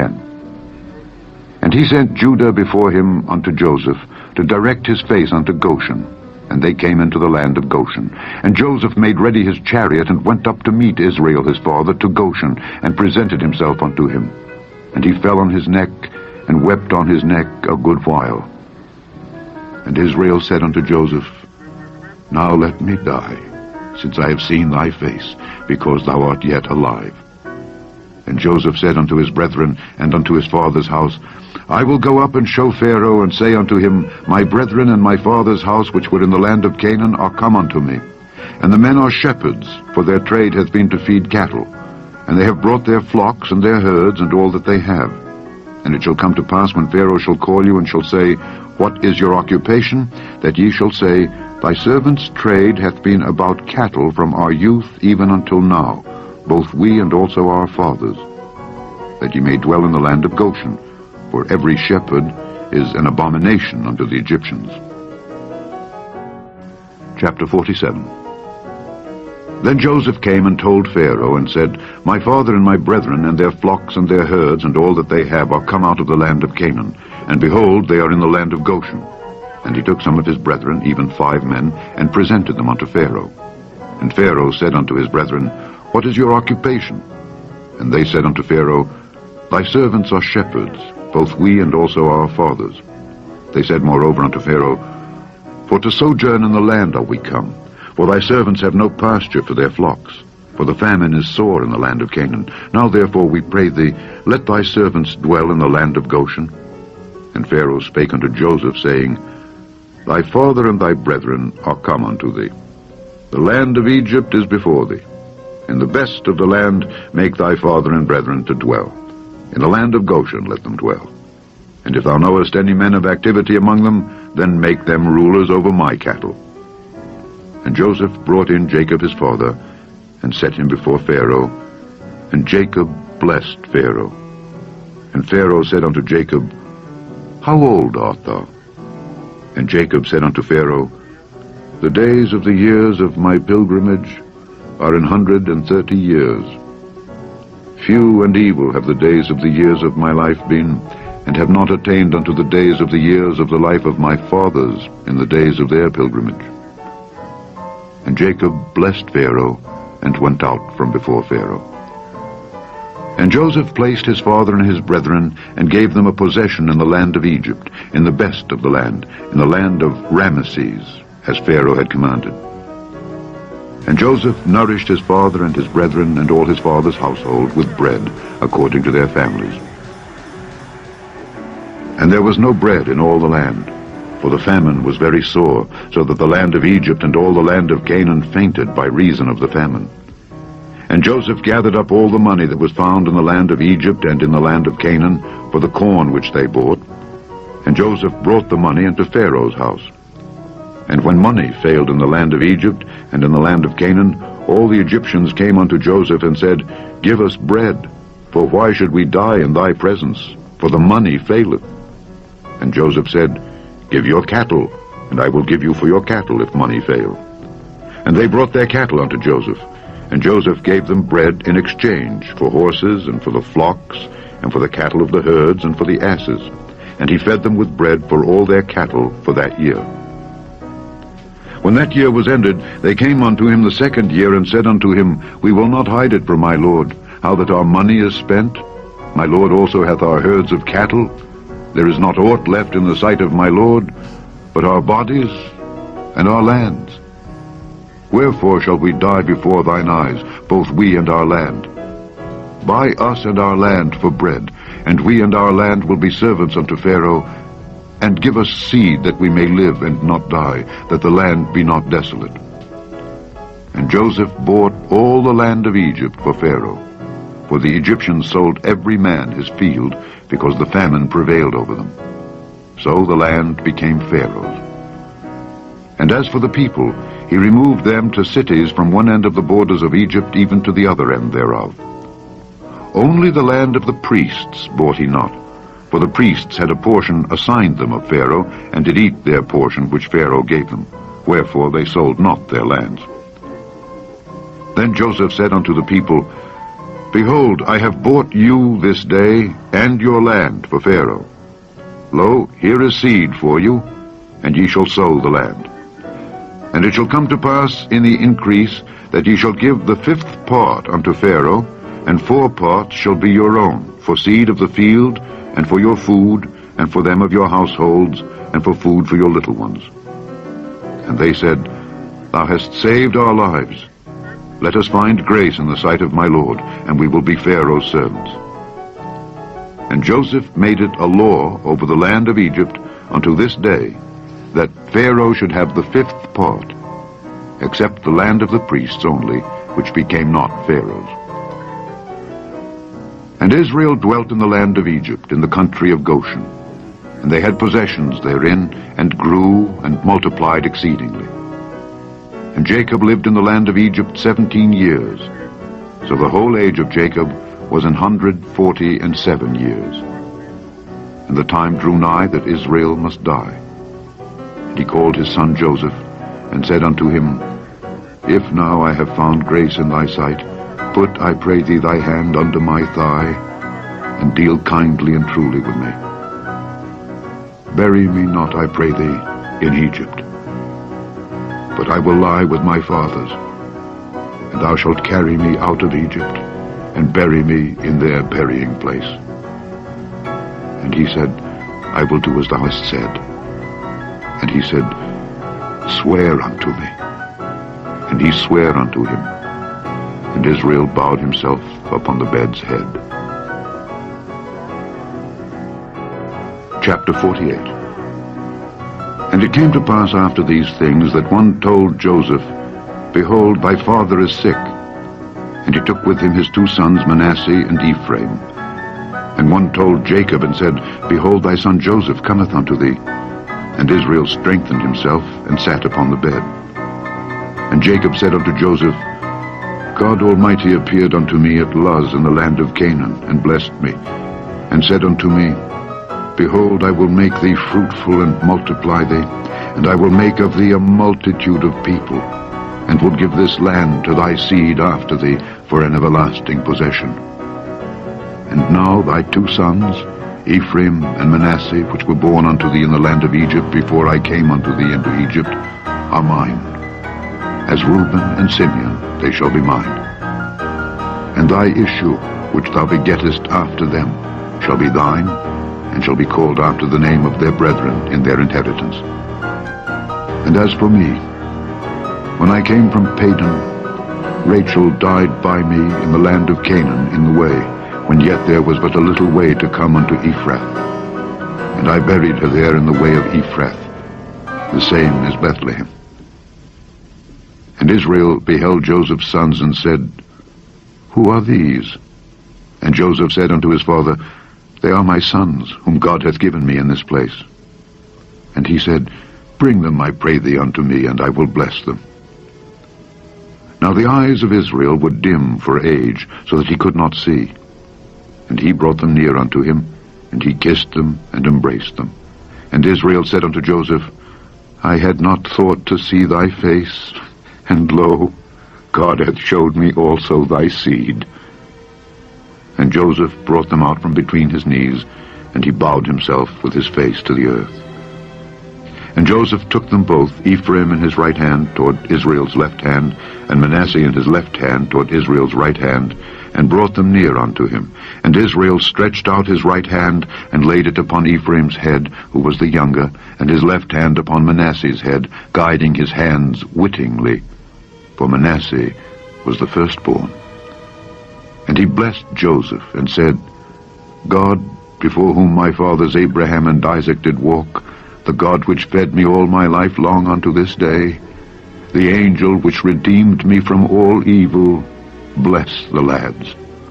And let my name be named on them, and the name of my fathers Abraham and Isaac, and let them grow into a multitude, in the midst of the earth. And when Joseph saw that his father laid his right hand upon the head of Ephraim, it displeased him, and he held up his father's hand to remove it from Ephraim's head unto Manasseh's head. And Joseph said unto his father, Not so, my father, for this is the firstborn. Put thy right hand upon his head. And his father refused and said, I know it, my son, I know it. He also shall become a people, and he also shall be great. But truly his younger brother shall be greater than he, and his seed shall become a multitude of nations. And he blessed them that day, saying, In thee shall Israel bless, saying, God make thee as Ephraim and as Manasseh. And he set Ephraim before Manasseh. And Israel said unto Joseph, Behold, I die, but God shall be with you, and bring you again unto the land of your fathers. Moreover, I have given to thee one portion above thy brethren, which I took out of the hand of the Amorite with my sword and with my bow. Chapter 49. And Jacob called unto his sons and said, Gather yourselves together, that I may tell you that which shall befall you in the last days. Gather yourselves together, and hear, ye sons of Jacob, and hearken unto Israel your father. Reuben, thou art my firstborn, my might, and the beginning of my strength, the excellency of dignity, and the excellency of power. Unstable as water, thou shalt not excel, because thou wentest up to thy father's bed, then defiledst thou it. He went up to my couch. Simeon and Levi are brethren. Instruments of cruelty are in their habitations. O my soul, come not thou into their secret.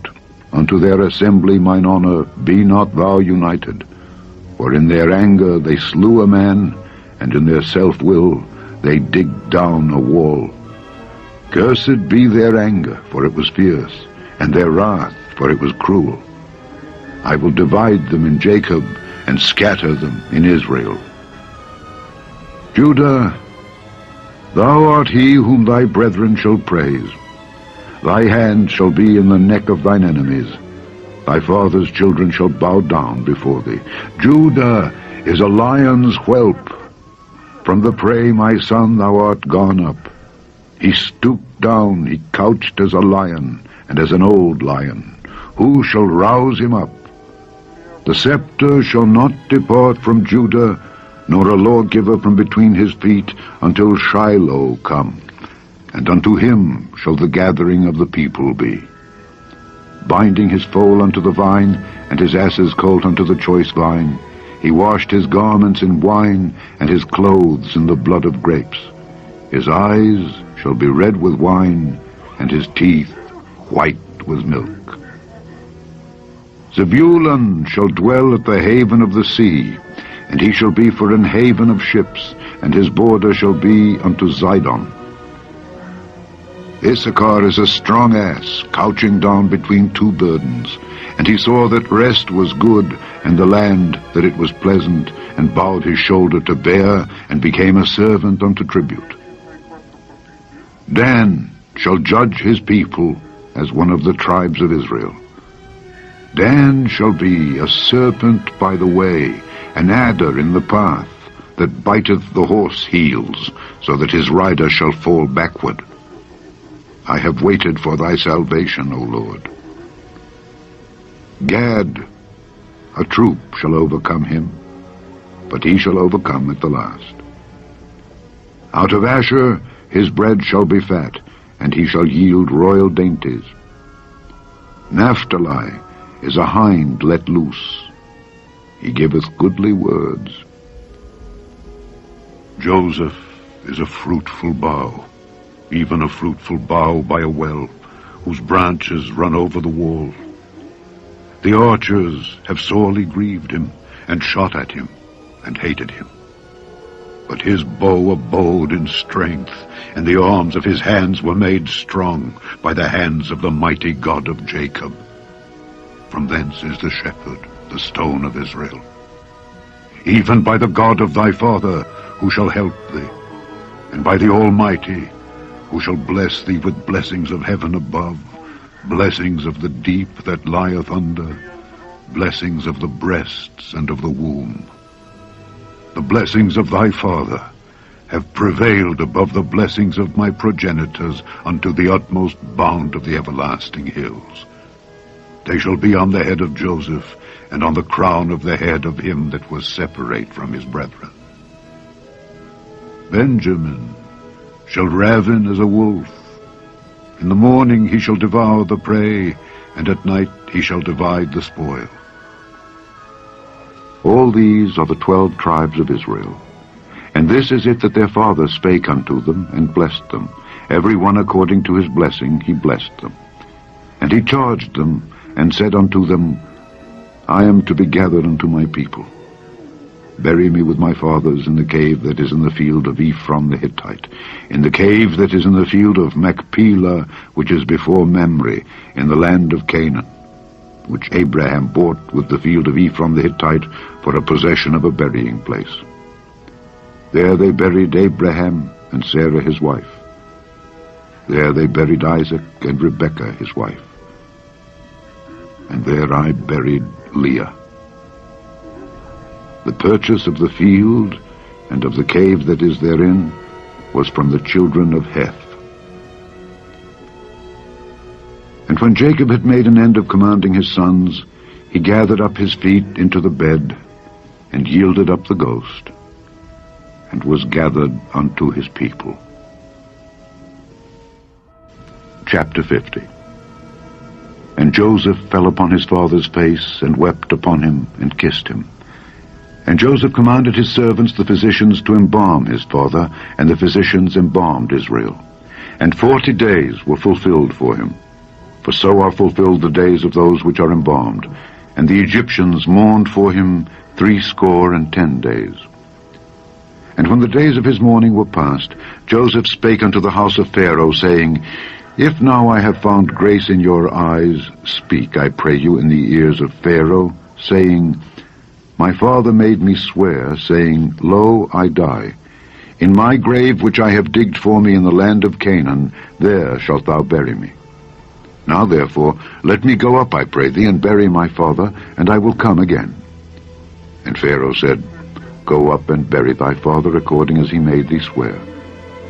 And Joseph went up to bury his father, and with him went up all the servants of Pharaoh, the elders of his house, and all the elders of the land of Egypt, and all the house of Joseph, and his brethren, and his father's house. Only their little ones and their flocks and their herds they left in the land of Goshen. And there went up with him both chariots and horsemen, and it was a very great company. And they came to the threshing floor of Atad, which is beyond Jordan, and there they mourned with a great and very sore lamentation, and he made a mourning for his father 7 days. And when the inhabitants of the land, the Canaanites, saw the mourning in the floor of Atad, they said, This is a grievous mourning to the Egyptians. Wherefore the name of it was called Abel Mizraim, which is beyond Jordan. And his sons did unto him according as he commanded them. For his sons carried him into the land of Canaan, and buried him in the cave of the field of Machpelah, which Abraham bought with the field for a possession of a burying place of Ephron the Hittite before Mamre. And Joseph returned into Egypt, he and his brethren, and all that went up with him to bury his father, after he had buried his father. And when Joseph's brethren saw that their father was dead, they said, Joseph will peradventure hate us, and will certainly requite us all the evil which we did unto him. And they sent a messenger unto Joseph, saying, Thy father did command before he died, saying, So shall ye say unto Joseph, Forgive, I pray thee now, the trespass of thy brethren and their sin, for they did unto thee evil. And now, we pray thee, forgive the trespass of the servants of the God of thy father. And Joseph wept when they spake unto him. And his brethren also went and fell down before his face, and they said, Behold, we be thy servants. And Joseph said unto them, Fear not, where am I in the place of God? But as for you, ye thought evil against me, but God meant it unto good, to bring to pass, as it is this day, to save much people alive. Now therefore fear ye not. I will nourish you and your little ones. And he comforted them, and spake kindly unto them. And Joseph dwelt in Egypt, he and his father's house. And Joseph lived 110 years. And Joseph saw Ephraim's children of the 3rd generation. The children also of Machir the son of Manasseh were brought up upon Joseph's knees. And Joseph said unto his brethren, I die, and God will surely visit you, and bring you out of this land unto the land which he sware to Abraham, to Isaac, and to Jacob. And Joseph took an oath of the children of Israel, saying, God will surely visit you, and ye shall carry up my bones from hence. So Joseph died, being 110 years old. And they embalmed him, and he was put in a coffin in Egypt. The end of the first book of Moses, called Genesis. The Holy Bible, the King James Version. Read by Alexander Scorby. The General Epistle of James, Chapter 1. James, a servant of God and of the Lord Jesus Christ, to the 12 tribes which are scattered abroad, greeting. My brethren, count it all joy when ye fall into divers temptations, knowing this, that the trying of your faith worketh patience. But let patience have her perfect work, that ye may be perfect and entire, wanting nothing. If any of you lack wisdom, let him ask of God, that giveth to all men liberally, and upbraideth not, and it shall be given him. But let him ask in faith, nothing wavering. For he that wavereth is like a wave of the sea, driven with the wind and tossed. For let not that man think that he shall receive anything of the Lord. A double-minded man is unstable in all his ways. Let the brother of low degree rejoice in that he is exalted, but the rich in that he is made low, because as the flower of the grass he shall pass away. For the sun is no sooner risen with a burning heat, but it withereth the grass, and the flower thereof falleth, and the grace of the fashion of it perisheth. So also shall the rich man fade away in his ways. Blessed is the man that endureth temptation. For when he is tried, he shall receive the crown of life, which the Lord hath promised to them that love him. Let no man say when he is tempted, I am tempted of God. For God cannot be tempted with evil, neither tempteth he any man. But every man is tempted when he is drawn away of his own lust, and enticed. Then, when lust hath conceived, it bringeth forth sin, and sin, when it is finished, bringeth forth death. Do not err, my beloved brethren. Every good gift and every perfect gift is from above, and cometh down from the Father of lights, with whom is no variableness, neither shadow of turning. Of his own will begat he us with the word of truth, that we should be a kind of firstfruits of his creatures. Wherefore, my beloved brethren, let every man be swift to hear, slow to speak, slow to wrath. For the wrath of man worketh not the righteousness of God. Wherefore lay apart all filthiness and superfluity of naughtiness, and receive with meekness the engrafted word, which is able to save your souls. But be ye doers of the word, and not hearers only, deceiving your own selves. For if any be a hearer of the word, and not a doer, he is like unto a man beholding his natural face in a glass. For he beholdeth himself, and goeth his way, and straightway forgetteth what manner of man he was. But whoso looketh into the perfect law of liberty, and continueth therein, he being not a forgetful hearer, but a doer of the work, this man shall be blessed in his deed. If any man among you seem to be religious, and bridleth not his tongue, but deceiveth his own heart, this man's religion is vain. Pure religion and undefiled before God and the Father is this, to visit the fatherless and widows in their affliction, and to keep himself unspotted from the world. Chapter 2. My brethren, have not the faith of our Lord Jesus Christ, the Lord of glory, with respect of persons. For if there come unto your assembly a man with a gold ring, in goodly apparel, and there come in also a poor man in vile raiment, and ye have respect to him that weareth the gay clothing, and say unto him, Sit thou here in a good place, and say to the poor, Stand thou there, or sit here under my footstool, are ye not then partial in yourselves, and are become judges of evil thoughts? Hearken, my beloved brethren. Hath not God chosen the poor of this world, rich in faith, and heirs of the kingdom which he hath promised to them that love him? But ye have despised the poor. Do not rich men oppress you, and draw you before the judgment seats? Do not they blaspheme that worthy name by the which ye are called? If ye fulfill the royal law according to the Scripture, Thou shalt love thy neighbor as thyself, ye do well. But if ye have respect to persons, ye commit sin, and are convinced of the law as transgressors. For whosoever shall keep the whole law, and yet offend in one point, he is guilty of all. For he that said, Do not commit adultery, said also, Do not kill. Now if thou commit no adultery, yet if thou kill, thou art become a transgressor of the law.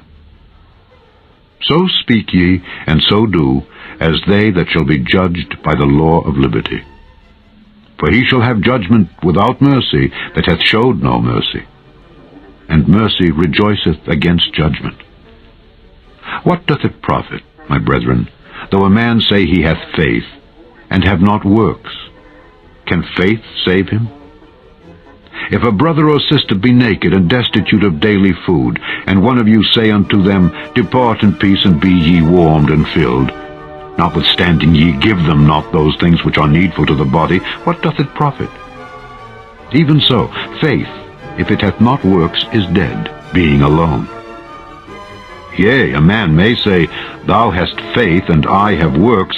Show me thy faith without thy works, and I will show thee my faith by my works. Thou believest that there is one God, thou doest well. The devils also believe, and tremble. But wilt thou know, O vain man, that faith without works is dead? Was not Abraham our father justified by works when he had offered Isaac his son upon the altar? Seest thou how faith wrought with his works, and by works was faith made perfect? And the Scripture was fulfilled which saith, Abraham believed God, and it was imputed unto him for righteousness, and he was called the friend of God. Ye see then how that by works a man is justified, and not by faith only. Likewise also was not Rahab the harlot justified by works, when she had received the messengers, and had sent them out another way? For as the body without the spirit is dead, so faith without works is dead also. Chapter 3. My brethren, be not many masters, knowing that we shall receive the greater condemnation. For in many things we offend all. If any man offend not in word, the same is a perfect man, and able also to bridle the whole body. Behold, we put bits in the horses' mouths, that they may obey us, and we turn about their whole body. Behold also the ships, which though they be so great, and are driven of fierce winds, yet are they turned about with a very small helm, whithersoever the governor listeth.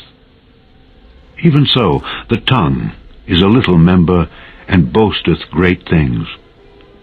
Behold, how great a matter a little fire kindleth. And the tongue is a fire, a world of iniquity. So is the tongue among our members, that it defileth the whole body, and setteth on fire the course of nature, and it is set on fire of hell. For every kind of beasts, and of birds, and of serpents, and of things in the sea, is tamed, and hath been tamed of mankind. But the tongue can no man tame. It is an unruly evil, full of deadly poison. Therewith bless we God, even the Father, and therewith curse we men, which are made after the similitude of God. Out of the same mouth proceedeth blessing and cursing. My brethren, these things ought not so to be. Doth the fountain send forth at the same place sweet water and bitter? Can the fig tree, my brethren, bear olive berries, either a vine figs? So can no fountain both yield salt water and fresh. Who is a wise man and endued with knowledge among you? Let him show out of a good conversation his works with meekness of wisdom. But if ye have bitter envying and strife in your hearts, glory not, and lie not against the truth. This wisdom descendeth not from above, but is earthly, sensual, devilish. For where envying and strife is, there is confusion and every evil work. But the wisdom that is from above is first pure, then peaceable, gentle, and easy to be entreated, full of mercy and good fruits, without partiality and without hypocrisy. And the fruit of righteousness is sown in peace of them that make peace. Chapter 4. From whence come wars and fightings among you? Come they not hence, even of your lusts that war in your members? Ye lust and have not. Ye kill and desire to have, and cannot obtain. Ye fight and war, yet ye have not, because ye ask not. Ye ask and receive not, because ye ask amiss, that ye may consume it upon your lusts. Ye adulterers and adulteresses, know ye not that the friendship of the world is enmity with God? Whosoever therefore will be a friend of the world is the enemy of God. Do ye think that the Scripture saith in vain, the Spirit that dwelleth in us lusteth to envy? But he giveth more grace, wherefore he saith, God resisteth the proud, but giveth grace unto the humble. Submit yourselves therefore to God. Resist the devil, and he will flee from you. Draw nigh to God, and he will draw nigh to you. Cleanse your hands, ye sinners, and purify your hearts, ye double-minded. Be afflicted and mourn and weep. Let your laughter be turned to mourning, and your joy to heaviness. Humble yourselves in the sight of the Lord, and he shall lift you up. Speak not evil one of another, brethren. He that speaketh evil of his brother, and judgeth his brother, speaketh evil of the law, and judgeth the law. But if thou judge the law, thou art not a doer of the law, but a judge.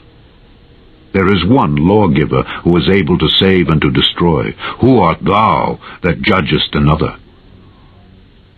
Go to now, ye that say, Today or tomorrow we will go into such a city, and continue there a year, and buy and sell, and get gain. Whereas ye know not what shall be on the morrow. For what is your life? It is even a vapor that appeareth for a little time, and then vanisheth away. For that ye ought to say, If the Lord will, we shall live and do this or that. But now ye rejoice in your boastings. All such rejoicing is evil. Therefore to him that knoweth to do good, and doeth it not, to him it is sin. Chapter 5. Go to now, ye rich men, weep and howl for your miseries that shall come upon you. Your riches are corrupted, and your garments are moth-eaten.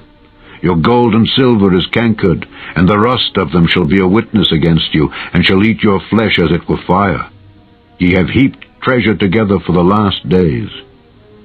Behold, the hire of the laborers who have reaped down your fields, which is of you kept back by fraud, crieth, and the cries of them which have reaped are entered into the ears of the Lord of Sabaoth.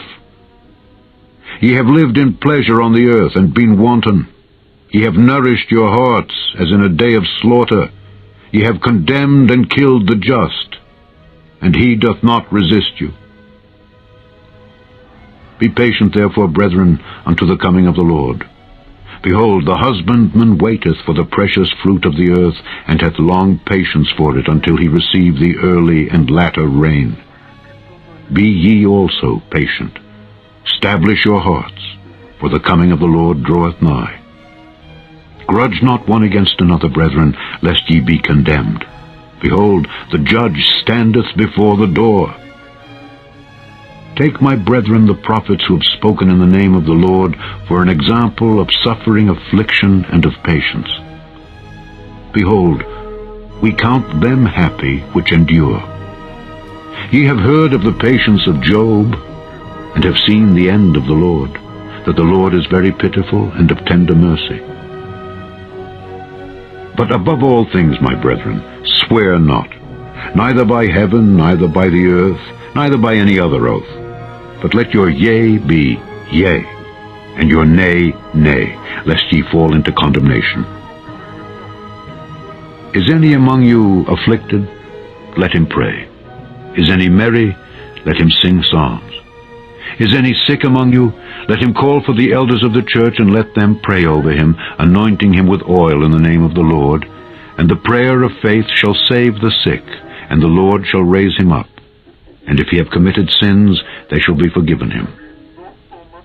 Confess your faults one to another, and pray one for another, that ye may be healed. The effectual fervent prayer of a righteous man availeth much. Elias was a man subject to like passions as we are, and he prayed earnestly that it might not rain. And it rained not on the earth by the space of 3 years and 6 months. And he prayed again, and the heaven gave rain, and the earth brought forth her fruit. Brethren, if any of you do err from the truth, and one convert him, let him know that he which converteth the sinner from the error of his way shall save a soul from death, and shall hide a multitude of sins. The end of the general epistle of James. The Holy Bible, the King James Version. Read by Alexander Scorby. The Song of Solomon, Chapter 1. The Song of Songs, which is Solomon's. Let him kiss me with the kisses of his mouth, for thy love is better than wine. Because of the savour of thy good ointments, thy name is as ointment poured forth. Therefore do the virgins love thee. Draw me, we will run after thee. The king hath brought me into his chambers. We will be glad and rejoice in thee. We will remember thy love more than wine. The upright love thee. I am black, but comely, O ye daughters of Jerusalem, as the tents of Kedar, as the curtains of Solomon. Look not upon me because I am black, because the sun hath looked upon me. My mother's children were angry with me. They made me the keeper of the vineyards, but mine own vineyard have I not kept. Tell me, O thou whom my soul loveth, where thou feedest, where thou makest thy flock to rest at noon. For why should I be as one that turneth aside by the flocks of thy companions? If thou know not, O thou fairest among women, go thy way forth by the footsteps of the flock, and feed thy kids beside the shepherds' tents. I have compared thee, O my love, to a company of horses in Pharaoh's chariots. Thy cheeks are comely with rows of jewels, thy neck with chains of gold. We will make thee borders of gold with studs of silver. While the king sitteth at his table, my spikenard sendeth forth the smell thereof. A bundle of myrrh is my well-beloved unto me. He shall lie all night betwixt my breasts. My beloved is unto me as a cluster of camphire in the vineyards of En-gedi. Behold, thou art fair, my love. Behold, thou art fair. Thou hast dove's eyes. Behold, thou art fair, my beloved, yea, pleasant. Also our bed is green. The beams of our house are cedar, and our rafters of fir. Chapter 2. I am the rose of Sharon, and the lily of the valleys. As the lily among thorns, so is my love among the daughters. As the apple tree among the trees of the wood, so is my beloved among the sons. I sat down under his shadow with great delight, and his fruit was sweet to my taste. He brought me to the banqueting house, and his banner over me was love. Stay me with flagons, comfort me with apples, for I am sick of love. His left hand is under my head, and his right hand doth embrace me. I charge you, O ye daughters of Jerusalem, by the roes and by the hinds of the field, that ye stir not up, nor awake my love till he please. The voice of my beloved. Behold, he cometh, leaping upon the mountains, skipping upon the hills. My beloved is like a roe or a young hart. Behold, he standeth behind our wall, he looketh forth at the window, showing himself through the lattice. My beloved spake and said unto me, Rise up, my love, my fair one, and come away. For lo, the winter is past, the rain is over and gone. The flowers appear on the earth, the time of the singing of birds is come, and the voice of the turtle is heard in our land. The fig tree putteth forth her green figs, and the vines with the tender grape give a good smell. Arise, my love, my fair one, and come away. O my dove that art in the clefts of the rock, in the secret places of the stairs, let me see thy countenance, let me hear thy voice. For sweet is thy voice, and thy countenance is comely. Take us the foxes, the little foxes that spoil the vines, for our vines have tender grapes. My beloved is mine, and I am his, he feedeth among the lilies. Until the day break, and the shadows flee away, turn, my beloved, and be thou like a roe or a young hart upon the mountains of Bether. Chapter 3. By night on my bed I sought him whom my soul loveth. I sought him, but I found him not. I will rise now, and go about the city in the streets, and in the broad ways I will seek him whom my soul loveth. I sought him, but I found him not. The watchmen that go about the city found me, to whom I said, Saw ye him whom my soul loveth? It was but a little that I passed from them, but I found him whom my soul loveth. I held him, and would not let him go, until I had brought him into my mother's house, and into the chamber of her that conceived me. I charge you, O ye daughters of Jerusalem, by the roes and by the hinds of the field, that ye stir not up nor awake my love till he please. Who is this that cometh out of the wilderness, like pillars of smoke, perfumed with myrrh and frankincense, with all powders of the merchant? Behold his bed, which is Solomon's. 80 valiant men are about it, of the valiant of Israel. They all hold swords, being expert in war. Every man hath his sword upon his thigh, because of fear in the night. King Solomon made himself a chariot of the wood of Lebanon. He made the pillars thereof of silver, the bottom thereof of gold, the covering of it of purple, the midst thereof being paved with love for the daughters of Jerusalem. Go forth, O ye daughters of Zion, and behold King Solomon, with the crown wherewith his mother crowned him in the day of his espousals, and in the day of the gladness of his heart. Chapter 4. Behold, thou art fair, my love. Behold, thou art fair. Thou hast dove's eyes within thy locks. Thy hair is as a flock of goats that appear from Mount Gilead. Thy teeth are like a flock of sheep that are even shorn, which came up from the washing, whereof every one bare twins, and none is barren among them. Thy lips are like a thread of scarlet, and thy speech is comely. Thy temples are like a piece of a pomegranate within thy locks. Thy neck is like the Tower of David, builded for an armory, whereon there hang 1,000 bucklers, all shields of mighty men. Thy 2 breasts are like 2 young roes that are twins, which feed among the lilies. Until the day break, and the shadows flee away, I will get me to the mountain of myrrh, and to the hill of frankincense. Thou art all fair, my love, there is no spot in thee. Come with me from Lebanon, my spouse, with me from Lebanon. Look from the top of Amana, from the top of Shinar and Hermon, from the lions' dens, from the mountains of the leopards. Thou hast ravished my heart, my sister, my spouse. Thou hast ravished my heart with one of thine eyes, with one chain of thy neck. How fair is thy love, my sister, my spouse! How much better is thy love than wine, and the smell of thine ointments than all spices. Thy lips, O my spouse, drop as the honeycomb. Honey and milk are under thy tongue, and the smell of thy garments is like the smell of Lebanon. A garden enclosed is my sister, my spouse, a spring shut up, a fountain sealed. Thy plants are an orchard of pomegranates, with pleasant fruits, camphire, with spikenard and saffron, calamus and cinnamon, with all trees of frankincense, myrrh and aloes, with all the chief spices. A fountain of gardens, a well of living waters, and streams from Lebanon. Awake, O north wind, and come thou south. blow upon my garden, that the spices thereof may flow out. Let my beloved come into his garden, and eat his pleasant fruits. Chapter 5. I am come into my garden, my sister, my spouse.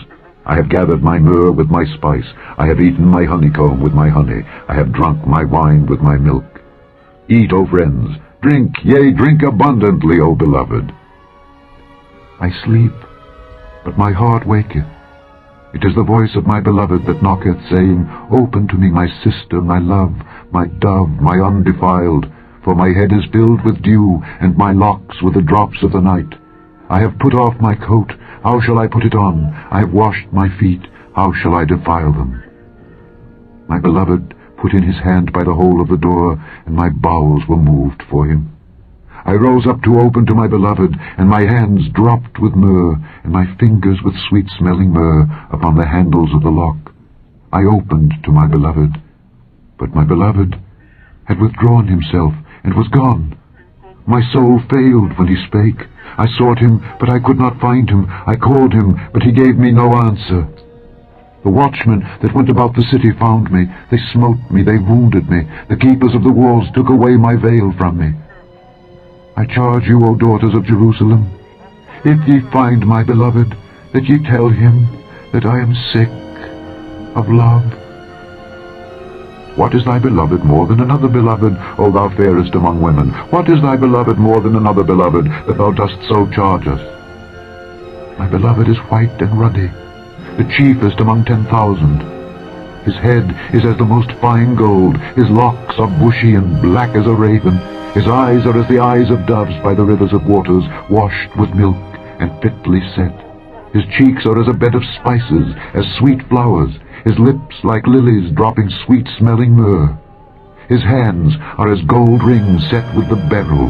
His belly is as bright ivory overlaid with sapphires. His legs are as pillars of marble set upon sockets of fine gold. His countenance is as Lebanon, excellent as the cedars. His mouth is most sweet, yea, he is altogether lovely. This is my beloved, and this is my friend, O daughters of Jerusalem. Chapter 6. Whither is thy beloved gone, O thou fairest among women? Whither is thy beloved turned aside, that we may seek him there? My beloved is gone down into his garden, to the beds of spices, to feed in the gardens, and to gather lilies.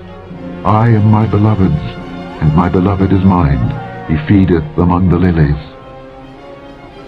Thou art beautiful, O my love, as Tirzah, comely as Jerusalem, terrible as an army with banners. Turn away thine eyes from me, for they have overcome me. Thy hair is as a flock of goats that appear from Gilead. Thy teeth are as a flock of sheep which go up from the washing, whereof every one beareth twins, and there is not one barren among them. As a piece of a pomegranate are thy temples within thy locks. There are 80 queens, and 80 concubines, and virgins without number. My dove, my undefiled, is but one. She is the only one of her mother. She is the choice one of her that bare her. The daughters saw her and blessed her, yea, the queens and the concubines, and they praised her. Who is she that looketh forth as the morning, fair as the moon, clear as the sun, and terrible as an army with banners? I went down into the garden of nuts to see the fruits of the valley, and to see whether the vine flourished and the pomegranates budded. For ever I was aware, my soul made me like the chariots of a Minadib. Return, return, O Shulamite, return, return, that we may look upon thee.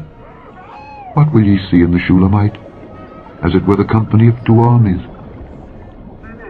Chapter 7. How beautiful are thy feet with shoes, O prince's daughter! The joints of thy thighs are like jewels, the work of the hands of a cunning workman. Thy navel is like a round goblet, which wanteth not liquor. Thy belly is like an heap of wheat set about with lilies. Thy 2 breasts are like 2 young roes that are twins. Thy neck is as a tower of ivory, thine eyes like the fish pools in Heshbon, by the gate of Bath-rabbim. Thy nose is as the tower of Lebanon, which looketh toward Damascus. Thine head upon thee is like Carmel, and the hair of thine head like purple. The king is held in the galleries. How fair and how pleasant art thou, O love, for delights! This thy stature is like to a palm tree, and thy breasts to clusters of grapes. I said, I will go up to the palm tree, I will take hold of the boughs thereof.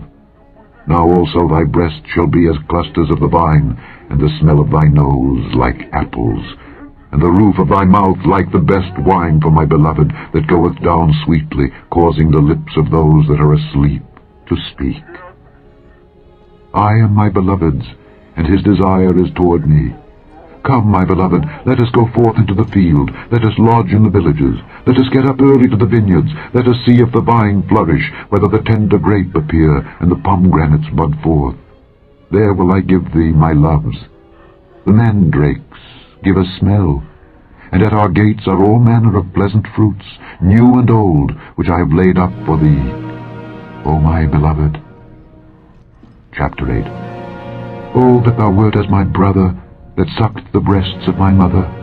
When I should find thee without, I would kiss thee, yea, I should not be despised. I would lead thee, and bring thee into my mother's house, who would instruct me. I would cause thee to drink of spiced wine, of the juice of my pomegranate. His left hand should be under my head, and his right hand should embrace me.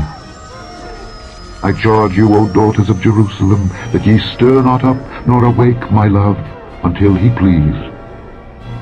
Who is this that cometh up from the wilderness, leaning upon her beloved?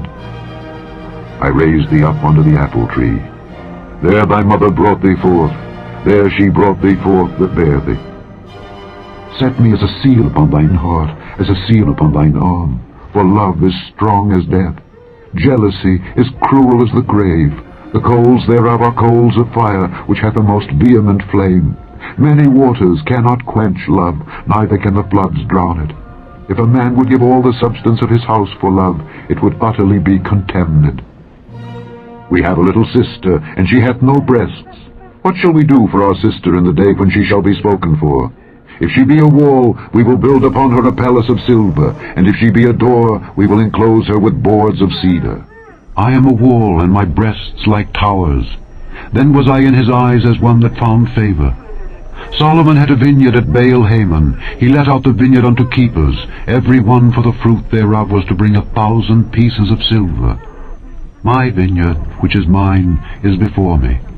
Thou, O Solomon, must have 1,000, and those that keep the fruit thereof 200.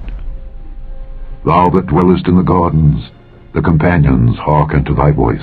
Cause me to hear it. Make haste, my beloved, and be thou like to a roe, or to a young hart upon the mountains of spices. The end of the Song of Solomon.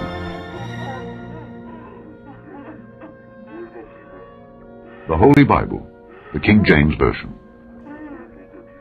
Read by Alexander Scorby. Zechariah, chapter 1.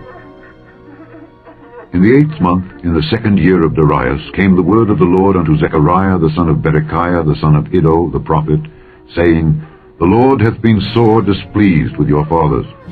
Therefore say thou unto them, Thus saith the Lord of hosts, Turn ye unto me, saith the Lord of hosts, and I will turn unto you, saith the Lord of hosts. Be ye not as your fathers, unto whom the former prophets have cried, saying, Thus saith the Lord of hosts, Turn ye now from your evil ways and from your evil doings. But they did not hear, nor hearken unto me, saith the Lord. Your fathers, where are they? And the prophets, do they live forever?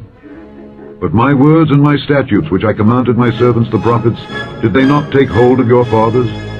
And they returned and said, Like as the Lord of hosts thought to do unto us, according to our ways and according to our doings, so hath he dealt with us.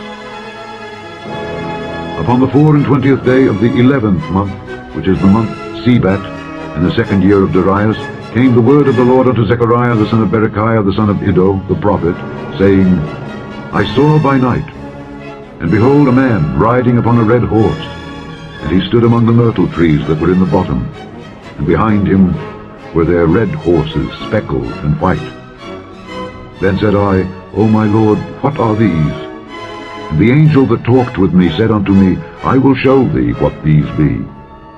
And the man that stood among the myrtle trees answered and said, These are they whom the Lord hath sent to walk to and fro through the earth. And they answered the angel of the Lord that stood among the myrtle trees, and said, We have walked to and fro through the earth, and behold, all the earth sitteth still and is at rest. And the angel of the Lord answered and said, O Lord of hosts, how long wilt thou not have mercy on Jerusalem and on the cities of Judah, against which thou hast had indignation these 60 years? And the Lord answered the angel that talked with me with good words and comfortable words. So the angel that communed with me said unto me, Cry thou, saying, Thus saith the Lord of hosts, I am jealous for Jerusalem and for Zion with a great jealousy, and I am very sore displeased with the heathen that are at ease. For I was but a little displeased, and they helped forward the affliction. Therefore thus saith the Lord, I am returned to Jerusalem with mercy. My house shall be built in it, saith the Lord of hosts, and a line shall be stretched forth upon Jerusalem. Cry yet, saying, Thus saith the Lord of hosts, My cities through prosperity shall yet be spread abroad, and the Lord shall yet comfort Zion, and shall yet choose Jerusalem. Then lifted I up mine eyes, and saw, and behold, 4 horns. And I said unto the angel that talked with me, What be these? And he answered me, These are the horns which have scattered Judah, Israel, and Jerusalem. And the Lord showed me 4 carpenters. Then said I, What come these to do? And he spake, saying, These are the horns which have scattered Judah, so that no man did lift up his head. But these are come to fray them, to cast out the horns of the Gentiles, which lifted up their horn over the land of Judah to scatter it. Chapter 2. I lifted up mine eyes again, and looked, and behold, a man with a measuring line in his hand. Then said I, Whither goest thou? And he said unto me, To measure Jerusalem, to see what is the breadth thereof, and what is the length thereof. And behold, the angel that talked with me went forth, and another angel went out to meet him, and said unto him, Run, speak to this young man, saying, Jerusalem shall be inhabited as towns without walls, for the multitude of men and cattle therein. For I, saith the Lord, will be unto her a wall of fire round about, and will be the glory in the midst of her. Ho, ho, come forth, and flee from the land of the north, saith the Lord. For I have spread you abroad as the 4 winds of the heaven, saith the Lord. Deliver thyself, O Zion, that dwellest with the daughter of Babylon. For thus saith the Lord of hosts, After the glory hath he sent me unto the nations which spoiled you. For he that toucheth you toucheth the apple of his eye. For behold, I will shake mine hand upon them, and they shall be a spoil to their servants, and ye shall know that the Lord of hosts hath sent me. Sing and rejoice, O daughter of Zion. For lo, I come, and I will dwell in the midst of thee, saith the Lord. And many nations shall be joined to the Lord in that day, and shall be my people, and I will dwell in the midst of thee. And thou shalt know that the Lord of hosts hath sent me unto thee. And the Lord shall inherit Judah his portion in the Holy Land, and shall choose Jerusalem again. Be silent, O all flesh, before the Lord, for he is raised up out of his holy habitation. Chapter 3. And he showed me Joshua the high priest standing before the angel of the Lord, and Satan standing at his right hand to resist him. And the Lord said unto Satan, The Lord rebuke thee, O Satan. Even the Lord that hath chosen Jerusalem rebuke thee. Is not this a brand plucked out of the fire? Now Joshua was clothed with filthy garments, and stood before the angel. And he answered and spake unto those that stood before him, saying, Take away the filthy garments from him. And unto him he said, Behold, I have caused thine iniquity to pass from thee, and I will clothe thee with change of raiment. And I said, Let them set a fair mitre upon his head. So they set a fair mitre upon his head, and clothed him with garments. And the angel of the Lord stood by. And the angel of the Lord protested unto Joshua, saying, Thus saith the Lord of hosts, If thou wilt walk in my ways, and if thou wilt keep my charge, then thou shalt also judge my house, and shalt also keep my courts. And I will give thee places to walk among these that stand by. Hear now, O Joshua the high priest, thou and thy fellows that sit before thee, for they are men wondered at. For behold, I will bring forth my servant, the branch. For behold, the stone that I have laid before Joshua, Upon one stone shall be 7 eyes. Behold, I will engrave the graving thereof, saith the Lord of hosts. And I will remove the iniquity of that land in one day. In that day, saith the Lord of hosts, shall ye call every man his neighbor unto the vine and unto the fig tree.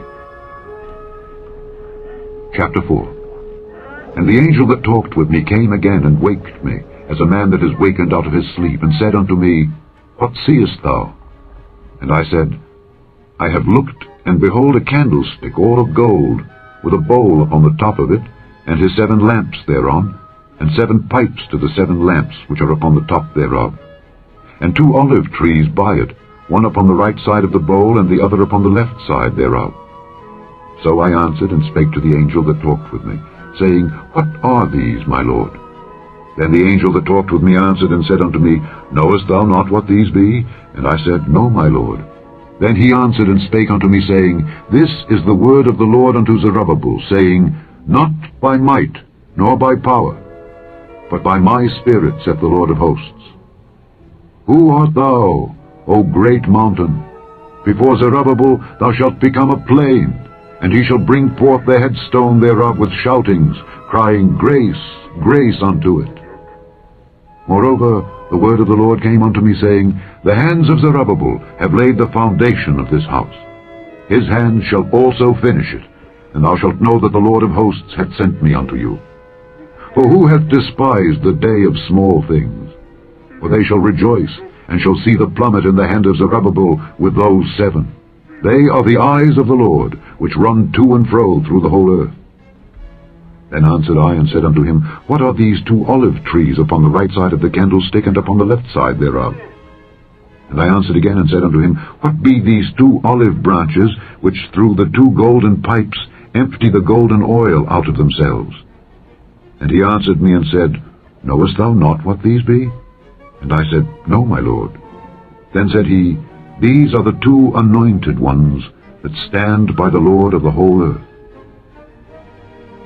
Chapter 5. Then I turned and lifted up mine eyes and looked, and behold, a flying roll. And he said unto me, What seest thou?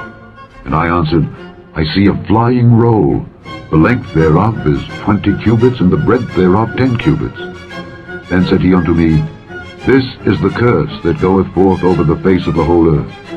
For every one that stealeth shall be cut off as on this side according to it, and every one that sweareth shall be cut off as on that side according to it. I will bring it forth, saith the Lord of hosts, and it shall enter into the house of the thief, and into the house of him that sweareth falsely by my name. And it shall remain in the midst of his house, and shall consume it with the timber thereof and the stones thereof.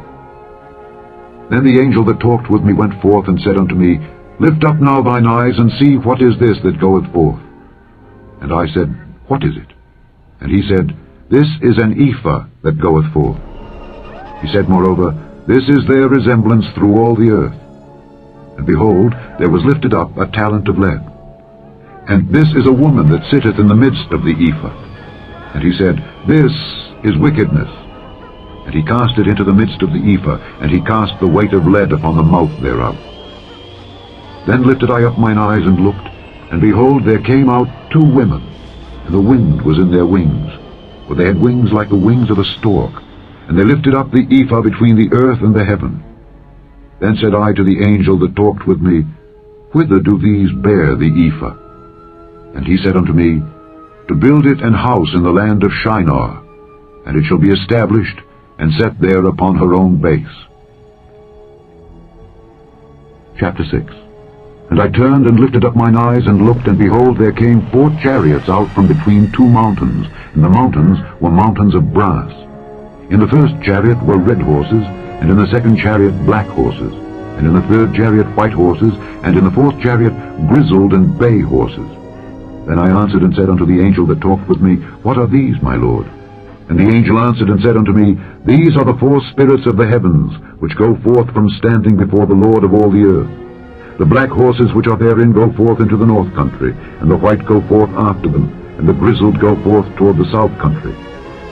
And the bay went forth, and sought to go, that they might walk to and fro through the earth. And he said, Get you hence, walk to and fro through the earth.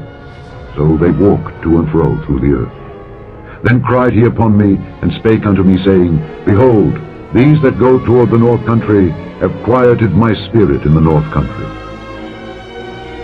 And the word of the Lord came unto me, saying, Take of them of the captivity, even of Heldai, of Tobijah, and of Jedaiah, which are come from Babylon, and come thou the same day, and go into the house of Josiah the son of Zephaniah. Then take silver and gold, and make crowns, and set them upon the head of Joshua the son of Josedech the high priest, and speak unto him, saying, Thus speaketh the Lord of hosts, saying, Behold the man whose name is the branch, and he shall grow up out of his place, and he shall build the temple of the Lord. Even he shall build the temple of the Lord, and he shall bear the glory, and shall sit and rule upon his throne, and he shall be a priest upon his throne, and the counsel of peace shall be between them both. And the crowns shall be to Helam, and to Tobijah, and to Jedaiah, and to Hen the son of Zephaniah, for a memorial in the temple of the Lord. And they that are far off shall come and build in the temple of the Lord, and ye shall know that the Lord of hosts hath sent me unto you. And this shall come to pass, if ye will diligently obey the voice of the Lord your God. Chapter 7.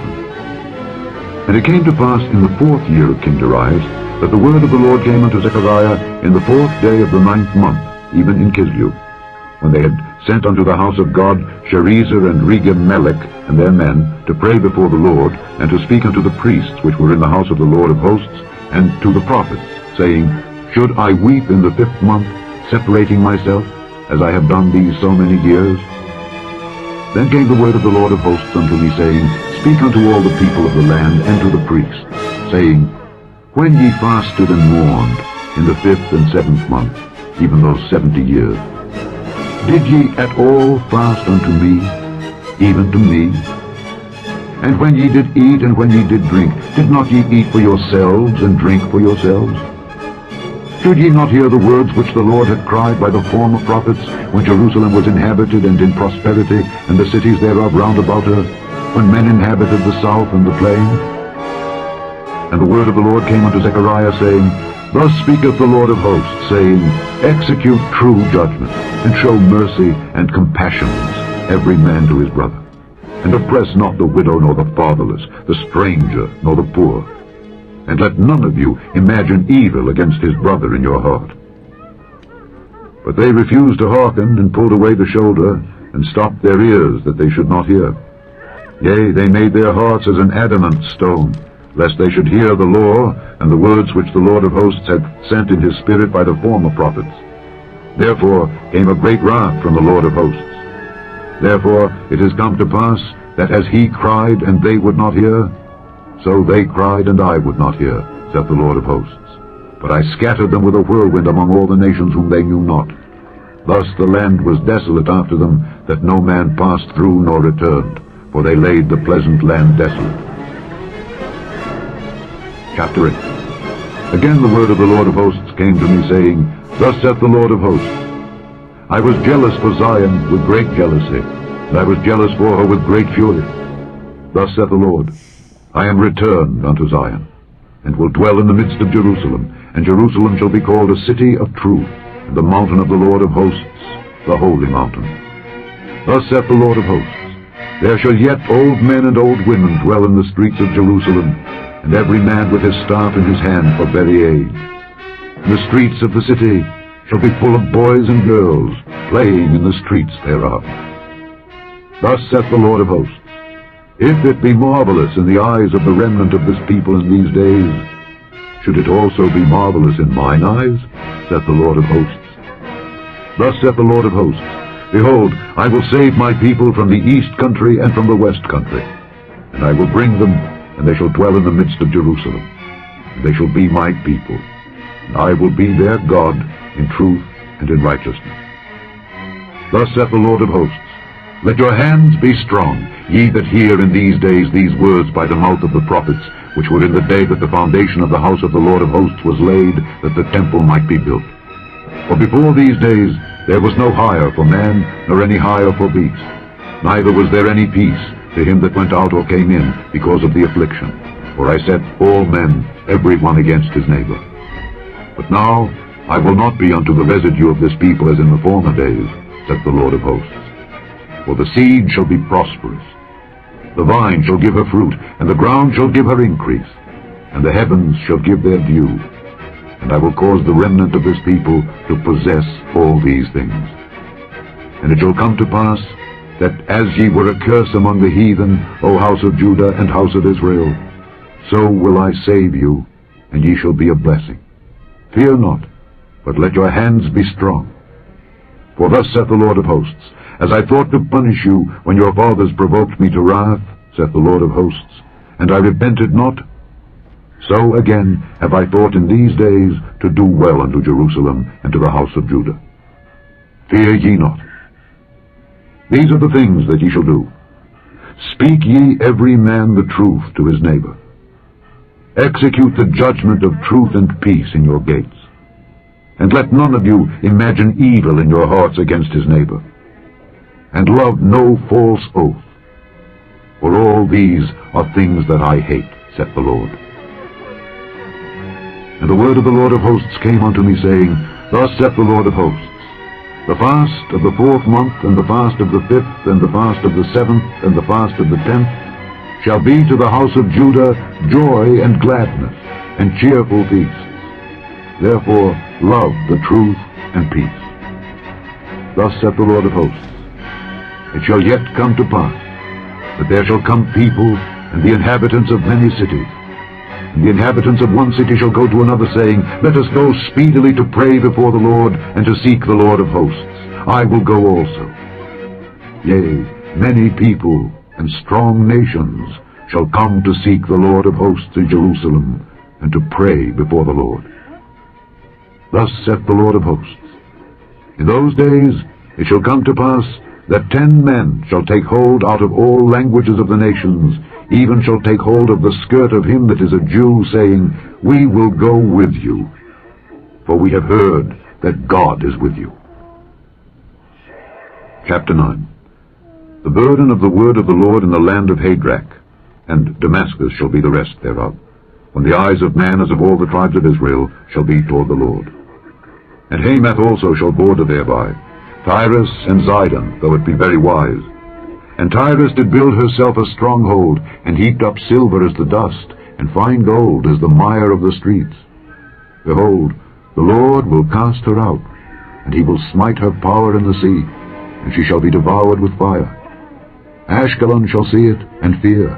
Gaza also shall see it, and be very sorrowful, and Ekron. For her expectation shall be ashamed. And the king shall perish from Gaza, and Ashkelon shall not be inhabited. And a bastard shall dwell in Ashdod. And I will cut off the pride of the Philistines. And I will take away his blood out of his mouth, and his abominations from between his teeth. But he that remaineth, even he, shall be for our God. And he shall be as a governor in Judah, and Ekron as a Jebusite. And I will encamp about mine house because of the army, because of him that passeth by, and because of him that returneth. And no oppressor shall pass through them any more. For now have I seen with mine eyes. Rejoice greatly, O daughter of Zion. Shout, O daughter of Jerusalem. Behold, thy king cometh unto thee. He is just, and having salvation, lowly, and riding upon an ass, and upon a colt the foal of an ass. And I will cut off the chariot from Ephraim, and the horse from Jerusalem, and the battle bow shall be cut off. And he shall speak peace unto the heathen, and his dominion shall be from sea even to sea, and from the river even to the ends of the earth. As for thee also, by the blood of thy covenant I have sent forth thy prisoners out of the pit wherein is no water. Turn you to the stronghold, ye prisoners of hope. Even today do I declare that I will render double unto thee. When I have bent Judah for me, filled the bow with Ephraim, and raised up thy sons, O Zion, against thy sons, O Greece, and made thee as the sword of a mighty man. And the Lord shall be seen over them, and his arrow shall go forth as the lightning, and the Lord God shall blow the trumpet, and shall go with whirlwinds of the south. The Lord of hosts shall defend them, and they shall devour and subdue with sling stones, and they shall drink and make a noise as through wine, and they shall be filled like bowls and as the corners of the altar. And the Lord their God shall save them in that day, as the flock of his people. For they shall be as the stones of a crown, lifted up as an ensign upon his land. For how great is his goodness, and how great is his beauty! Corn shall make the young men cheerful, and new wine the maids. Chapter 10. Ask ye of the Lord rain in the time of the latter rain.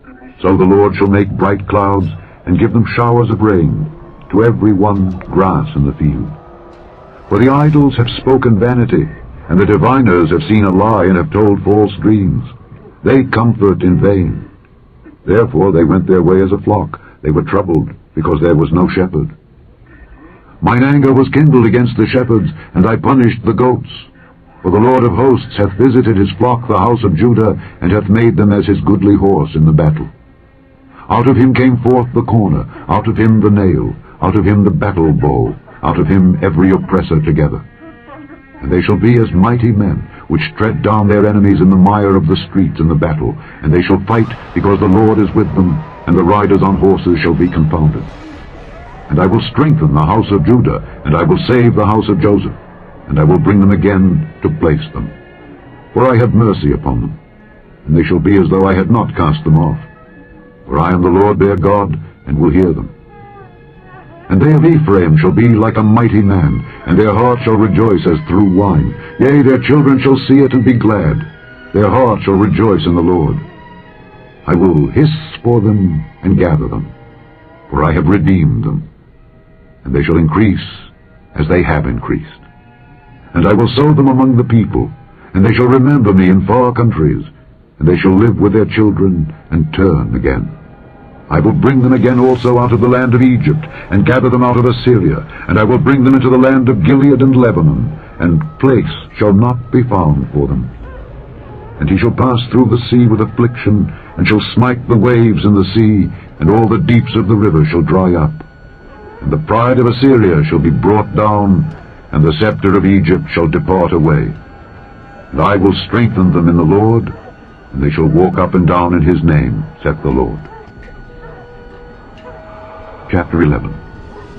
Open thy doors, O Lebanon, that the fire may devour thy cedars. Howl, fir tree, for the cedar is fallen, because the mighty are spoiled. Howl, O ye oaks of Bashan, for the forest of the vintage is come down. There is a voice of the howling of the shepherds, for their glory is spoiled, a voice of the roaring of young lions, for the pride of Jordan is spoiled. Thus saith the Lord my God, feed the flock of the slaughter, whose possessors slay them and hold themselves not guilty, and they that sell them say, Blessed be the Lord, for I am rich, and their own shepherds pity them not. For I will no more pity the inhabitants of the land, saith the Lord, but lo, I will deliver the men every one into his neighbor's hand, and into the hand of his king. And they shall smite the land, and out of their hand I will not deliver them. And I will feed the flock of slaughter, even you, O poor of the flock. And I took unto me 2 staves, the one I called Beauty, and the other I called Bands. And I fed the flock. 3 shepherds also I cut off in 1 month. And my soul loathed them, and their soul also abhorred me.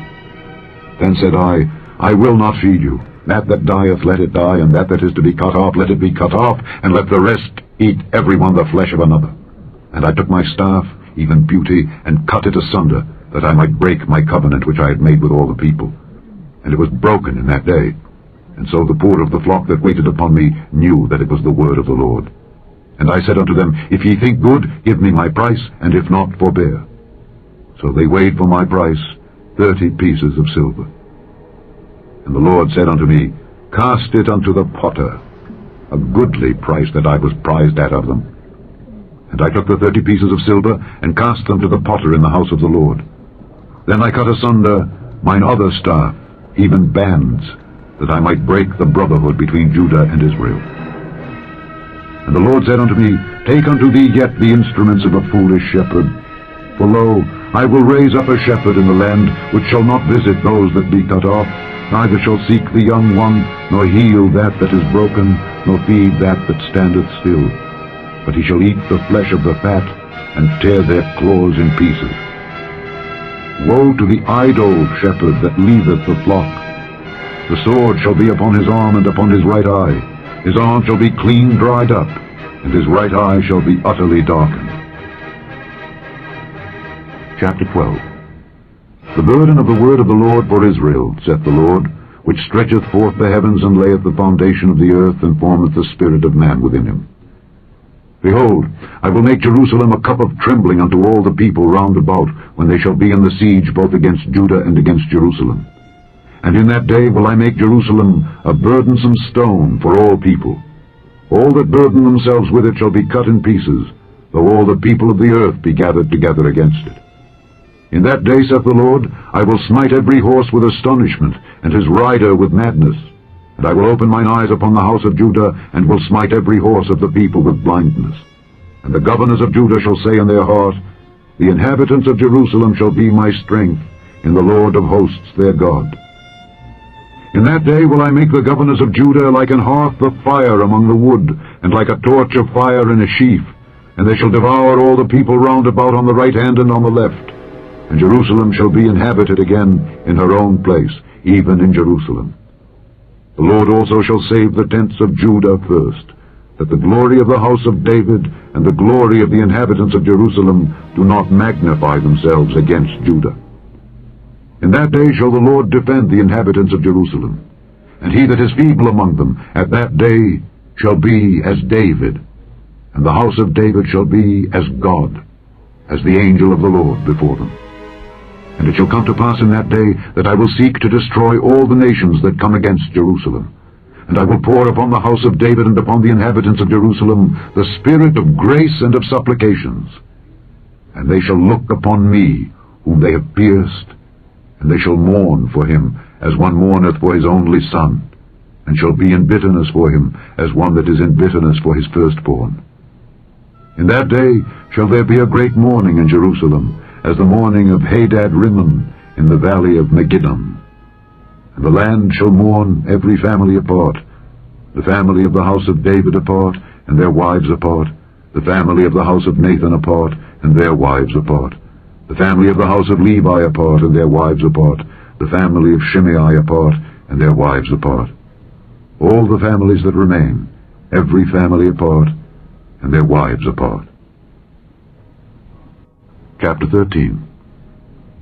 In that day there shall be a fountain opened to the house of David, and to the inhabitants of Jerusalem, for sin and for uncleanness. And it shall come to pass in that day, saith the Lord of hosts, that I will cut off the names of the idols out of the land, and they shall no more be remembered. And also I will cause the prophets and the unclean spirit to pass out of the land. And it shall come to pass that when any shall yet prophesy, then his father and his mother that begat him shall say unto him, Thou shalt not live, for thou speakest lies in the name of the Lord. And his father and his mother that begat him shall thrust him through when he prophesieth. And it shall come to pass in that day that the prophets shall be ashamed every one of his vision when he hath prophesied. Neither shall they wear a rough garment to deceive, but he shall say, I am no prophet, I am an husbandman, for man taught me to keep cattle from my youth. And one shall say unto him, What are these wounds in thine hands? Then he shall answer, Those with which I was wounded in the house of my friends. Awake, O sword, against my shepherd, and against the man that is my fellow, saith the Lord of hosts. Smite the shepherd, and the sheep shall be scattered, and I will turn mine hand upon the little ones. And it shall come to pass that in all the land, saith the Lord, 2 parts therein shall be cut off and die, but the third shall be left therein. And I will bring the third part through the fire, and will refine them as silver is refined, and will try them as gold is tried. They shall call on my name, and I will hear them. I will say, It is my people, and they shall say, The Lord is my God. Chapter 14. Behold, the day of the Lord cometh, and thy spoil shall be divided in the midst of thee. For I will gather all nations against Jerusalem to battle, and the city shall be taken, and the houses rifled, and the women ravished. And half of the city shall go forth into captivity, and the residue of the people shall not be cut off from the city. Then shall the Lord go forth, and fight against those nations, as when he fought in the day of battle. And his feet shall stand in that day upon the Mount of Olives, which is before Jerusalem on the east. And the Mount of Olives shall cleave in the midst thereof, toward the east and toward the west. And there shall be a very great valley, and half of the mountain shall remove toward the north, and half of it toward the south. And ye shall flee to the valley of the mountains, for the valley of the mountains shall reach unto Azal. Yea, ye shall flee, like as ye fled from before the earthquake in the days of Uzziah king of Judah. And the Lord my God shall come, and all the saints with thee. And it shall come to pass in that day that the light shall not be clear, nor dark. But it shall be one day which shall be known to the Lord, not day nor night. But it shall come to pass that at evening time it shall be light. And it shall be in that day that living waters shall go out from Jerusalem, half of them toward the former sea, and half of them toward the hinder sea. In summer and in winter shall it be. And the Lord shall be king over all the earth. In that day shall there be one Lord, and his name one. All the land shall be turned as a plain from Geba to Rimmon, south of Jerusalem.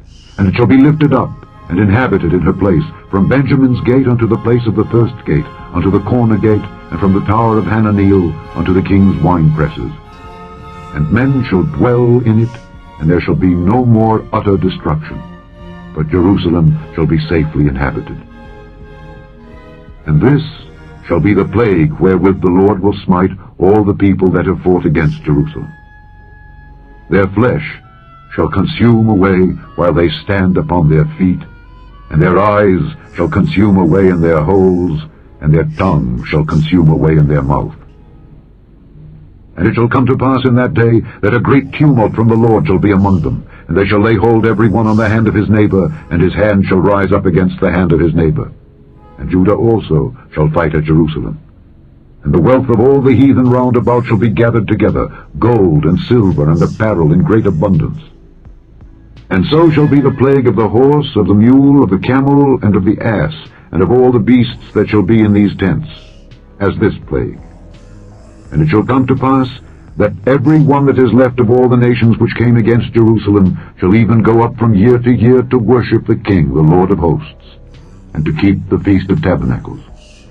And it shall be that whoso will not come up of all the families of the earth unto Jerusalem to worship the King, the Lord of hosts, even upon them shall be no rain. And if the family of Egypt go not up and come not, that have no rain, there shall be the plague, wherewith the Lord will smite the heathen that come not up to keep the Feast of Tabernacles.